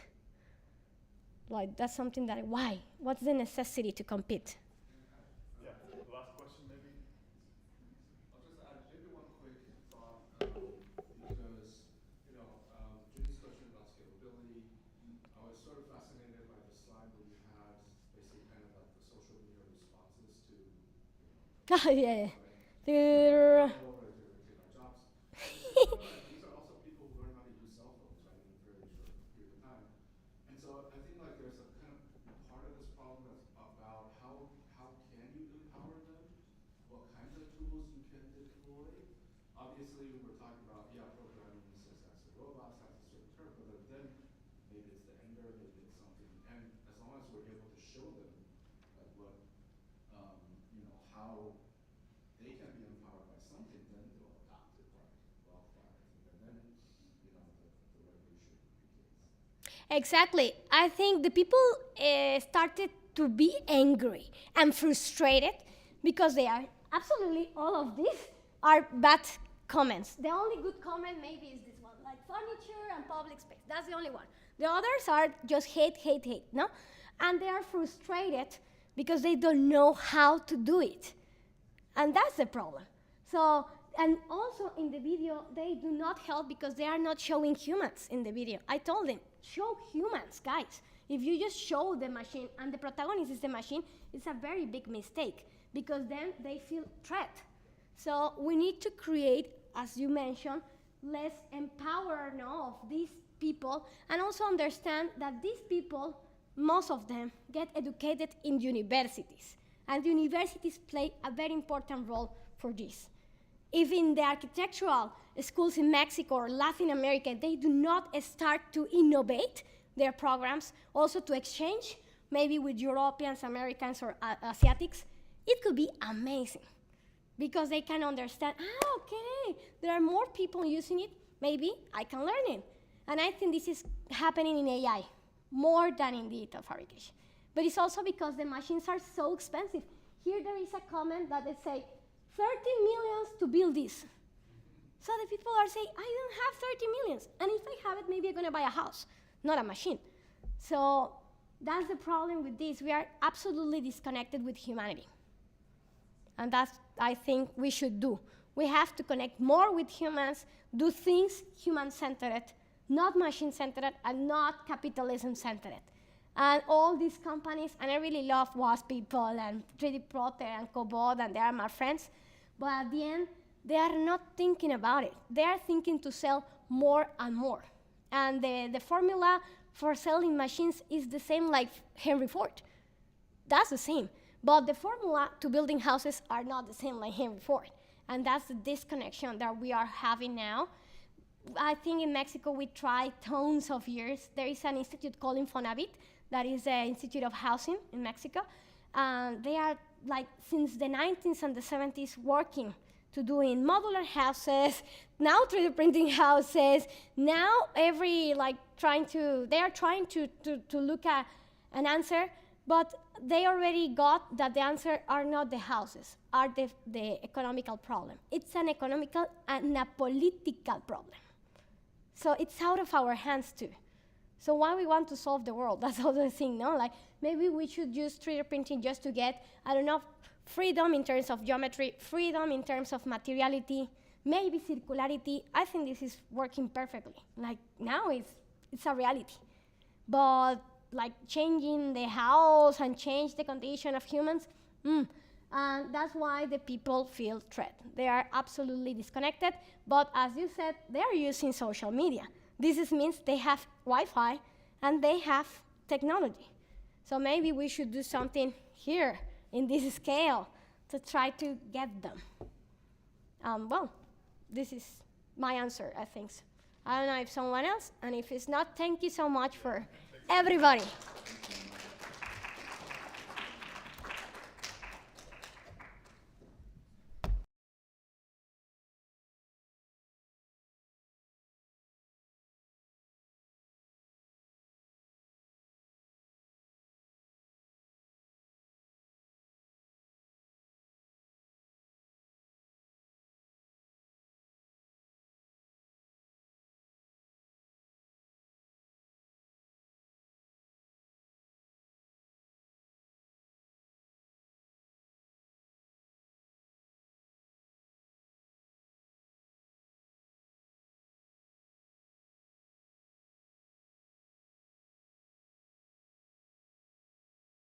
Lab, a design and research collaborative that was recognized as the next progressive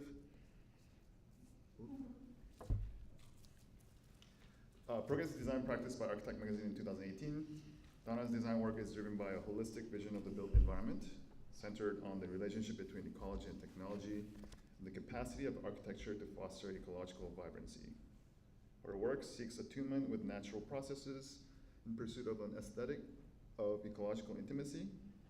By integrating evidence-based methods with creative design solutions, her design approach emphasizes the cross-scalar interconnectedness of architecture and landscape through regenerative forms and processes. Donna is a recipient of 2019 Acadia Teaching Award of Excellence, the 2022 ACSA Creative Achievement Award, and a 2022-23 Fulbright U.S. Scholar.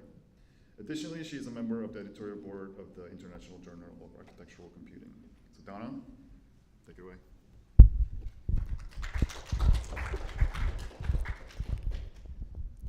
Thank you. Thank you, Junie. Hold on. See, I have the opposite problem. I have to raise this up. All right.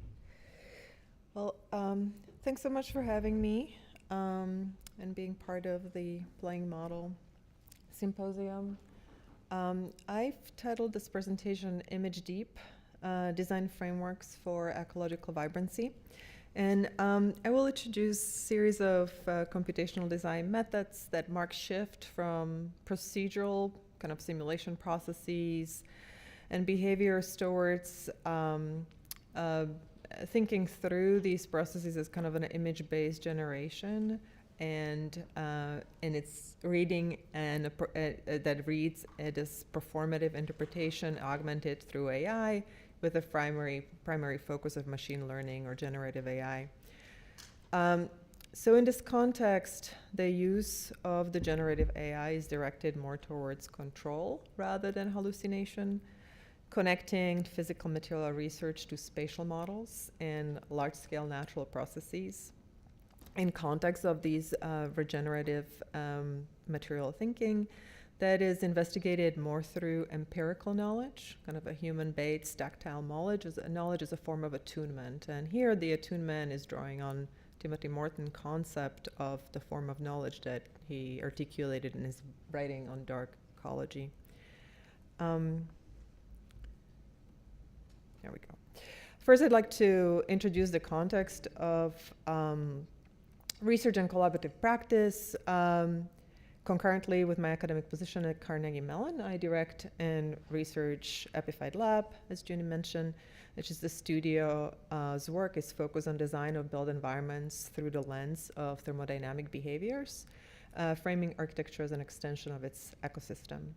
Epiphyte here serves as a model of attunement with the environment. Just like some orchids or plants, epiphyte, do you guys know what epiphyte is? I had to teach Junie how to pronounce it. No?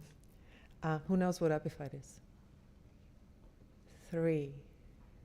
That's it. Okay. So epiphyte is a non-parasitic plant that adapts these biological environments and feeds off the waste to survive.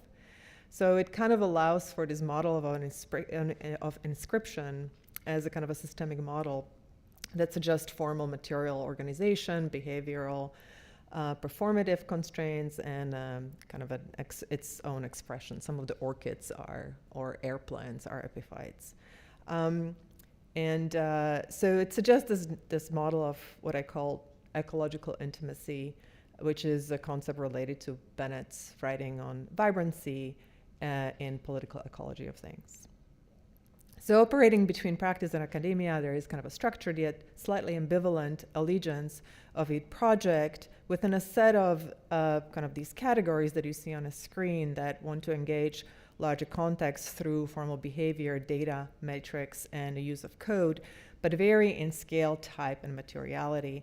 So on the side of academia, there sort of research engages procedures, whereas on the side of the practice, it's more about a scale through experiences. So collectively, the body of work situates architecture as a kind of ecologically engaged system, drawing on connections between perceptive form and its contingency on invisible forces, in which inscriptions of its attunement engage spatial politics. So one example being the nature of energy processing in ecosystems that suggests that mature systems are much more complex and able to capture and retain energy, were more stable than juvenile systems. There's a kind of a difference between the rainforest and a cornfield, where in cornfield the solar energy is processed much less effectively and in its kind of configuration than a kind of a complex system of the rainforest, and doesn't require the fertilizers and maintenance for it to survive. So in practice, this affects spatial distribution relative to the thermodynamics. Here in this particular project with focus on reducing dependency on mechanized systems, where the thermal mass here is kind of formulated to as a replacement for mechanized air conditioning. And it's shaped strategically to kind of increase and decrease the thermal transfer and delay in the summer and prevents overheating. So my interest is in kind of shaping and distribution of the materials relative to the natural processes to instrumentalize these various expressions in context of performance, politics, aesthetics, and its collective perception. These prototypes relate to thermodynamics of color and temperature, are supported by electromechanical actuation, can be connected to specific biofeedback using research into human psychology and emotiveness to explore subjective models towards collective control systems, thus allowing kind of reframing of mechanical system control in a built environments towards more adaptive and distributed systems. So not one system is a solution for all. Whether this relates to internal thermoregulation, so this is kind of architecture as a mood ring, the idea of kind of a thermoregulation through human presence and mood.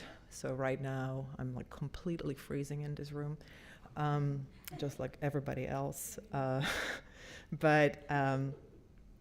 this idea, whether that's internal or external, such as a relationship to the living systems.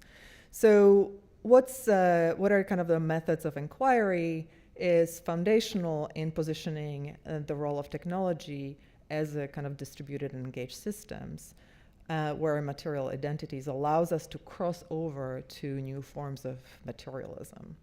And how that kind of invention through these hybrid methods of investigation then can be used to, or give us ability to start identifying the figures or trends that allows for, in kind of, this is an older project, the kind of a figuration of a thermal mass that allows for kind of a procedural generation of the system to assign a potential, kind of generating of a potential of a thermal values for kind of contextually specific or climate specific geometries with a thermal lag. So these new set of tactile experiences we can kind of discovering through the exploratory work. And in this framework, the vibrancy and identity of design aesthetics become kind of critical aspects of social and environmental engagement, which is tightly coupled with the histories of a place, labor practices, and contemporary manufacturing paradigms that are transforming redistributions of labor and thus repositioning architecture as a vehicle of ecological and communal resilience, while also raising awareness of construction of architectural objects in the context of their carbon footprint and the socio-ecological placemaking. So there's a kind of a path towards environmental empathy through the language of aesthetics that offers new forms of connectedness with other and familiar, which has both a tactile and kind of quantitative interconnectedness through the methods of investigation, while allowing us to design high-stake caretaking and retool both the work and pleasure in time of social and ecological crisis. A connection between architecture and landscape, or material systems and large-scale ecology, is critical to heighten our awareness of cross-scale relationships between human habitation, industrial manufacturing, and extraction of resources, as well as to offer both design cues and new sensibilities towards specific social contexts and urban frameworks in support of architectures that engage urbanization strategies rooted in natural processes and limit extraction needs that support self-determination and decarbonization. So the use of drawing and simulation as a kind of in a form of image has always been critical in this effort to collapse the behavior and a figure. And this kind of drawing always straddles empirical and metric-based input, navigates a kind of visceral ambivalence towards the tension between determinacy of data and ineffability of the sublime. So this framing kind of situate the research within a graduate program that I have been developing for the past few years, which I called Master in Science in and Beyond Sustainable Design. The and Beyond is kind of secret title of the program that is not institutionalized. And that program that is centered on kind of architectural response to climate change, expanding or really investigating the investigation. So it's really focused on methods that position built environment as an applied ecology across scales. So the kind of a transscalar relationship of drawings on regenerative potential between specifically material and landscapes in response to kind of a setting up of the ecological metrics really transformed the program over the past few years. This is a development through, there's a little time frame down on the bottom. The kind of a drawing a connection or the framing between the particular scale from sort of materials all the way to ecological territory to looking towards the ecological impact and diversification of the research methods that starts increasingly rely on some of the machine learning and AI strategies. So these models that we work with are always rooted in the idea of geopolitical instrumentality. We work with kind of, we look for the patterns of self-formation using circle resourcing that is locally contextual, such as food waste, or reactive responsiveness in case of environmental health, of bioinvacation with natural materials that start kind of combining different material realities and chemistries, which also allows for kind of visceral vibrancy through the color effects. And kind of a creative approach to ecological metrics. These methods generate kind of a tacit knowledge across scales that can be embedded in the simulated image that conditions and maps behavior of a natural processes and allows sort of a mediated understanding of these dynamic systems. The image carried as a kind of a layered information through varied algorithmic logic that can be used as exploratory. In this case, the sort of a tactical sedimentation of both a physical simulation and computational simulation to start understanding the health of the biological systems, underwater systems, or it can be used as a kind of a solution-driven data, such as using satellite data and computer vision as an input to address issues of strategic green infrastructure applications. So, so this approach specifically uses machine learning as a subset for AI, which is kind of enabling machine to learn from data without explicit programming. So the bigger kind of umbrella of this way of thinking, or how the projects are situated, this is one of the examples that connects research, collaborative practice, and community engagement. It's a research project called Crumble, which stands for Construction, Rubble, Manufacturing for Building Life Cycle and Environment. Looks at the kind of a novel cradle-to-cradle design processes for ecological architectural utilizing construction waste and earth and materials through the use of advanced manufacturing. And this research focuses on a regional impact of material reuse and the shape factor in designing kind of a low-tech material systems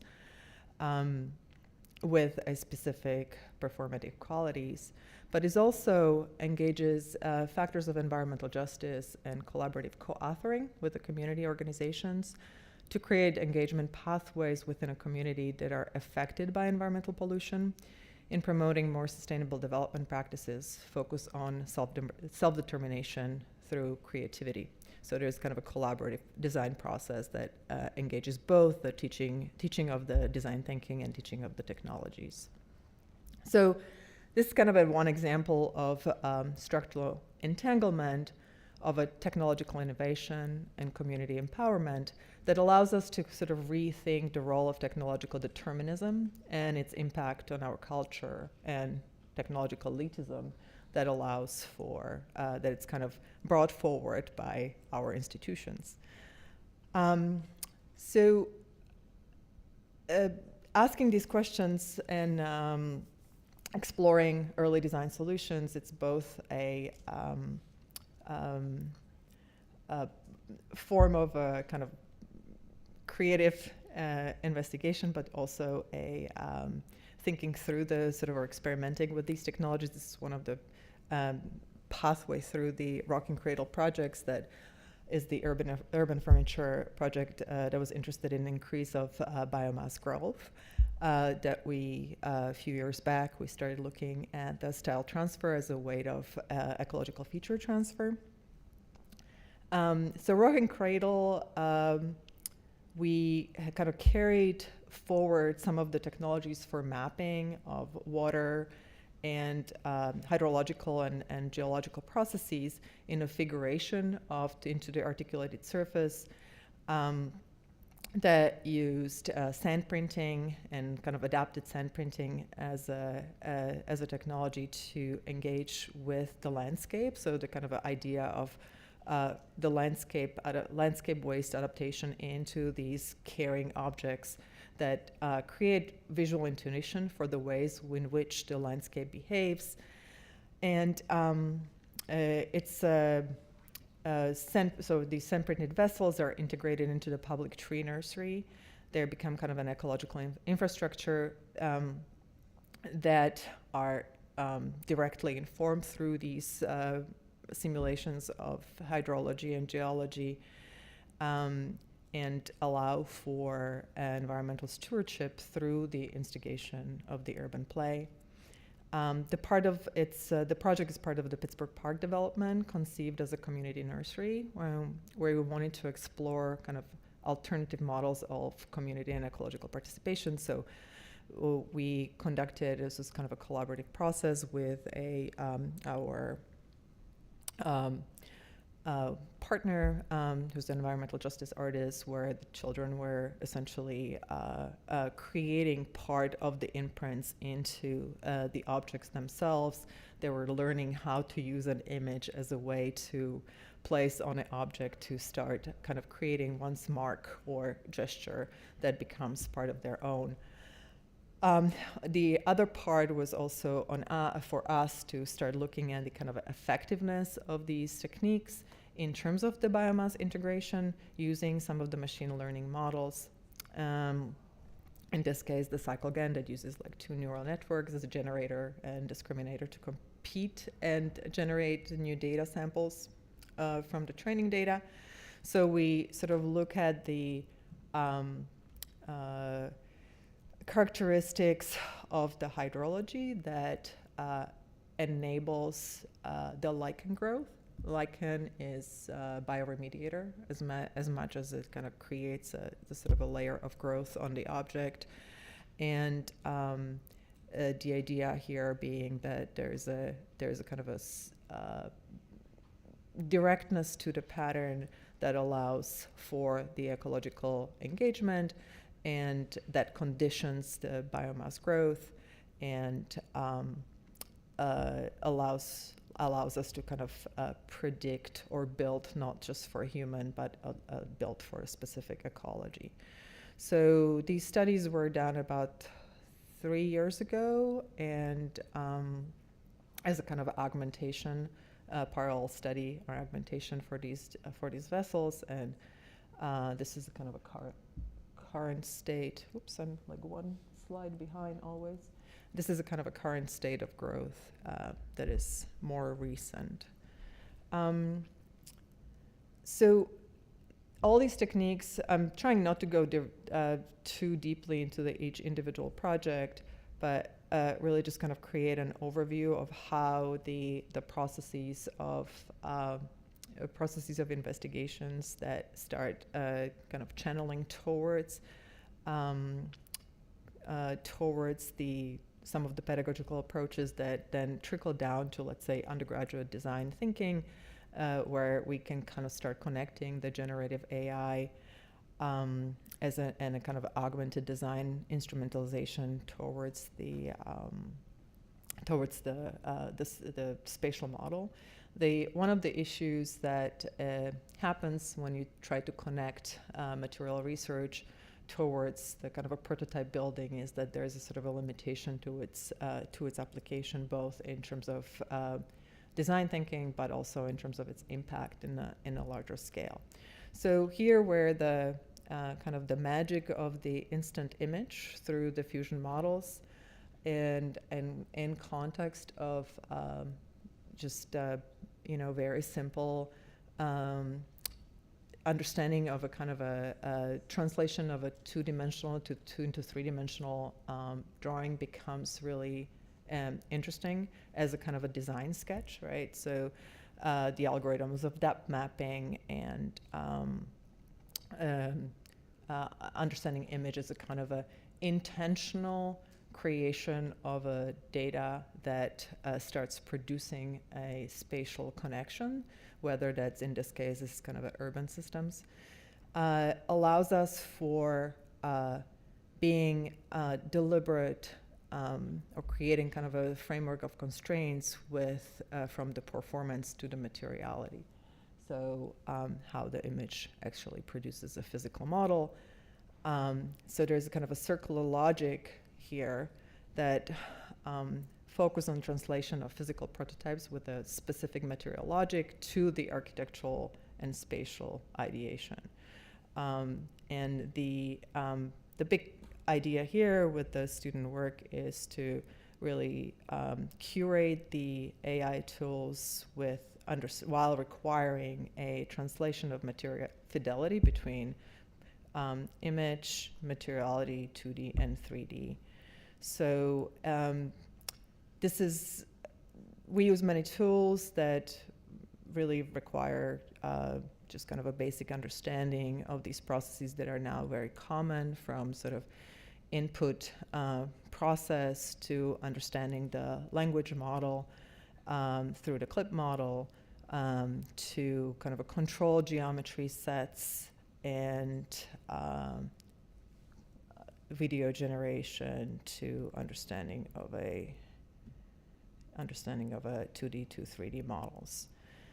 So the process itself always is an attempt to, or starts with capturing the embodiment of the material research. So kind of what is the form of making that takes on related labor practices, in this case, sort of use of recycled formwork in terms of the casting and the growth, to before engaging with the tools and workflows, to sort of understanding how you direct the process consciously, and the kind of a that's sort of very preoccupied with a very specific spatial imagination in a concrete context, and limits the exploration of the constraint set of variation. So whether that's urban constraint or it's material interpretation. So with this in mind, I'd like to kind of very quickly show last two examples of studio and a research project we're currently working with on looking at a which is titled Micro Repair, which is a studio focused on kind of a bottom-up regenerated growth system, in collaboration with the local community organization that situated with a declining neighborhood faced with environmental pollution and decay. Here, the kind of material research in mycelium allows for bioremediative and binding abilities of mycelium that is both the kind of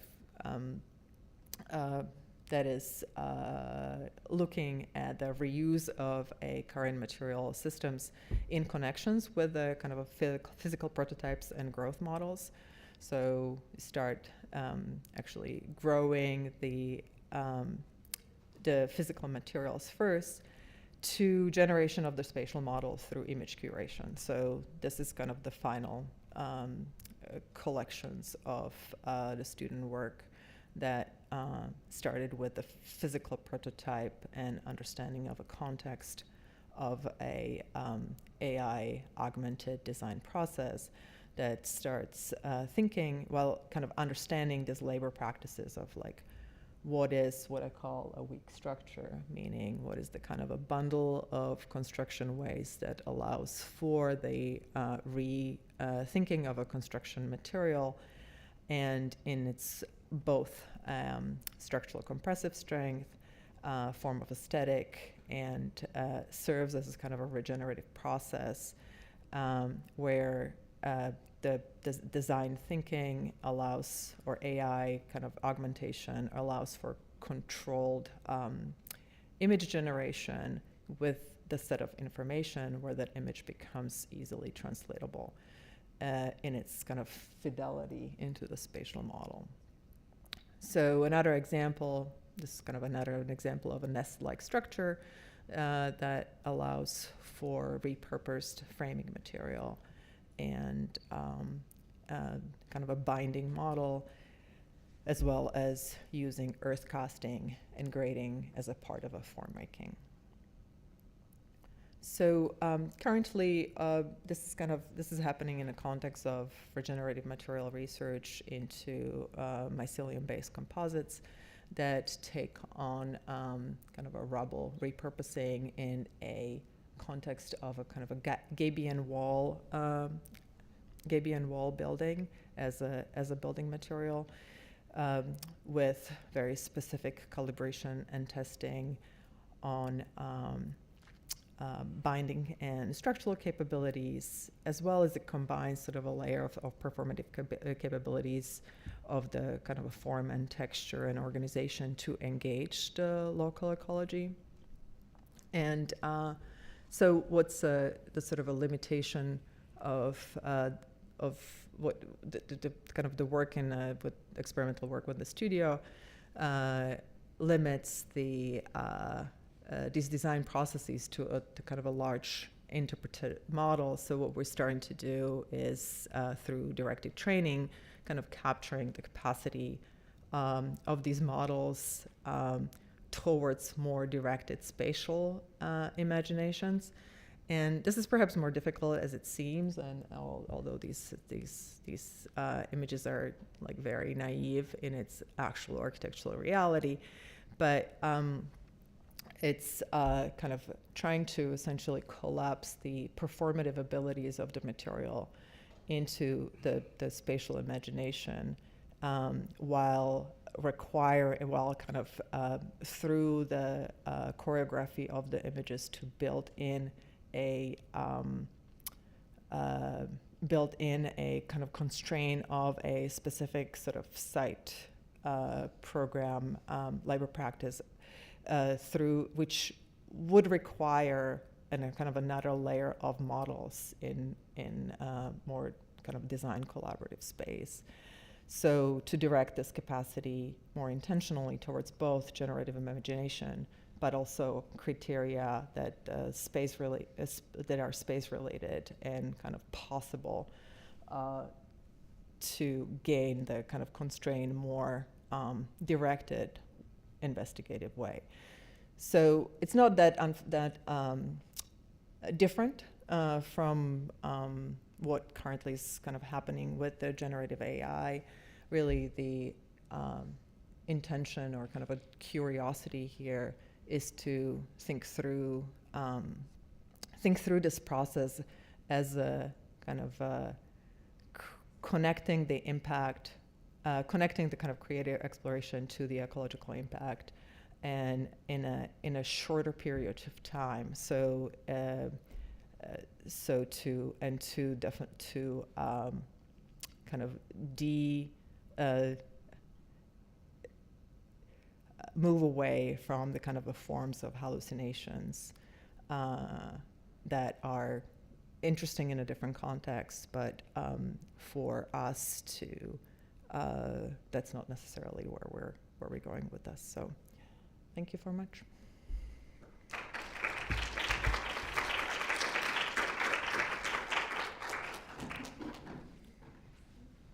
Thank you, Dinora. Are there any questions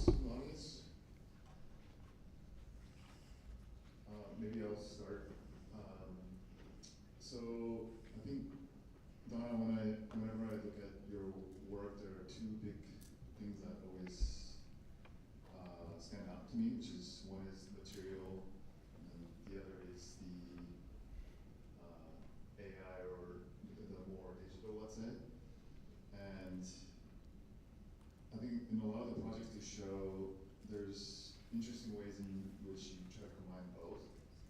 Do you see these, the materiality, which is naturally physical, and AI, which is necessarily digital, I guess? How do you see these things combining your work in the future? And is there a way these things could combine to maybe inform each other? Or is it just always kind of a linear process where you generate some sort of 2D image, 3D model, and then you kind of materialize it using the material? So for example, is there a way to embed material information into the AI process or vice versa? So for me, the kind of a knowledge or the curiosity really goes into thinking through the material and behavior. So, which is really linked to understanding how we kind of live on this earth much lightly. So if you, I didn't go into the early kind of research framework of the projects where you look at the kind of, let's say, figuration of the form relative to the energy modeling, right? Or, and how that relates to particular kind of robotic fabrication processes and the molding processes. It's an older work that I feel has been sort of propagated previously, but in some way there is a kind of a pattern emerging from that work that starts, that is in the context of AI becoming kind of a feature within an image. So what it allows for with the kind of a with the body of research is that image starts carrying multitudes of layers that has both performative, material, and ecological embedded within it. So right now, what I'm really interested in, and this was always been hard previously, because as you know, it takes so much within a constrained economical system, especially with an institution with a certain model of funding, to then scale up and do a proof of concept on a large scale, right? There's a kind of an institutional constraint that, you know, for example, you mentioned the ETH, right? It's a very different economical model than we have here at the Carnegie Mellon University that our state schools have, right? So in some way, what I think is interesting about the kind of a curated machine learning processes that we're engaging right now is that it allows for scaling up of and visualizing the impact and testing that impact within a constraints of not like, let's imagine, right? And this also, let's imagine what things could be, but let's imagine what this particular research could do. Like the project on like regenerative capacity of mycelium, the idea there has to do with engaging the kind of a community bottom-up learning of like almost do it yourself if you know how to do it, right? So there's a way where you can start sort of prototyping and building the physical systems if you know where you're going. So there's connecting both the imagination, it's connecting the easy ability to in some way develop these images if they're controlled and constrained by the behavior that system allows. So that's why I'm saying it's not necessarily kind of a critique of hallucinations, which I honestly enjoy and love. It's more that this particular investigation really looks at a kind of a pragmatics of how do we build with these new systems that we really don't know how we haven't built with, right? What does it entail? What are the possibilities of the kind of a way of living that allows, let's say, you know, within the neighborhood that we're talking about, the kind of a urban approach to regeneration of the old and abandoned, that it's essentially a part of the circle of waste that it's polluted, right? So to me, those things are wicked problems. They're very hard. They're very hard to even think about as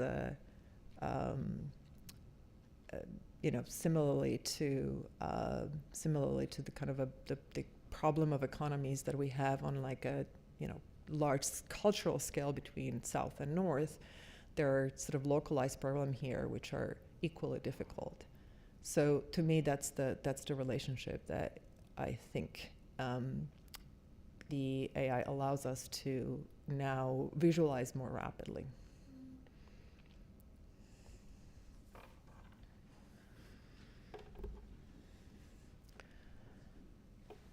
I just want to congratulate you because I really like the connection between AI and data fabrication that normally you don't see.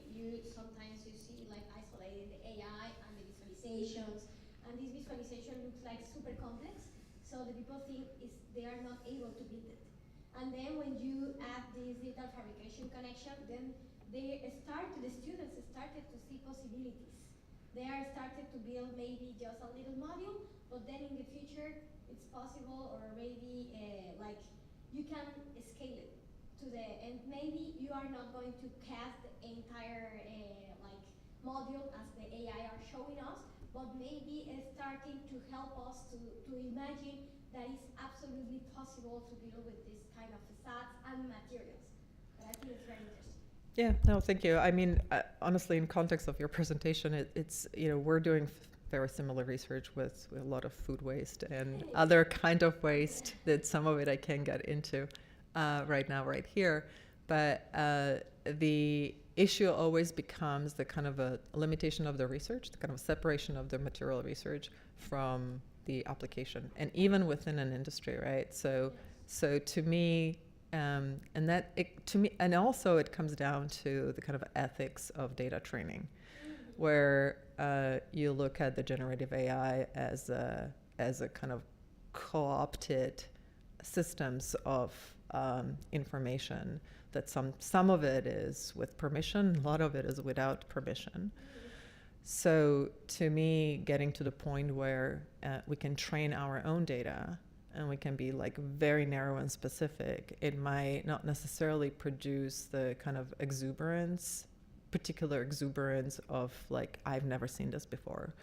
I mean, in some way, I feel like we live already in such a fiction that kind of creating the more fiction is less interesting to me than kind of an understanding of a constrained set of materials that we can train. However, that process of self-training it's so technologically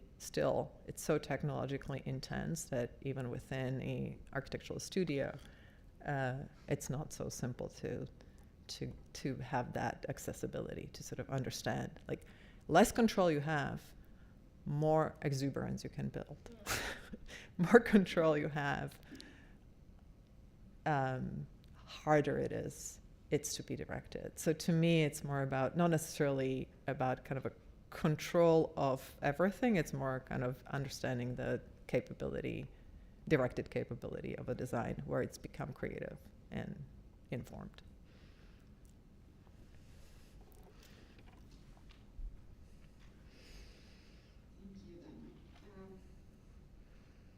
I have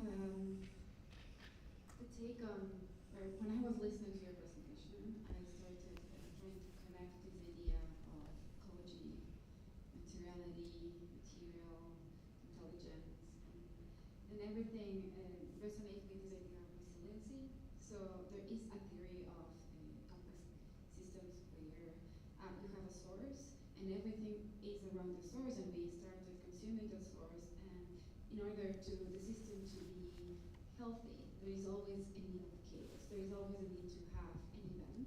And then resilience is being measured by how well you're able to reinitiate after the chaos. But then the system, there is a moment where we consume everything in the source, and then the new, that when everything is in static moment, then you create a new system. So that's why I want to go back to your framing of ecology, right? This is the way that your projects are trying to react to an environment. And we know that this environment is chaotic. I want you to reflect on how, what's the materials role into reacting to these environments? Because I have the feeling that, yes, the geometry is important for your project, but I think also the thinking behind what type of material for a particular project, it's really trying to create a resilient or a kind of a narrative that can tell us a little bit more than just creating this project or this. I was working with the. It looks like a bench, but I was. Oh, the Rocking Cradle? Yeah. Okay, I feel there were more than one questions. So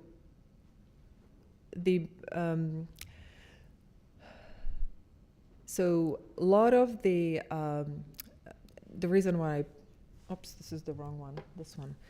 I keep thinking I'm on a very different image. So if I keep describing the wrong slide, then I apologize, but I just realized that right now, so I guess it's too late. But the reason why I wanted to put up this slide, because it kind of demonstrates the diversity of the different projects that range from very low-tech to kind of high-tech in terms of kind of combining. These are different theses within a graduate program that I lead. And and they're all rooted in the kind of a metric of a particular data set. And the data set is very contextual. So whether that is thermal mass of the RAM wall system, right, that is then connected to the particular geopolitical system that it's done through, investigated through not just material composition, but through kind of adaptive low-tech formwork that allows for the variation, but it's really looking at a labor practice of the formwork that is actually hands-on, where the kind of a computational overlay is much more an instrumentalization of the design to allow kind of sequencing of that formwork to then produce particular thermal conditions, right? Or if it's about the bio-indication, where the kind of exuberance of the color of combination of mycelium and bioplastics using food waste allows us for thinking about the particular bacterial conditions and where the shape of the wall itself, because of the thermodynamic and conductive behavior of the interior wall. One of the reasons we're called is because everything's flat here. It allows for the kind of a color change, which becomes both communication, so it's an indication of the knowledge, right? And also it becomes an aesthetic code, right? So I think we're so disconnected from the behavior of natural processes that we don't necessarily read ecology as information. We read ecology as decoration. So, for example, lichen is an indicator of the pollution levels within an environment, right? So there are kind of layers behind, and I said, this is kind of an embedded within each of the projects and contextualized within each of the projects, that information is used to understand how the shaping happens, what material is used, how it's choreographed, whether that's on the kind of a scale of material prototype or whether it's on a scale of kind of a large landscape territorial system, which deals with the land loss, right? So there's a kind of a incredible amount of GIS data that is looking into combining, let's say, MICP processes as a kind of strategic, what's the least amount of industrial implementation and where do we put it, right? How do we inject the MICP into the land, which is a large industrial process, right? But what it will allow, because of the tendency of sedimentation and kind of for us to understand the kind of tactics of that sedimented landscape, how it can be self-maintained. So the question that resilience is hugely specific, right? So that's kind of the one. The question about the rocking cradle, and I didn't go too deeply into the rocking cradle project. It was both, right? These vessels kind of collect water you can plant a tree, you collect water, you pour it out, and you go water the tree, right? So there's a kind of interactivity between the object and the landscape that operate on multiple levels. This is supposed to be this. I mean, I love and hate this project because on one hand, it's both success and failure. I think that we build these relationships, social relationships and working relationships with people we worked in this with. There's like a lot of kids work on these where we taught kids how to use Photoshop. And like literally the fact that you can model images as textures and you can like show elementary school kids how to make an image and turn it into an object in a very simple way suddenly became part of the kind of like, I can design this and then I go there, it's my graffiti, right? Like it's my object that I can then associate myself with. So, and it's so tiny, right? Because it's like, it's too small, right? But in some way it was a prototype for collaborative process where technology was a kind of an underlay of communication. And the kind of, and at the same time, this was supposed to be a project that allow for kind of wildness of the tree nursery and the trees to be then used for neighborhood in a larger scale. So there's kind of an exchange of the trees into the neighborhood, et cetera, et cetera. It's not happening because landscape being manicured, development's happening. It's not as accessible as it wanted to be, right? So as much as the process itself was, I think, incredibly valuable to us, the project itself in some way is a failure on its own because it's not necessarily maintaining the kind of a social impact that we were hoping for. However, the lichen is growing on it, right? So the kind of a cycle again study was really a study of sort of like, oh, we have these hydrological processes. Can we change or kind of amend the patterns to allow for this to happen, right? And so they're kind of, it's a very layered system. And so I can just talk about the technology part, I can just talk about the social part, I can just talk about the material part. But each one has its own identity, right? There's kind of a subjectivity to each of the process that I feel on its own can create a kind of a collective subjectivity of things that are so different that none of them are applicable to each other in its objecthood, but they're interconnected through the kind of a pattern recognition, which hopefully has some level of resilience. Sorry, my voice is kind of fading out at the end of the panel, but thank you so much for your talk. I have a question on because you have shown such a breadth from the material explorations and the explorations of the design, the surfaces, playing with ecologies and living systems, and then all the way to machine learning and generative AI. So there's like a massive spectrum. And what I've been thinking about in your presentation is that there's almost like two substrates at work that play both on a kind of like a material, like living matter, like lichen, the kind of the micro porosity and structures of concrete, the possibility of inhabitation, like the kind of material intelligence that like we find in the complex environment and that we are embedded in nature.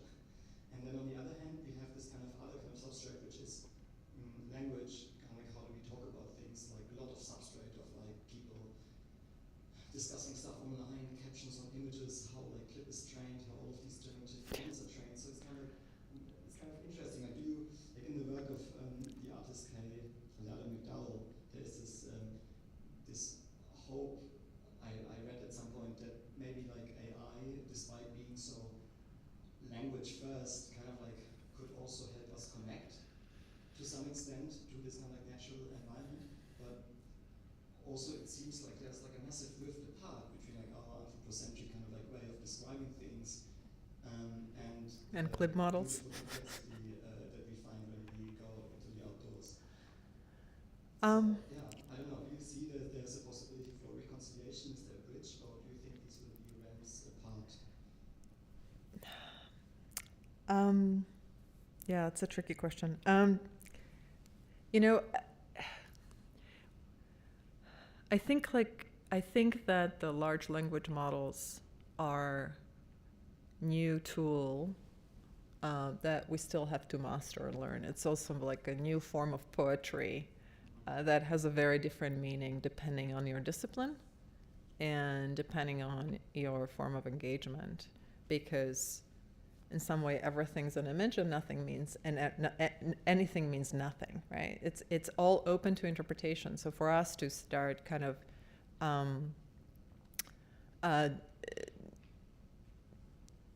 for us to start sort of being deterministic about those processes, you have to set up the framework for the collaboration and whether the AI is collaborator or not. But you know, with this question, I'm reminding by the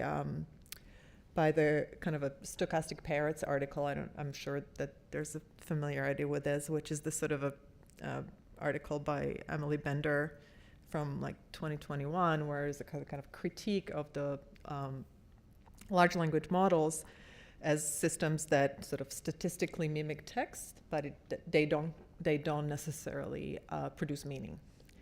And to me, the generative AI with images, it's in some way it's a similar process, right? It's a kind of a mimicking of a simulacra, the space that we inhabit, and it only exists as kind of a projection towards something that we are trying to construct, right? The kind of intentionality of the language and kind of intentionality of the matter, intentionality of the whatever the project is.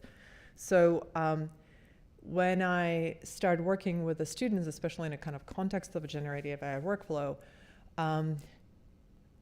the confusion always becomes the sort of a completeness of the image relative to the understanding of a sketch and association of the sketch or image relative to the kind of a precedence, right? So how do we think about the history? What is kind of a historical knowledge that is critical to the production of that image? So a lot of images that I make them do are sort of collages of the images that start associate, just like hand sketching, right? Like we learn, there's kind of, it's very similar to me, but it's a different, there's a shift in cognitive model between the hand sketch and interpretation of a hand sketch and a digital image and an interpretation of a digital image. And the layers we understand both as kind of like the depth, the pattern, the structure, et cetera, right? So I do a lot of depth map modeling with them that it's outside of the kind of a 3D generation with the AI for them to understand like what is the kind of a datascape that they're working with, that it's not about the representative values of the image, but it's about kind of a computational structure of the image that then can start producing through these, you know, computer vision algorithms that we all use and we're not even aware of, some of us, right? Whether it's image recognition, it's all computer graphics. It's been, you know, and it works for many, many years. Back from when it was the first rendering was like 1970s, I think. It's like Cornell. So, so to me, it's just another kind of expansion of a tool set and framing of the knowledge. And because a lot of, and how, if we understand that that's what it is, then one can start having the conversation. And it's the same thing as if we all do some form of interdisciplinary design work, whether that's with a kind of a cultural or more engineering workspace, the language becomes critical to constructing the connection and a meaning, whether you work with mathematician or whether you work with artists or whether you work in community engagement, right? So to me, the kind of a danger of stochastic parroting is something that I feel a responsibility as a, let's say, educator to address in a pedagogical framework. Any other questions? No? All right. Am I done? All right. Thank you.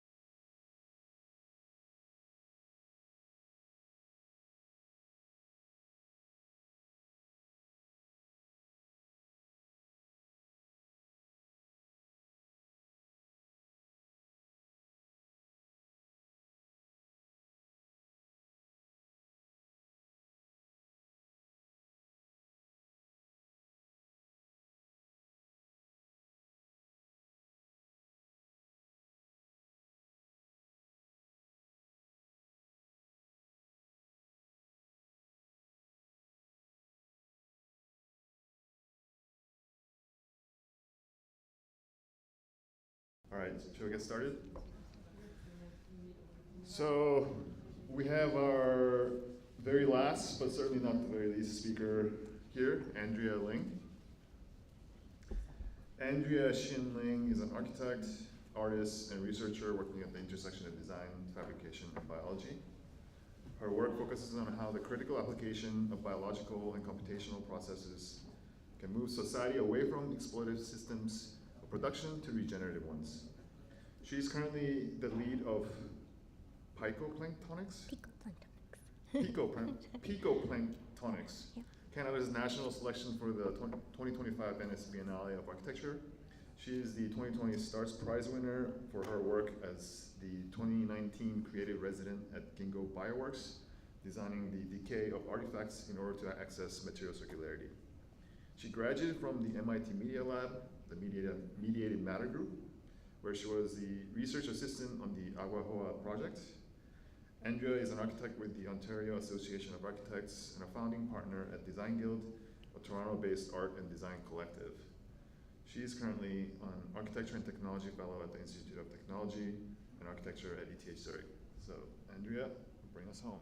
Okay, I will try to make this quick. Okay, hi. Thank you for inviting me. So I'm a bio designer and an architect from Toronto, and I work at ETH Zurich. And I work on developing living and dying structures at architectural scale, with the goal to augment objects of design, products, buildings, with some sort of biological functionality. So I'm going to start with this story that I studied in my first year of architecture school. So this is an image of Gilgamesh, the king of Uruk, one of the first known cities, which is founded about 4000 BC in Mesopotamia. And Gilgamesh and his conquered companion, Enkidu, are slaying Humbaba, who's a monster that protected the sacred cedar forest. After they kill Humbaba, Gilgamesh cuts down the sacred trees to build gates for his city walls. After a few more transgressions, Enkidu is killed as punishment by the gods, and when Enkidu's body starts to rot, Gilgamesh, who's fearful of death, casts the corpse outside of the city walls and makes a statue of Enkidu inside the walls to immortalize his friend. So Gilgamesh is taught to us as young architects as the first great builder, who, terrified of the uncontrollable wilderness, uses his cunning to build a city and tame his surroundings and separate culture from nature in the belief that he can build his way to immortality if the statues are tall enough and the walls are sturdy enough. And he's the first great hero of Western literature. So 6,000 years later, we see the legacy of Gilgamesh's attitude in how we build today, when we kill nature's protectors to extract the resources we want and build the cities we want. We know what happens when we approach the world like this, when we try to conquer the wilderness and all of nature's monsters.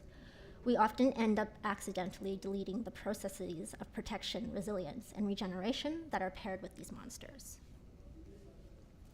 So the thrust behind much of my research in the last 10 years has been trying to revive some of these monsters and learn how to work with them as integral parts of the built environment, recognizing that the built world is part of the larger natural one, and we have to design it as such.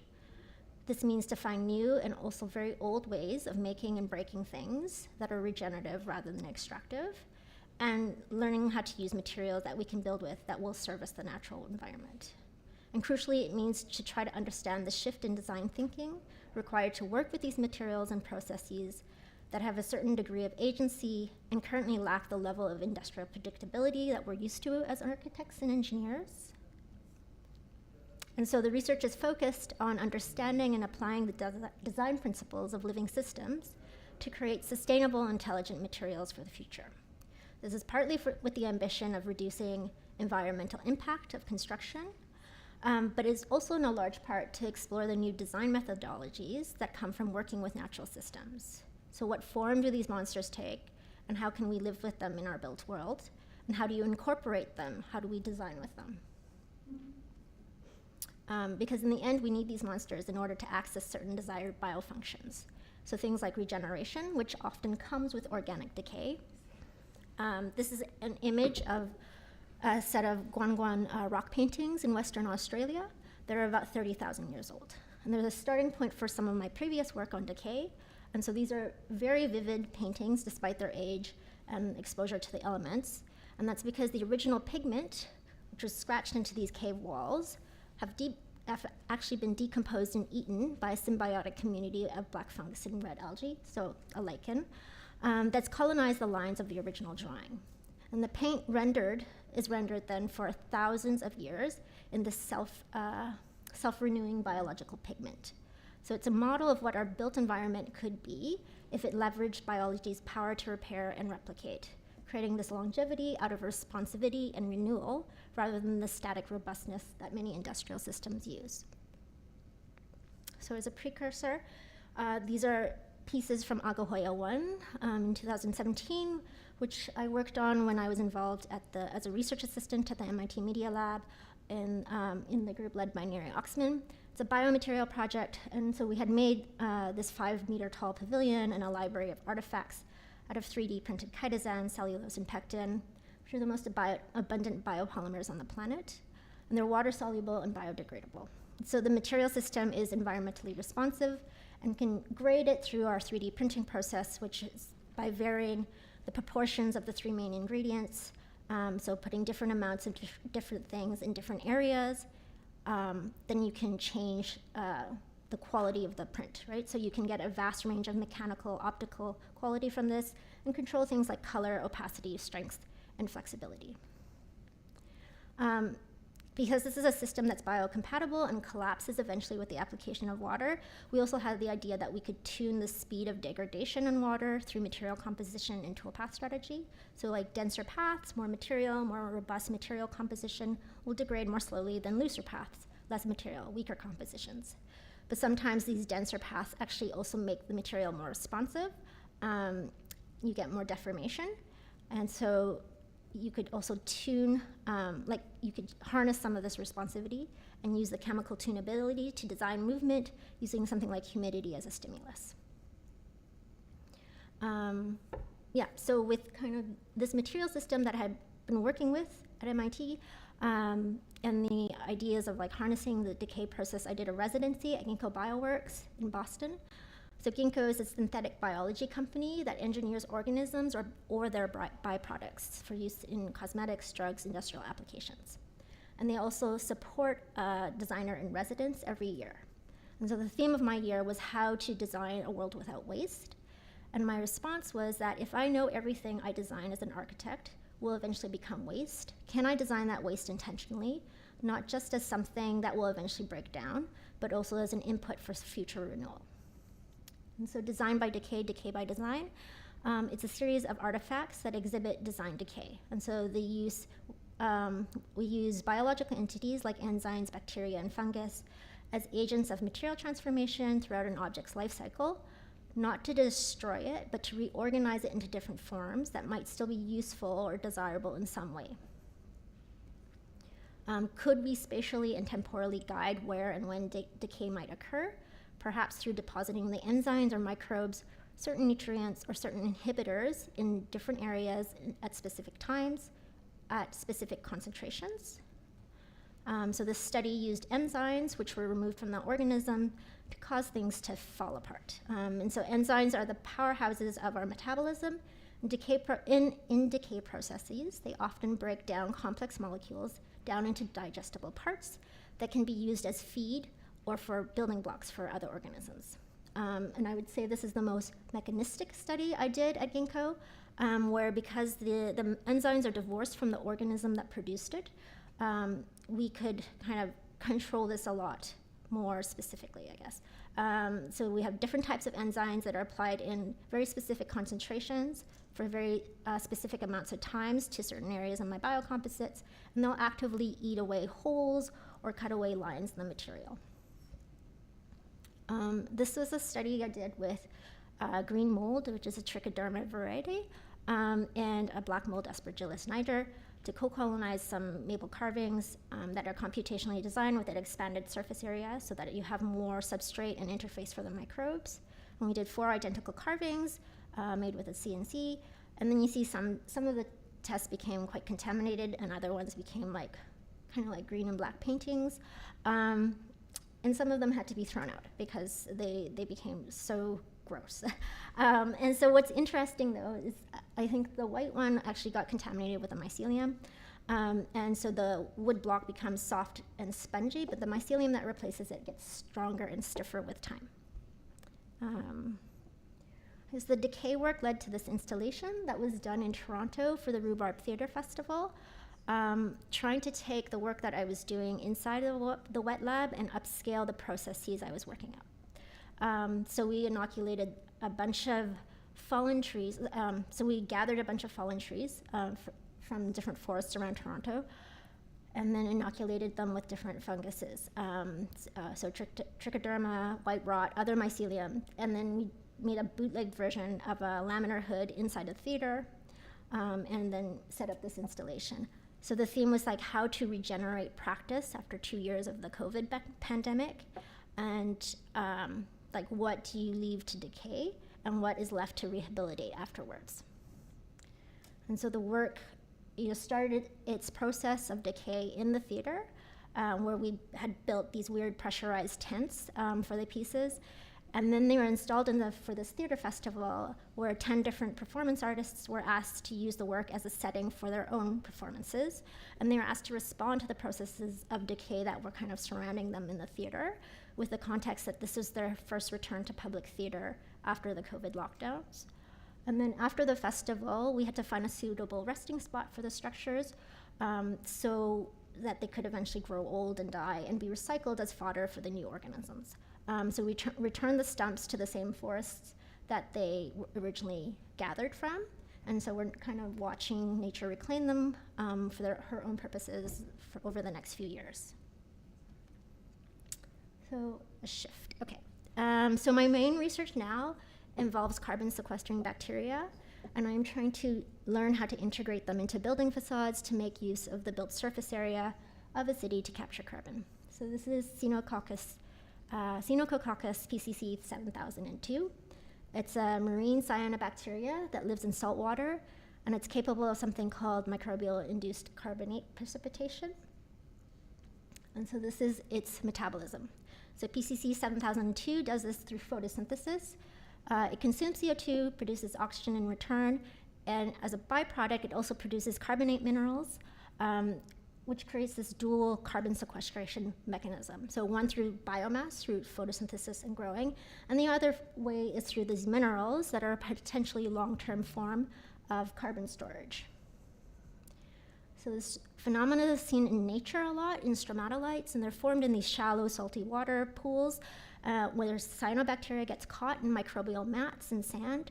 And then the trapped cyanobacteria consumes CO2, produces oxygen, and then it causes the precipitation of the calcium carbonate crystals that bind the sand grains together. And then they harden these structures over thousands of years. So the structures are ancient, but they're still processing CO2 today. And in terms of impact, billions of years ago, the planet used to be covered in stromatolites, and the cyanobacteria in them are what made the planet go from a high CO2 environment to a high oxygen environment and lowered the planet's temperature as a consequence.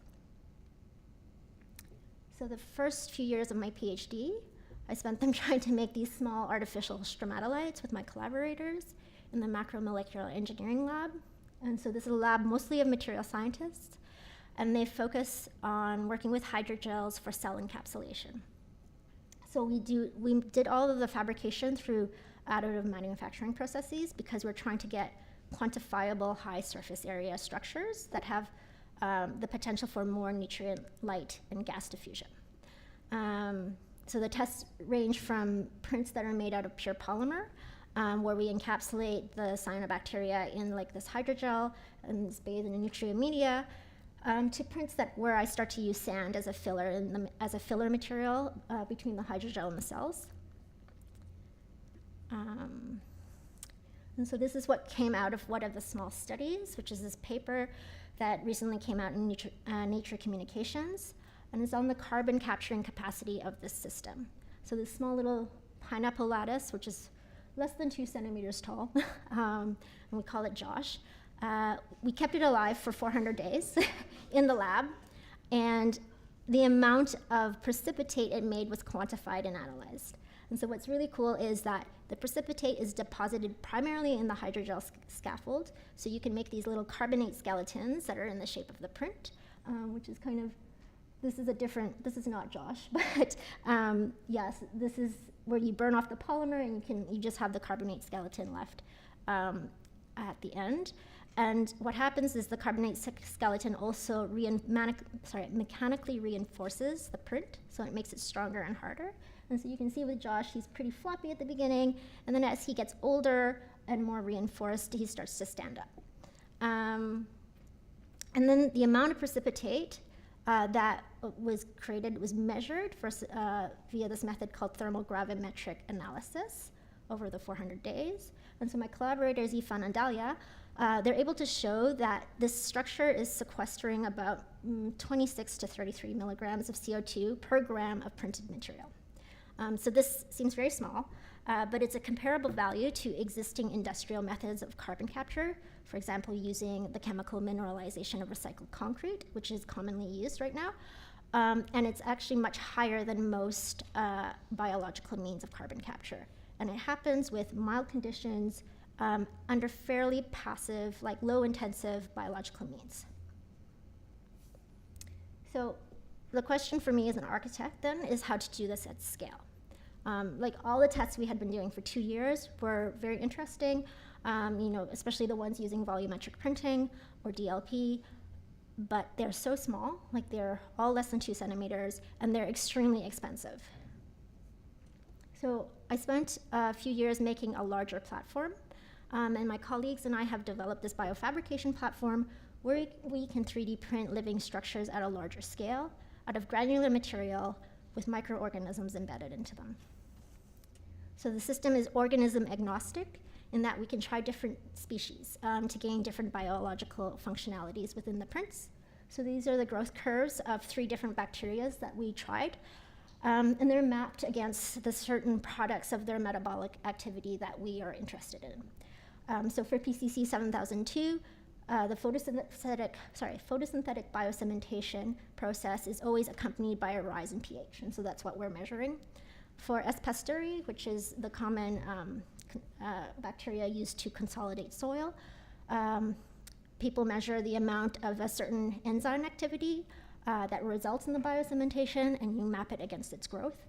And then for Photokishitani, which is a glow-in-the-dark bacteria, we're measuring the amount of photoluminescence that's given off as a function of the amount of calcium that's in the media. And so by understanding what these organisms need to survive and the time scale of when this activity happens and how long we can maintain them, we can integrate these different species into large-scale 3D printed objects and make them capable of things like biocementation, bioluminescence, carbon capture. So these are prints that I did with my students and some collaborators, and then we try to, they're done with different inoculation populations, different print media. So this is kind of the process for PCC. So different type of population at the beginning, different print substrates, incubation conditions, and timeframes. So much of my work is focused on the development of scalable processes that we can test outside of the wet lab. Some of it is successful and a lot of it is not. So this kind of shows the jump in fabrication scales that we're able to achieve every year with the platform. Compared to my tiny, tiny little prints in 2022, the first medium scale print I did with my student Nijat is about 30 centimeters tall in 2023. And then with my 2 thesis students last year, we were able to get to this 1 meter tall arch using different topology optimization strategies. Actually, this was done with Mark Tan as the thesis coordinator. So the reason we have to use topology optimization on this is the material is extremely weak and also fairly heavy. It's very low compressive strength, like 2 to 3 MPa. It's a density similar to lightweight concrete, and it has no tensile capacity. So we have very strong material limits in the fabrication platform, and that dictates things like how long an unsupported strut can be, what the diameter to length ratio should be, and also how large or dense the print can be before it collapses under its own weight. So like this print we did, which is our largest test sample, about 1 meter long and 40 by 40 in cross-section. It took about 5 people to lift it. And then we have to take this very weak starting state into account when designing this material, with the intention that the material should strengthen with time as it biocements, but that time frame may be years or decades. So we were given the opportunity to showcase the platform for the Canada Pavilion at this year's Venice Biennale, and really tried to push the limits of what we could fabricate with the system. So the project is called Picoplanktonics, and it's done in collaboration with 2 universities, so Toronto Metropolitan University and University of Toronto as the exhibition partners, and then ETH is the research partner. And we also had Clayton Lee, who is a Canadian performance artist based in the UK. And the project is an experiment of what would happen if we could take this material outside of the wet lab and at the scale of interior architecture. So when we thought about Venice as a site, 2 things come up very quickly. These very common images of Venice underwater, and then Canada Pavilions placed in the Giardini, very close to the lagoon, as well as where these photosynthetic biocementation processes typically occur. So our proposal for the Canada Pavilion was then to flood it with this shallow layer of water, about 10 centimeters, which is equivalent to the most frequent level of flooding in Venice, and then make a home for the living structures that we could also occupy. So we wanted to pay homage to the existing trees that are enclosed into the pavilion by referencing them in the design of these 2 kind of monsters, these little trunk pillars made out of a series of photosynthetic bioprints that are resting on a sand skeleton. So the Canada Pavilion it's a beautiful building, but it's notoriously difficult to exhibit in. It's not a white box, there's a lot of personality to it, and it's quite small. So it was important for us that the project not just look like a weird science experiment, which it is, but it's also something that we're trying to respect the original building with. So if we're trying to incorporate nature and all her monsters into the built environment, what this means for the design process is that it's not just a human-centered act. And so when we're designing this environment, human occupation has to be weighed against our ecological goals and vice versa. So the monsters had to look appropriate to the space, but we had to actually change a lot of the building in order to accommodate them. So these prints are also the largest that we've ever made. So when we had received the commission, our largest print was about 30 centimeters tall, and we were proposing to make something over 3 meters tall. Along with the scale, the project's an experiment in the durability of the material and the viability. So taking it outside of the wet lab and letting the external world and all the microorganisms that are kind of part of all the visitors coming, as well as in the environment in Venice, interact with them for the first time. So this is a little trailer of how we made it. There's a lot of things I can't show because it's under IP. But then, so you can see cell cultures, material processing, some of the printing, toolpath planning, print extraction and processing, and then caretaking. So all the fabrication process happened across the ETH campus, in the Alive Lab, at ITA, and then in Debug. Then we had to pack all these prints and ship them to Venice in like 50 crates. With the skeletons, and the skeletons we installed first, and then we there's about 100 bioprints that we did, and so installation took about 3 weeks for the team, non-stop. Yeah, and so this is Picoplanktonics. It's a series of 3D printed living structures capable of CO2 capture that will grow and die throughout the 7-month exhibit.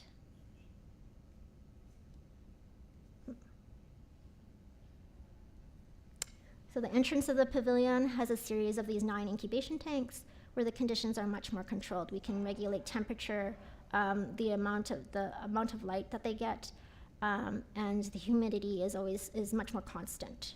And we use them as a comparison point to these 2 main structures that are in the main exhibition space of the pavilion, about 1.8 and then 3.3 meters tall, and they rise out of this saltwater pool. Then at the end of the pavilion, we have this caretaking station. The space is basically a semi-controlled maintenance room. And so we have a space for all the salts and supplies that we use to replenish and monitor the structures. So we control things like pH, light levels, temperature, salt content, and gross contamination. We can't really control the humidity very well in this pavilion, which is actually quite a problem for the structures. And then the guests will exit. Oops, sorry, this is supposed to play. Yeah, the guests exit into the courtyard, and they encounter this outdoor garden. And you can look inside and see the structures. And then there's a small little outdoor garden of these failed bioprints, like things that have fallen out or breaking apart. And we just leave these outside to the natural environment, and they can be poked at and stuff like that.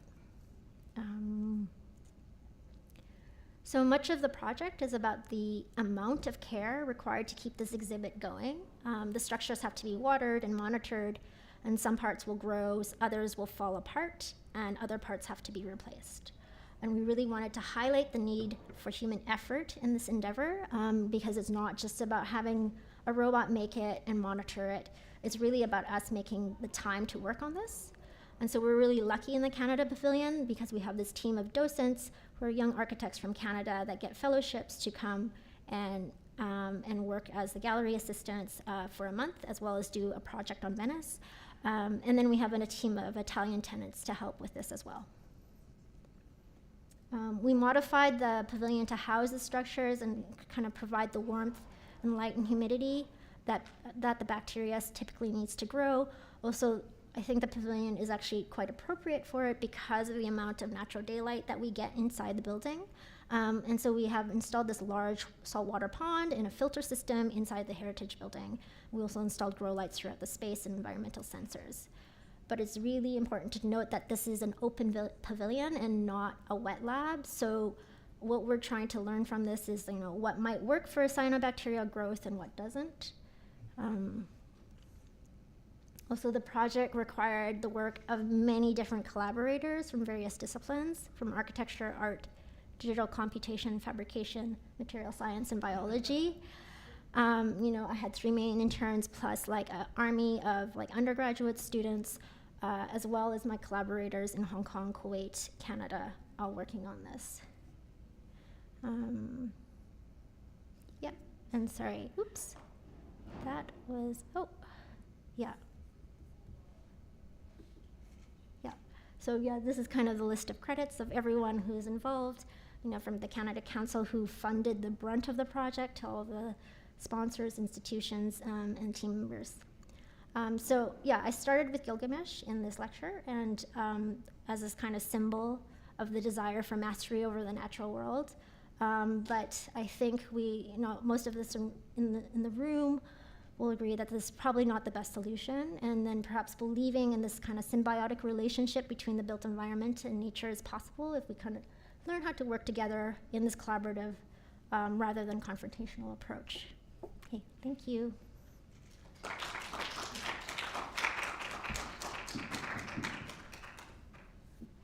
Thanks, Andrea, for a fascinating talk. Anyone like to start with a question?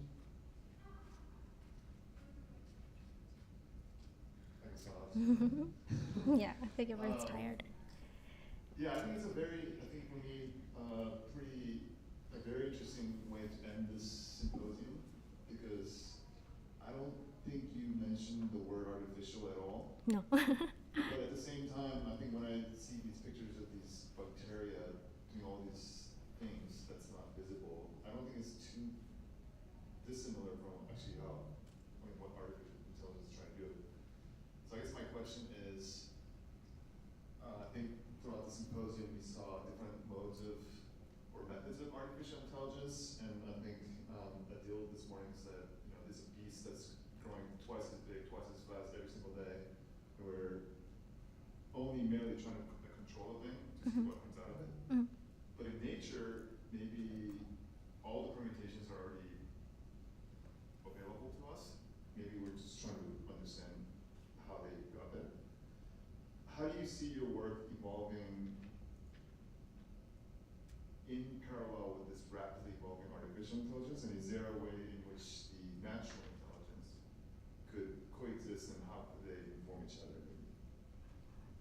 Yeah. Yeah, I don't. So I was actually just talking to Agostino, and like, I don't even use ChatGPT right now, right? Like, I am like a mediocre computational designer compared to some of my colleagues in GPT, right? So my technical expertise is actually as a chemist and a biologist, right? So, yeah, so for me to present at the symposium, I think is very interesting because, you know, these structures are they're bacterial, but they are very synthetic, right? They're very like weird space age creatures, right? So and so I think there are parallels there, but whether we start to use some of the AI tools in this process, I don't know, because so much of the work is actually based on very practical, hand-done lab work, right? Like, I'm pipetting things by hand, and like this, you can automate it. Like Ginkgo Bioworks automates all of their biological processes. They automate a lot of like there's a lot of people working in computational biology where they kind of have to design proteins and stuff like this. So this is where AI is used in synthetic biology. Whether I'm going to use it in any of these tools, like, I don't want to design an organism yet because you actually can't take them outside. Like, there's a lot of rules about organism design that I do not want to deal with, right? And I'd rather just use the wild type species and figure out, can you make an environment for them to be okay in? And they'll probably be more robust than any of the engineered species, to be honest. Like an engineered species, usually there's like a lot of metabolic load to it, and so like you're making, like say I want the cyanobacteria to like biocement way harder, so that it doesn't take 10 years for my structure to harden. There's a biological price to that, which we do not know of, and then, and that biological price will probably be something that you can't, that the wild type organism is better at beating, if that makes more sense. Like, they'll take over, right? Yeah, I don't know if that answered it. Sorry.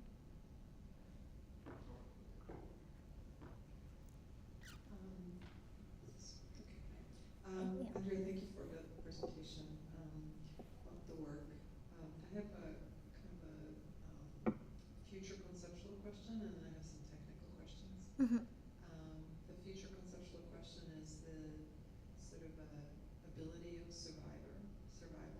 Mm-hmm. These systems currently, they're developed in a lab, and Mm-hmm. in some way you have to build an environment for Mm-hmm. the architecture to exist. Yeah. Right? So it's a more kind of a different kind of biologically synthetic species, right? Mm-hmm.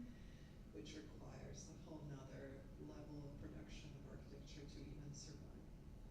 This is very precious. Mm-hmm. And so how do you think of that in context of the kind of larger problems of ecology, biology? So that's sort of a one question. Yeah. And the other question is more about the biosynthesization. And I'm wondering, is this particular bacteria the only one you're using for MICP? And how do you deal with the smell? As you took it out, was the urea processes that are they like once you install it? Is there like what's the kind of a time frame between the cementization and then kind of curing? And I'm just curious about actually the relationship between the wet lab and then. So yeah, there's several ways of getting MICP, right? So the PCC, like, it's a cyanobacteria, and it doesn't use the urolytic pathway, right? So S. pastori uses urolytic pathway, so that's the one that will make the ammonia smell, and that is a very fast biocementer. PCC is like photosynthetic, right? So the biocementation comes as a byproduct. There's no urea based, and so there's no smell. But the Do you mix it, or do you dip it? Is it a bath-based subdivision? no, yeah, so it is, we put the bacteria in our binder, right? And then we feed it, I guess, with the media. And so, like, you can see they're very different, I guess, right? And so, yeah, I have used S. pasteur, and like it makes me gag, but you know, it's used in industry because it's quite effective, right? So my colleague, she has an exhibit at the Biennale as well, Karen, and she uses this bacteria, and it's much faster. And yeah, so there are a lot of advantages to it. And this is the one that is used for soil consolidation because it naturally occurs in farms near where animals piss, right? And they use the urine to like consolidate the soil. So that's for the technical stuff. The question about, you know, making this kind of synthetic environment, you know, and like completely artificial in order to house this organism in a situation where it normally doesn't happen, is the more, like not troubling, but yeah, this is the more challenging question where we did this show and like, I was just like, there's a lot of the pieces that don't work, right? They don't biocement because it's such a slow process. And so, yeah, but that's part of the test, right? Where we're trying to like take this outside for the first time, try to make an artificial structure, try to force ourselves to design our environment to accommodate something other than us, right? Which is quite challenging, I think. And then still respect the heritage structure that we're in, right? Yeah, and so what, like if I did not have the access to the resources I have at ETH, you know, this would be a very different project, right? So this, like the amount of money that ETH put into this was ridiculous. So if I had to do this in a university in Canada where there is no digital fabrication program, yeah, it would be based on, I think, much,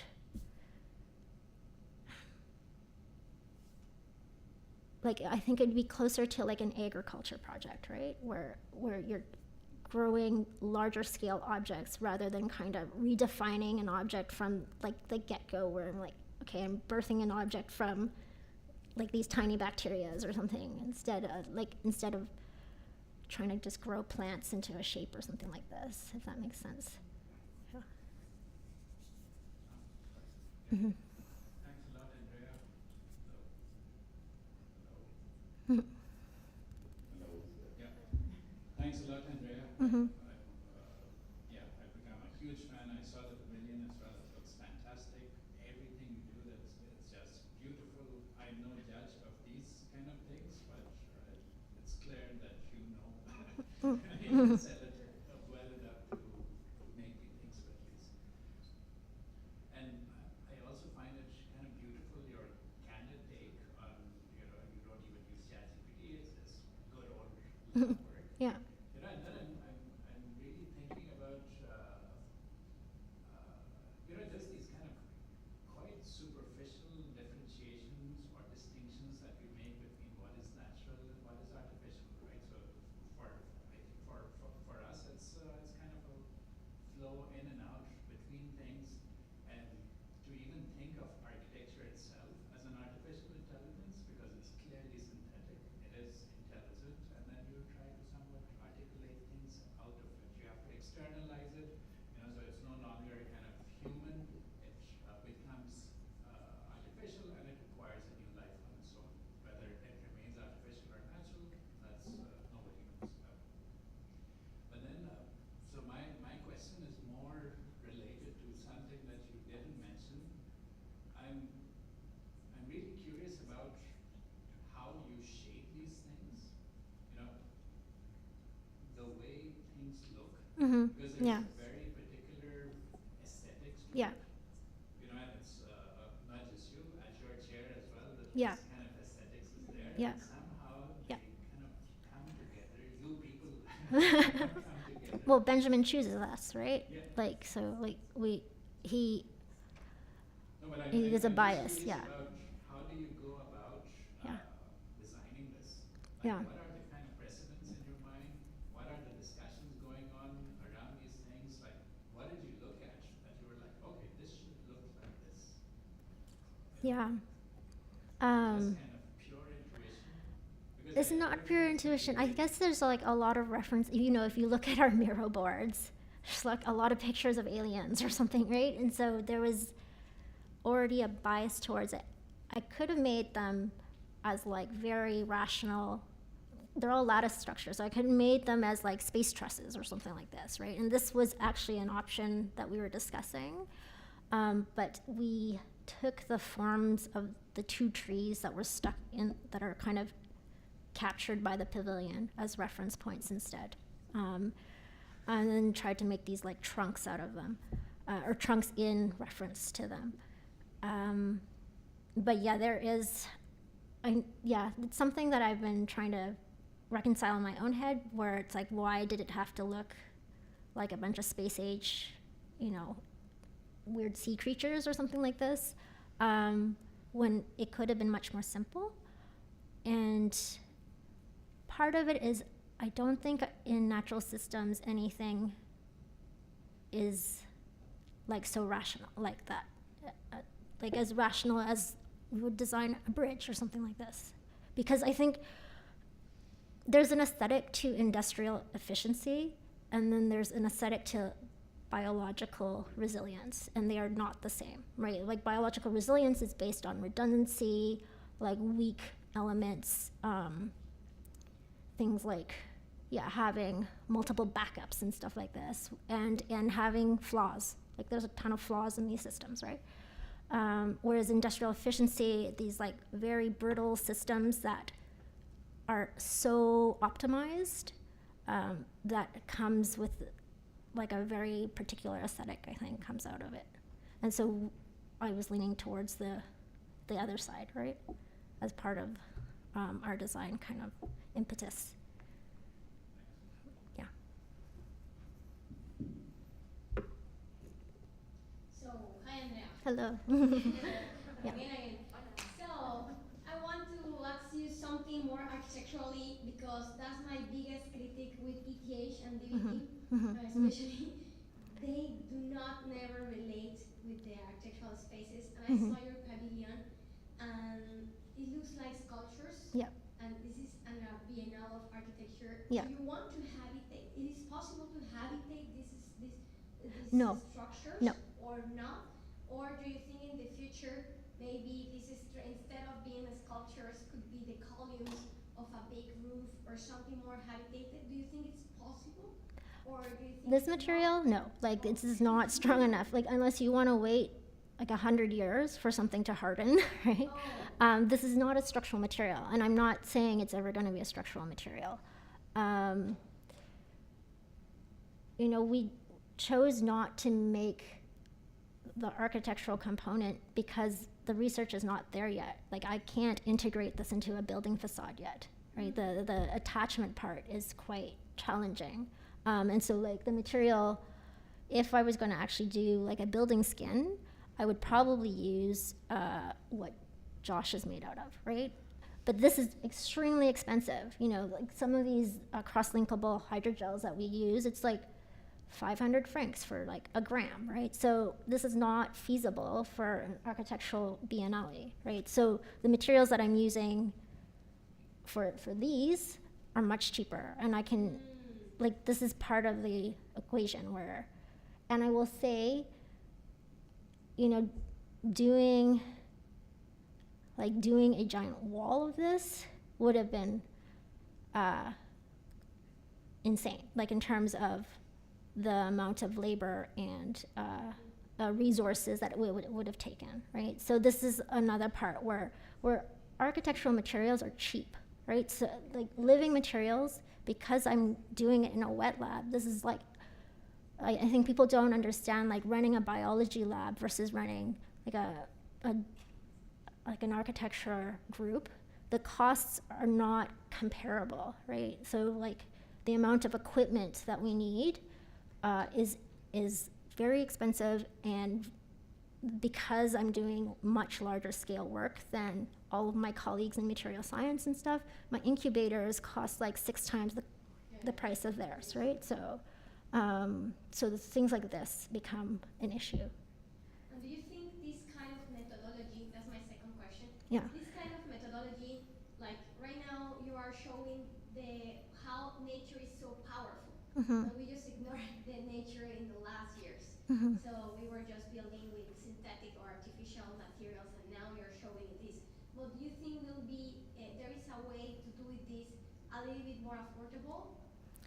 Eventually, yes. Like the reason this material is so expensive is not because there's anything particularly precious about that material. It's just it's not produced in the scale that we would expect as an architect, right? So like nothing of these materials is individually of the components is expensive.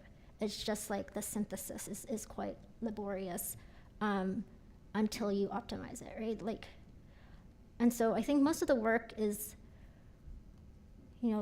looking at different processes to try to say we could probably do this if there was effort to make this at scale. Although, this is also like a big question for me, where the scale of production that we want to kind of reach as an architect sometimes is antithetical to having a healthy biological system, right?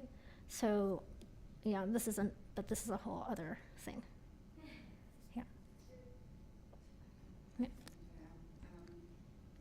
Well, thank you for presenting. I was fascinated by the amount of working people that needed to be put into this project.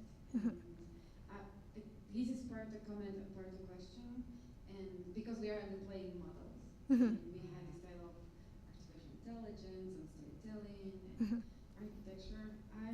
When you were presenting, and with yesterday's presentation from my professor Alexandra, she had this spectrum of we can come from materials or we can go to geometry to robots. And then if we think of the same spectrum in geometry, you can have a specific intelligence. It can come either from the form itself or from the material, and then we can call it like low intensity. And then you go to the other spectrum when you have the robots, where you can say this is high intensity, and it's not about geometry nor material, but it's about circuits and your computation. So if we're in the same, what I want to say is that how I read through my lenses of computation and artificial intelligence is that the work you've presented is a collaboration between this low intensity material-driven intelligence with a high intensity circuit-driven intelligence, where you can see through the robotic procedure. So one of your answers were about I'm not computationally savvy. I don't think that, but I do believe that here in the whole process there is this interplay of intelligence, that being human intelligence, material intelligence, and then you have the hardware intelligence. So I really I think there is of course a lot of discourse of how much we can push further, and I saw on your slide as well that you say how much can we, there was one question there, how much can we go and for what and why? And I think you're also in the same state of mind that we put so much money into this, we have to create this synthetic environment, it needed to live there. That maybe the next step, and probably this could become a question, is what is next, that you have engineered and you have solved all of these very technical problems that Nana was asking, like the something, all the different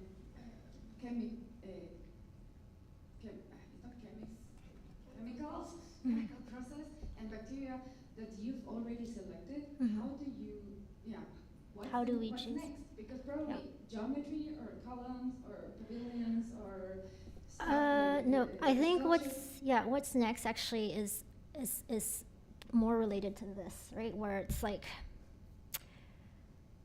this is a very artificial system. Like, we used a monoculture, like a single bacterium, stuck it in a print and are trying to support it. And we do this because this is how science education is like premised, right? Like in order to publish in Nature Communications, you have to have like supporting documents that this is doing exactly this, and we proved like this is how much CO2 it sequestered, and it's not for any other reason.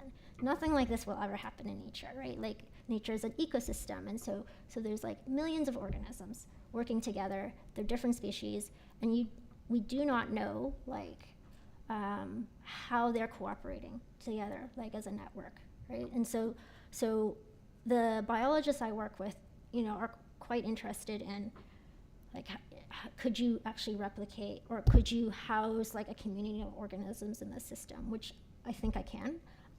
But what they're doing, we won't be able to like parse out very easily, right? Because it might be one species that is maybe only 0.1% of the population in the entire communicate that is doing something that augments the activity of PCC, right? So things like that, which is, I think, much more interesting for us in terms of like the technical work, right? Yeah, but there isn't a lot of work in co-culture systems. We're only starting to do that, and then you have to publish, you have to have two species together, which also is like completely absurd in nature. Like you won't just have two species, but this is what we have to do step by step in order to publish places.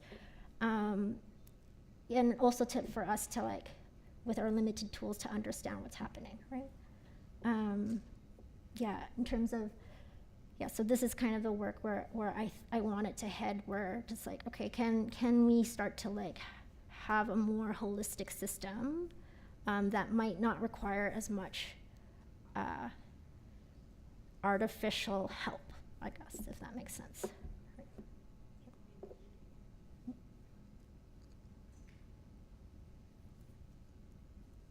Yeah. Yeah. When we were chatting about this, Yeah. technical questions. Okay. I'm just curious,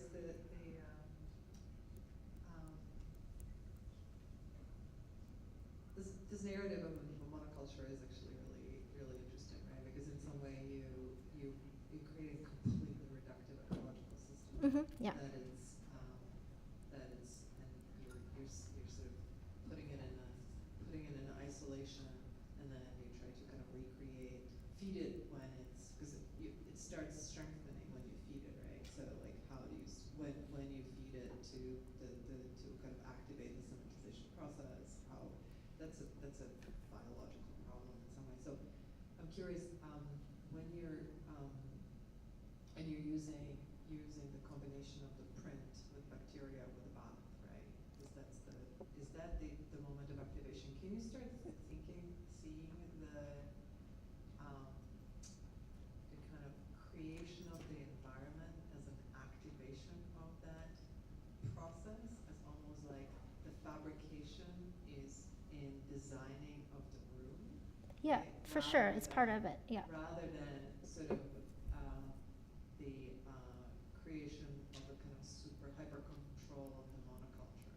Yeah, You know? yeah. Like part of it is like, yeah, using the room as a way of templating activity, right? Of like manipulating activity, which is not a nice word to use for like another life form, but this is part of it. It's like, why am I using heat mats and like the incubation chambers and stuff like this? It's so that we can encourage a certain process to happen, right?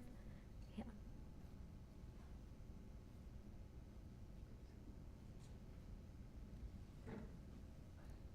My question, thank you for this super planning. I love it. It's kind of, it feels like a kind of like a Donna Haraway SF kind of like real in your work. So it's kind of like a science fiction, but it's not written. It's kind of made as a fabrication. It's like a science. Yeah, that I find it super interesting and inspiring. I was wondering, like, people think that this kind of work in a site like in the Venice Biennale, is that the kind of main site for this kind of work? Because there you have the kind of outreach and the kind of discussion almost as a kind of communication that you start to have with the visitors of that piece. Or could you imagine this also being in a context that is not in a, let's say, educational or showcase exhibition kind of setting, where it's more like a quiet bystander and it's just Yeah, yeah. I mean, we wanted to just like put some in Zurich Lake, right, and see, because there's a lot of minerals in the lake that would help with the biocementation process, and for an audience of no one, right? Like the decay project I showed that goes back in the forest, we went to a lot of effort to set those things up, but it's for no one. Like, it's on an isolated farm, and like we made it pretty just to like do that, and then and they're just kind of rotting there now. And so like a lot of, I think the effort is actually doing things not necessarily for the spectacle for people, but just because, I guess. I don't know if that's a good enough reason. But if we did do it in Zurich Lake, it's also because we want to see if it can survive, right? Yeah.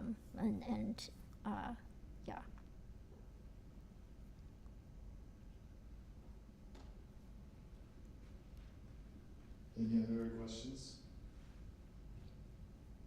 Hello. I just have a short question.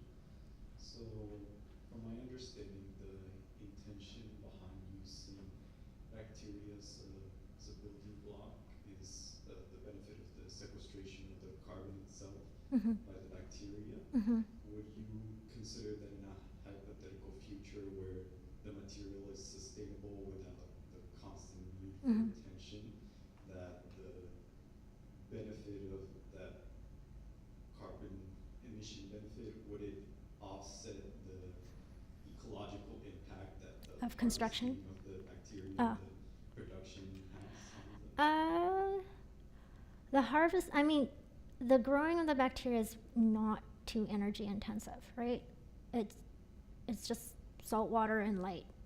That's the thing. So I like working with the photosynthetic system because it's like a low intensity system versus the urolytic bacteria, which is, a powerful biocementer, but requires way more food, and has like way more byproducts, right? And so even though the photosynthetic system is finicky in that it's slow, it's actually, for me, much lower maintenance than S. pastori. And whether it offsets like the amount of energy needed to kind of do all the fabrication, I guess, like the embodied carbon of the making process, this is something that we haven't researched yet, but there is evidence, like I showed the stromatolites, right? And these were the things that changed, like that geoengineered the planet, right? And they did it without a ton of, like they did it with no human intervention, they just did it, right? So I think that's what I find interesting, that this family of bacteria is able to do that just on its own, right? So, yeah.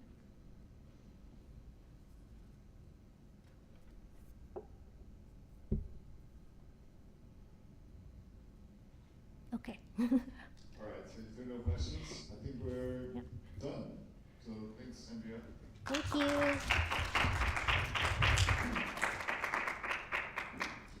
So the last panel's over, so I'm gonna... I close it? No. Oh, you took, okay, that makes sense.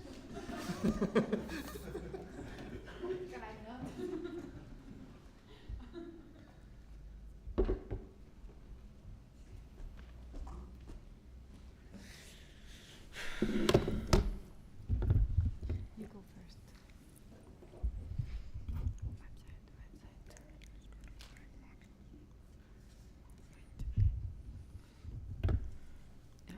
I'm gonna create a new one. So, no shit.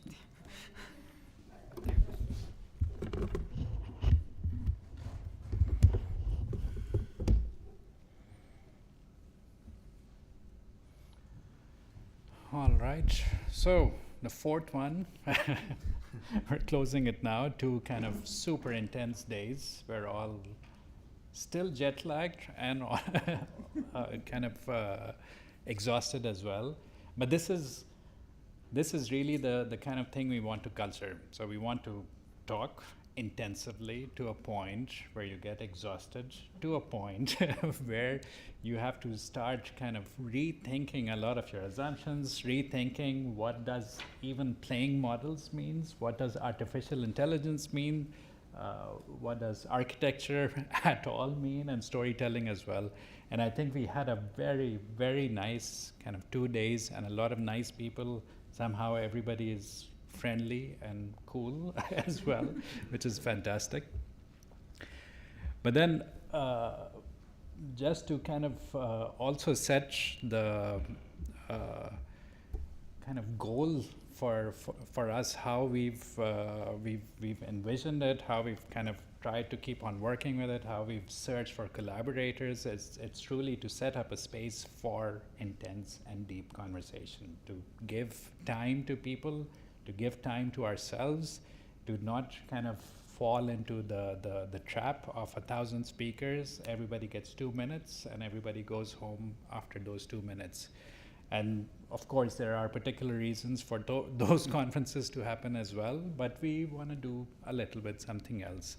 So just as our kind of statement, playing models, artificial intelligence, architecture, and storytelling is a series of yearly symposia that began in 2022. It has developed into a cross-institutional collaboration between the University of Florida, ETH Zurich, Carnegie Mellon University now, and the Lawrence Technological University. So it's currently in its 4th cycle. The symposium aims to develop a platform to share thoughts on the mathematical, political, and philosophical shifts emerging with the spread of AI and its many faces. Architecture as an intelligence of jointing and connecting seemingly disparate concepts, methods, and realms is situated at the core of our discussions, telling stories about the world while being firmly present within it.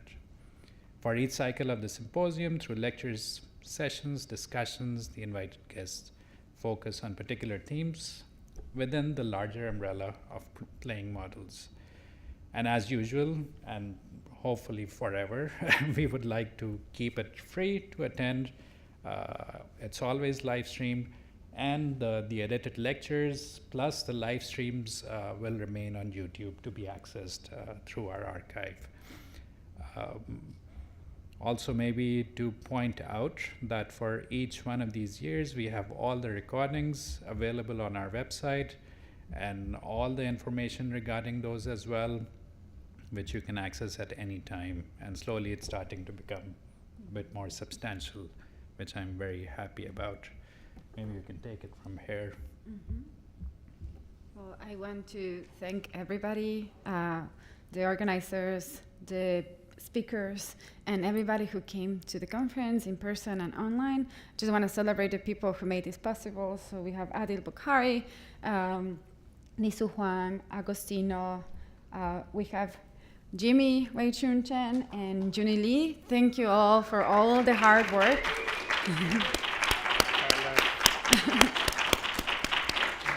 And we also want to honor everyone who has been part of the playing models. I will call it, I've been calling it cult, but I will call it organization, networking sessions. But we also want that everybody that is here also has this as a resource or a platform to check on everybody who was here before. And as well, what is going to happen now, similar to these other events, is that we will have always, after the panels, we'll have a gallery of the images of the event, and you will also have access to these as later, probably next month.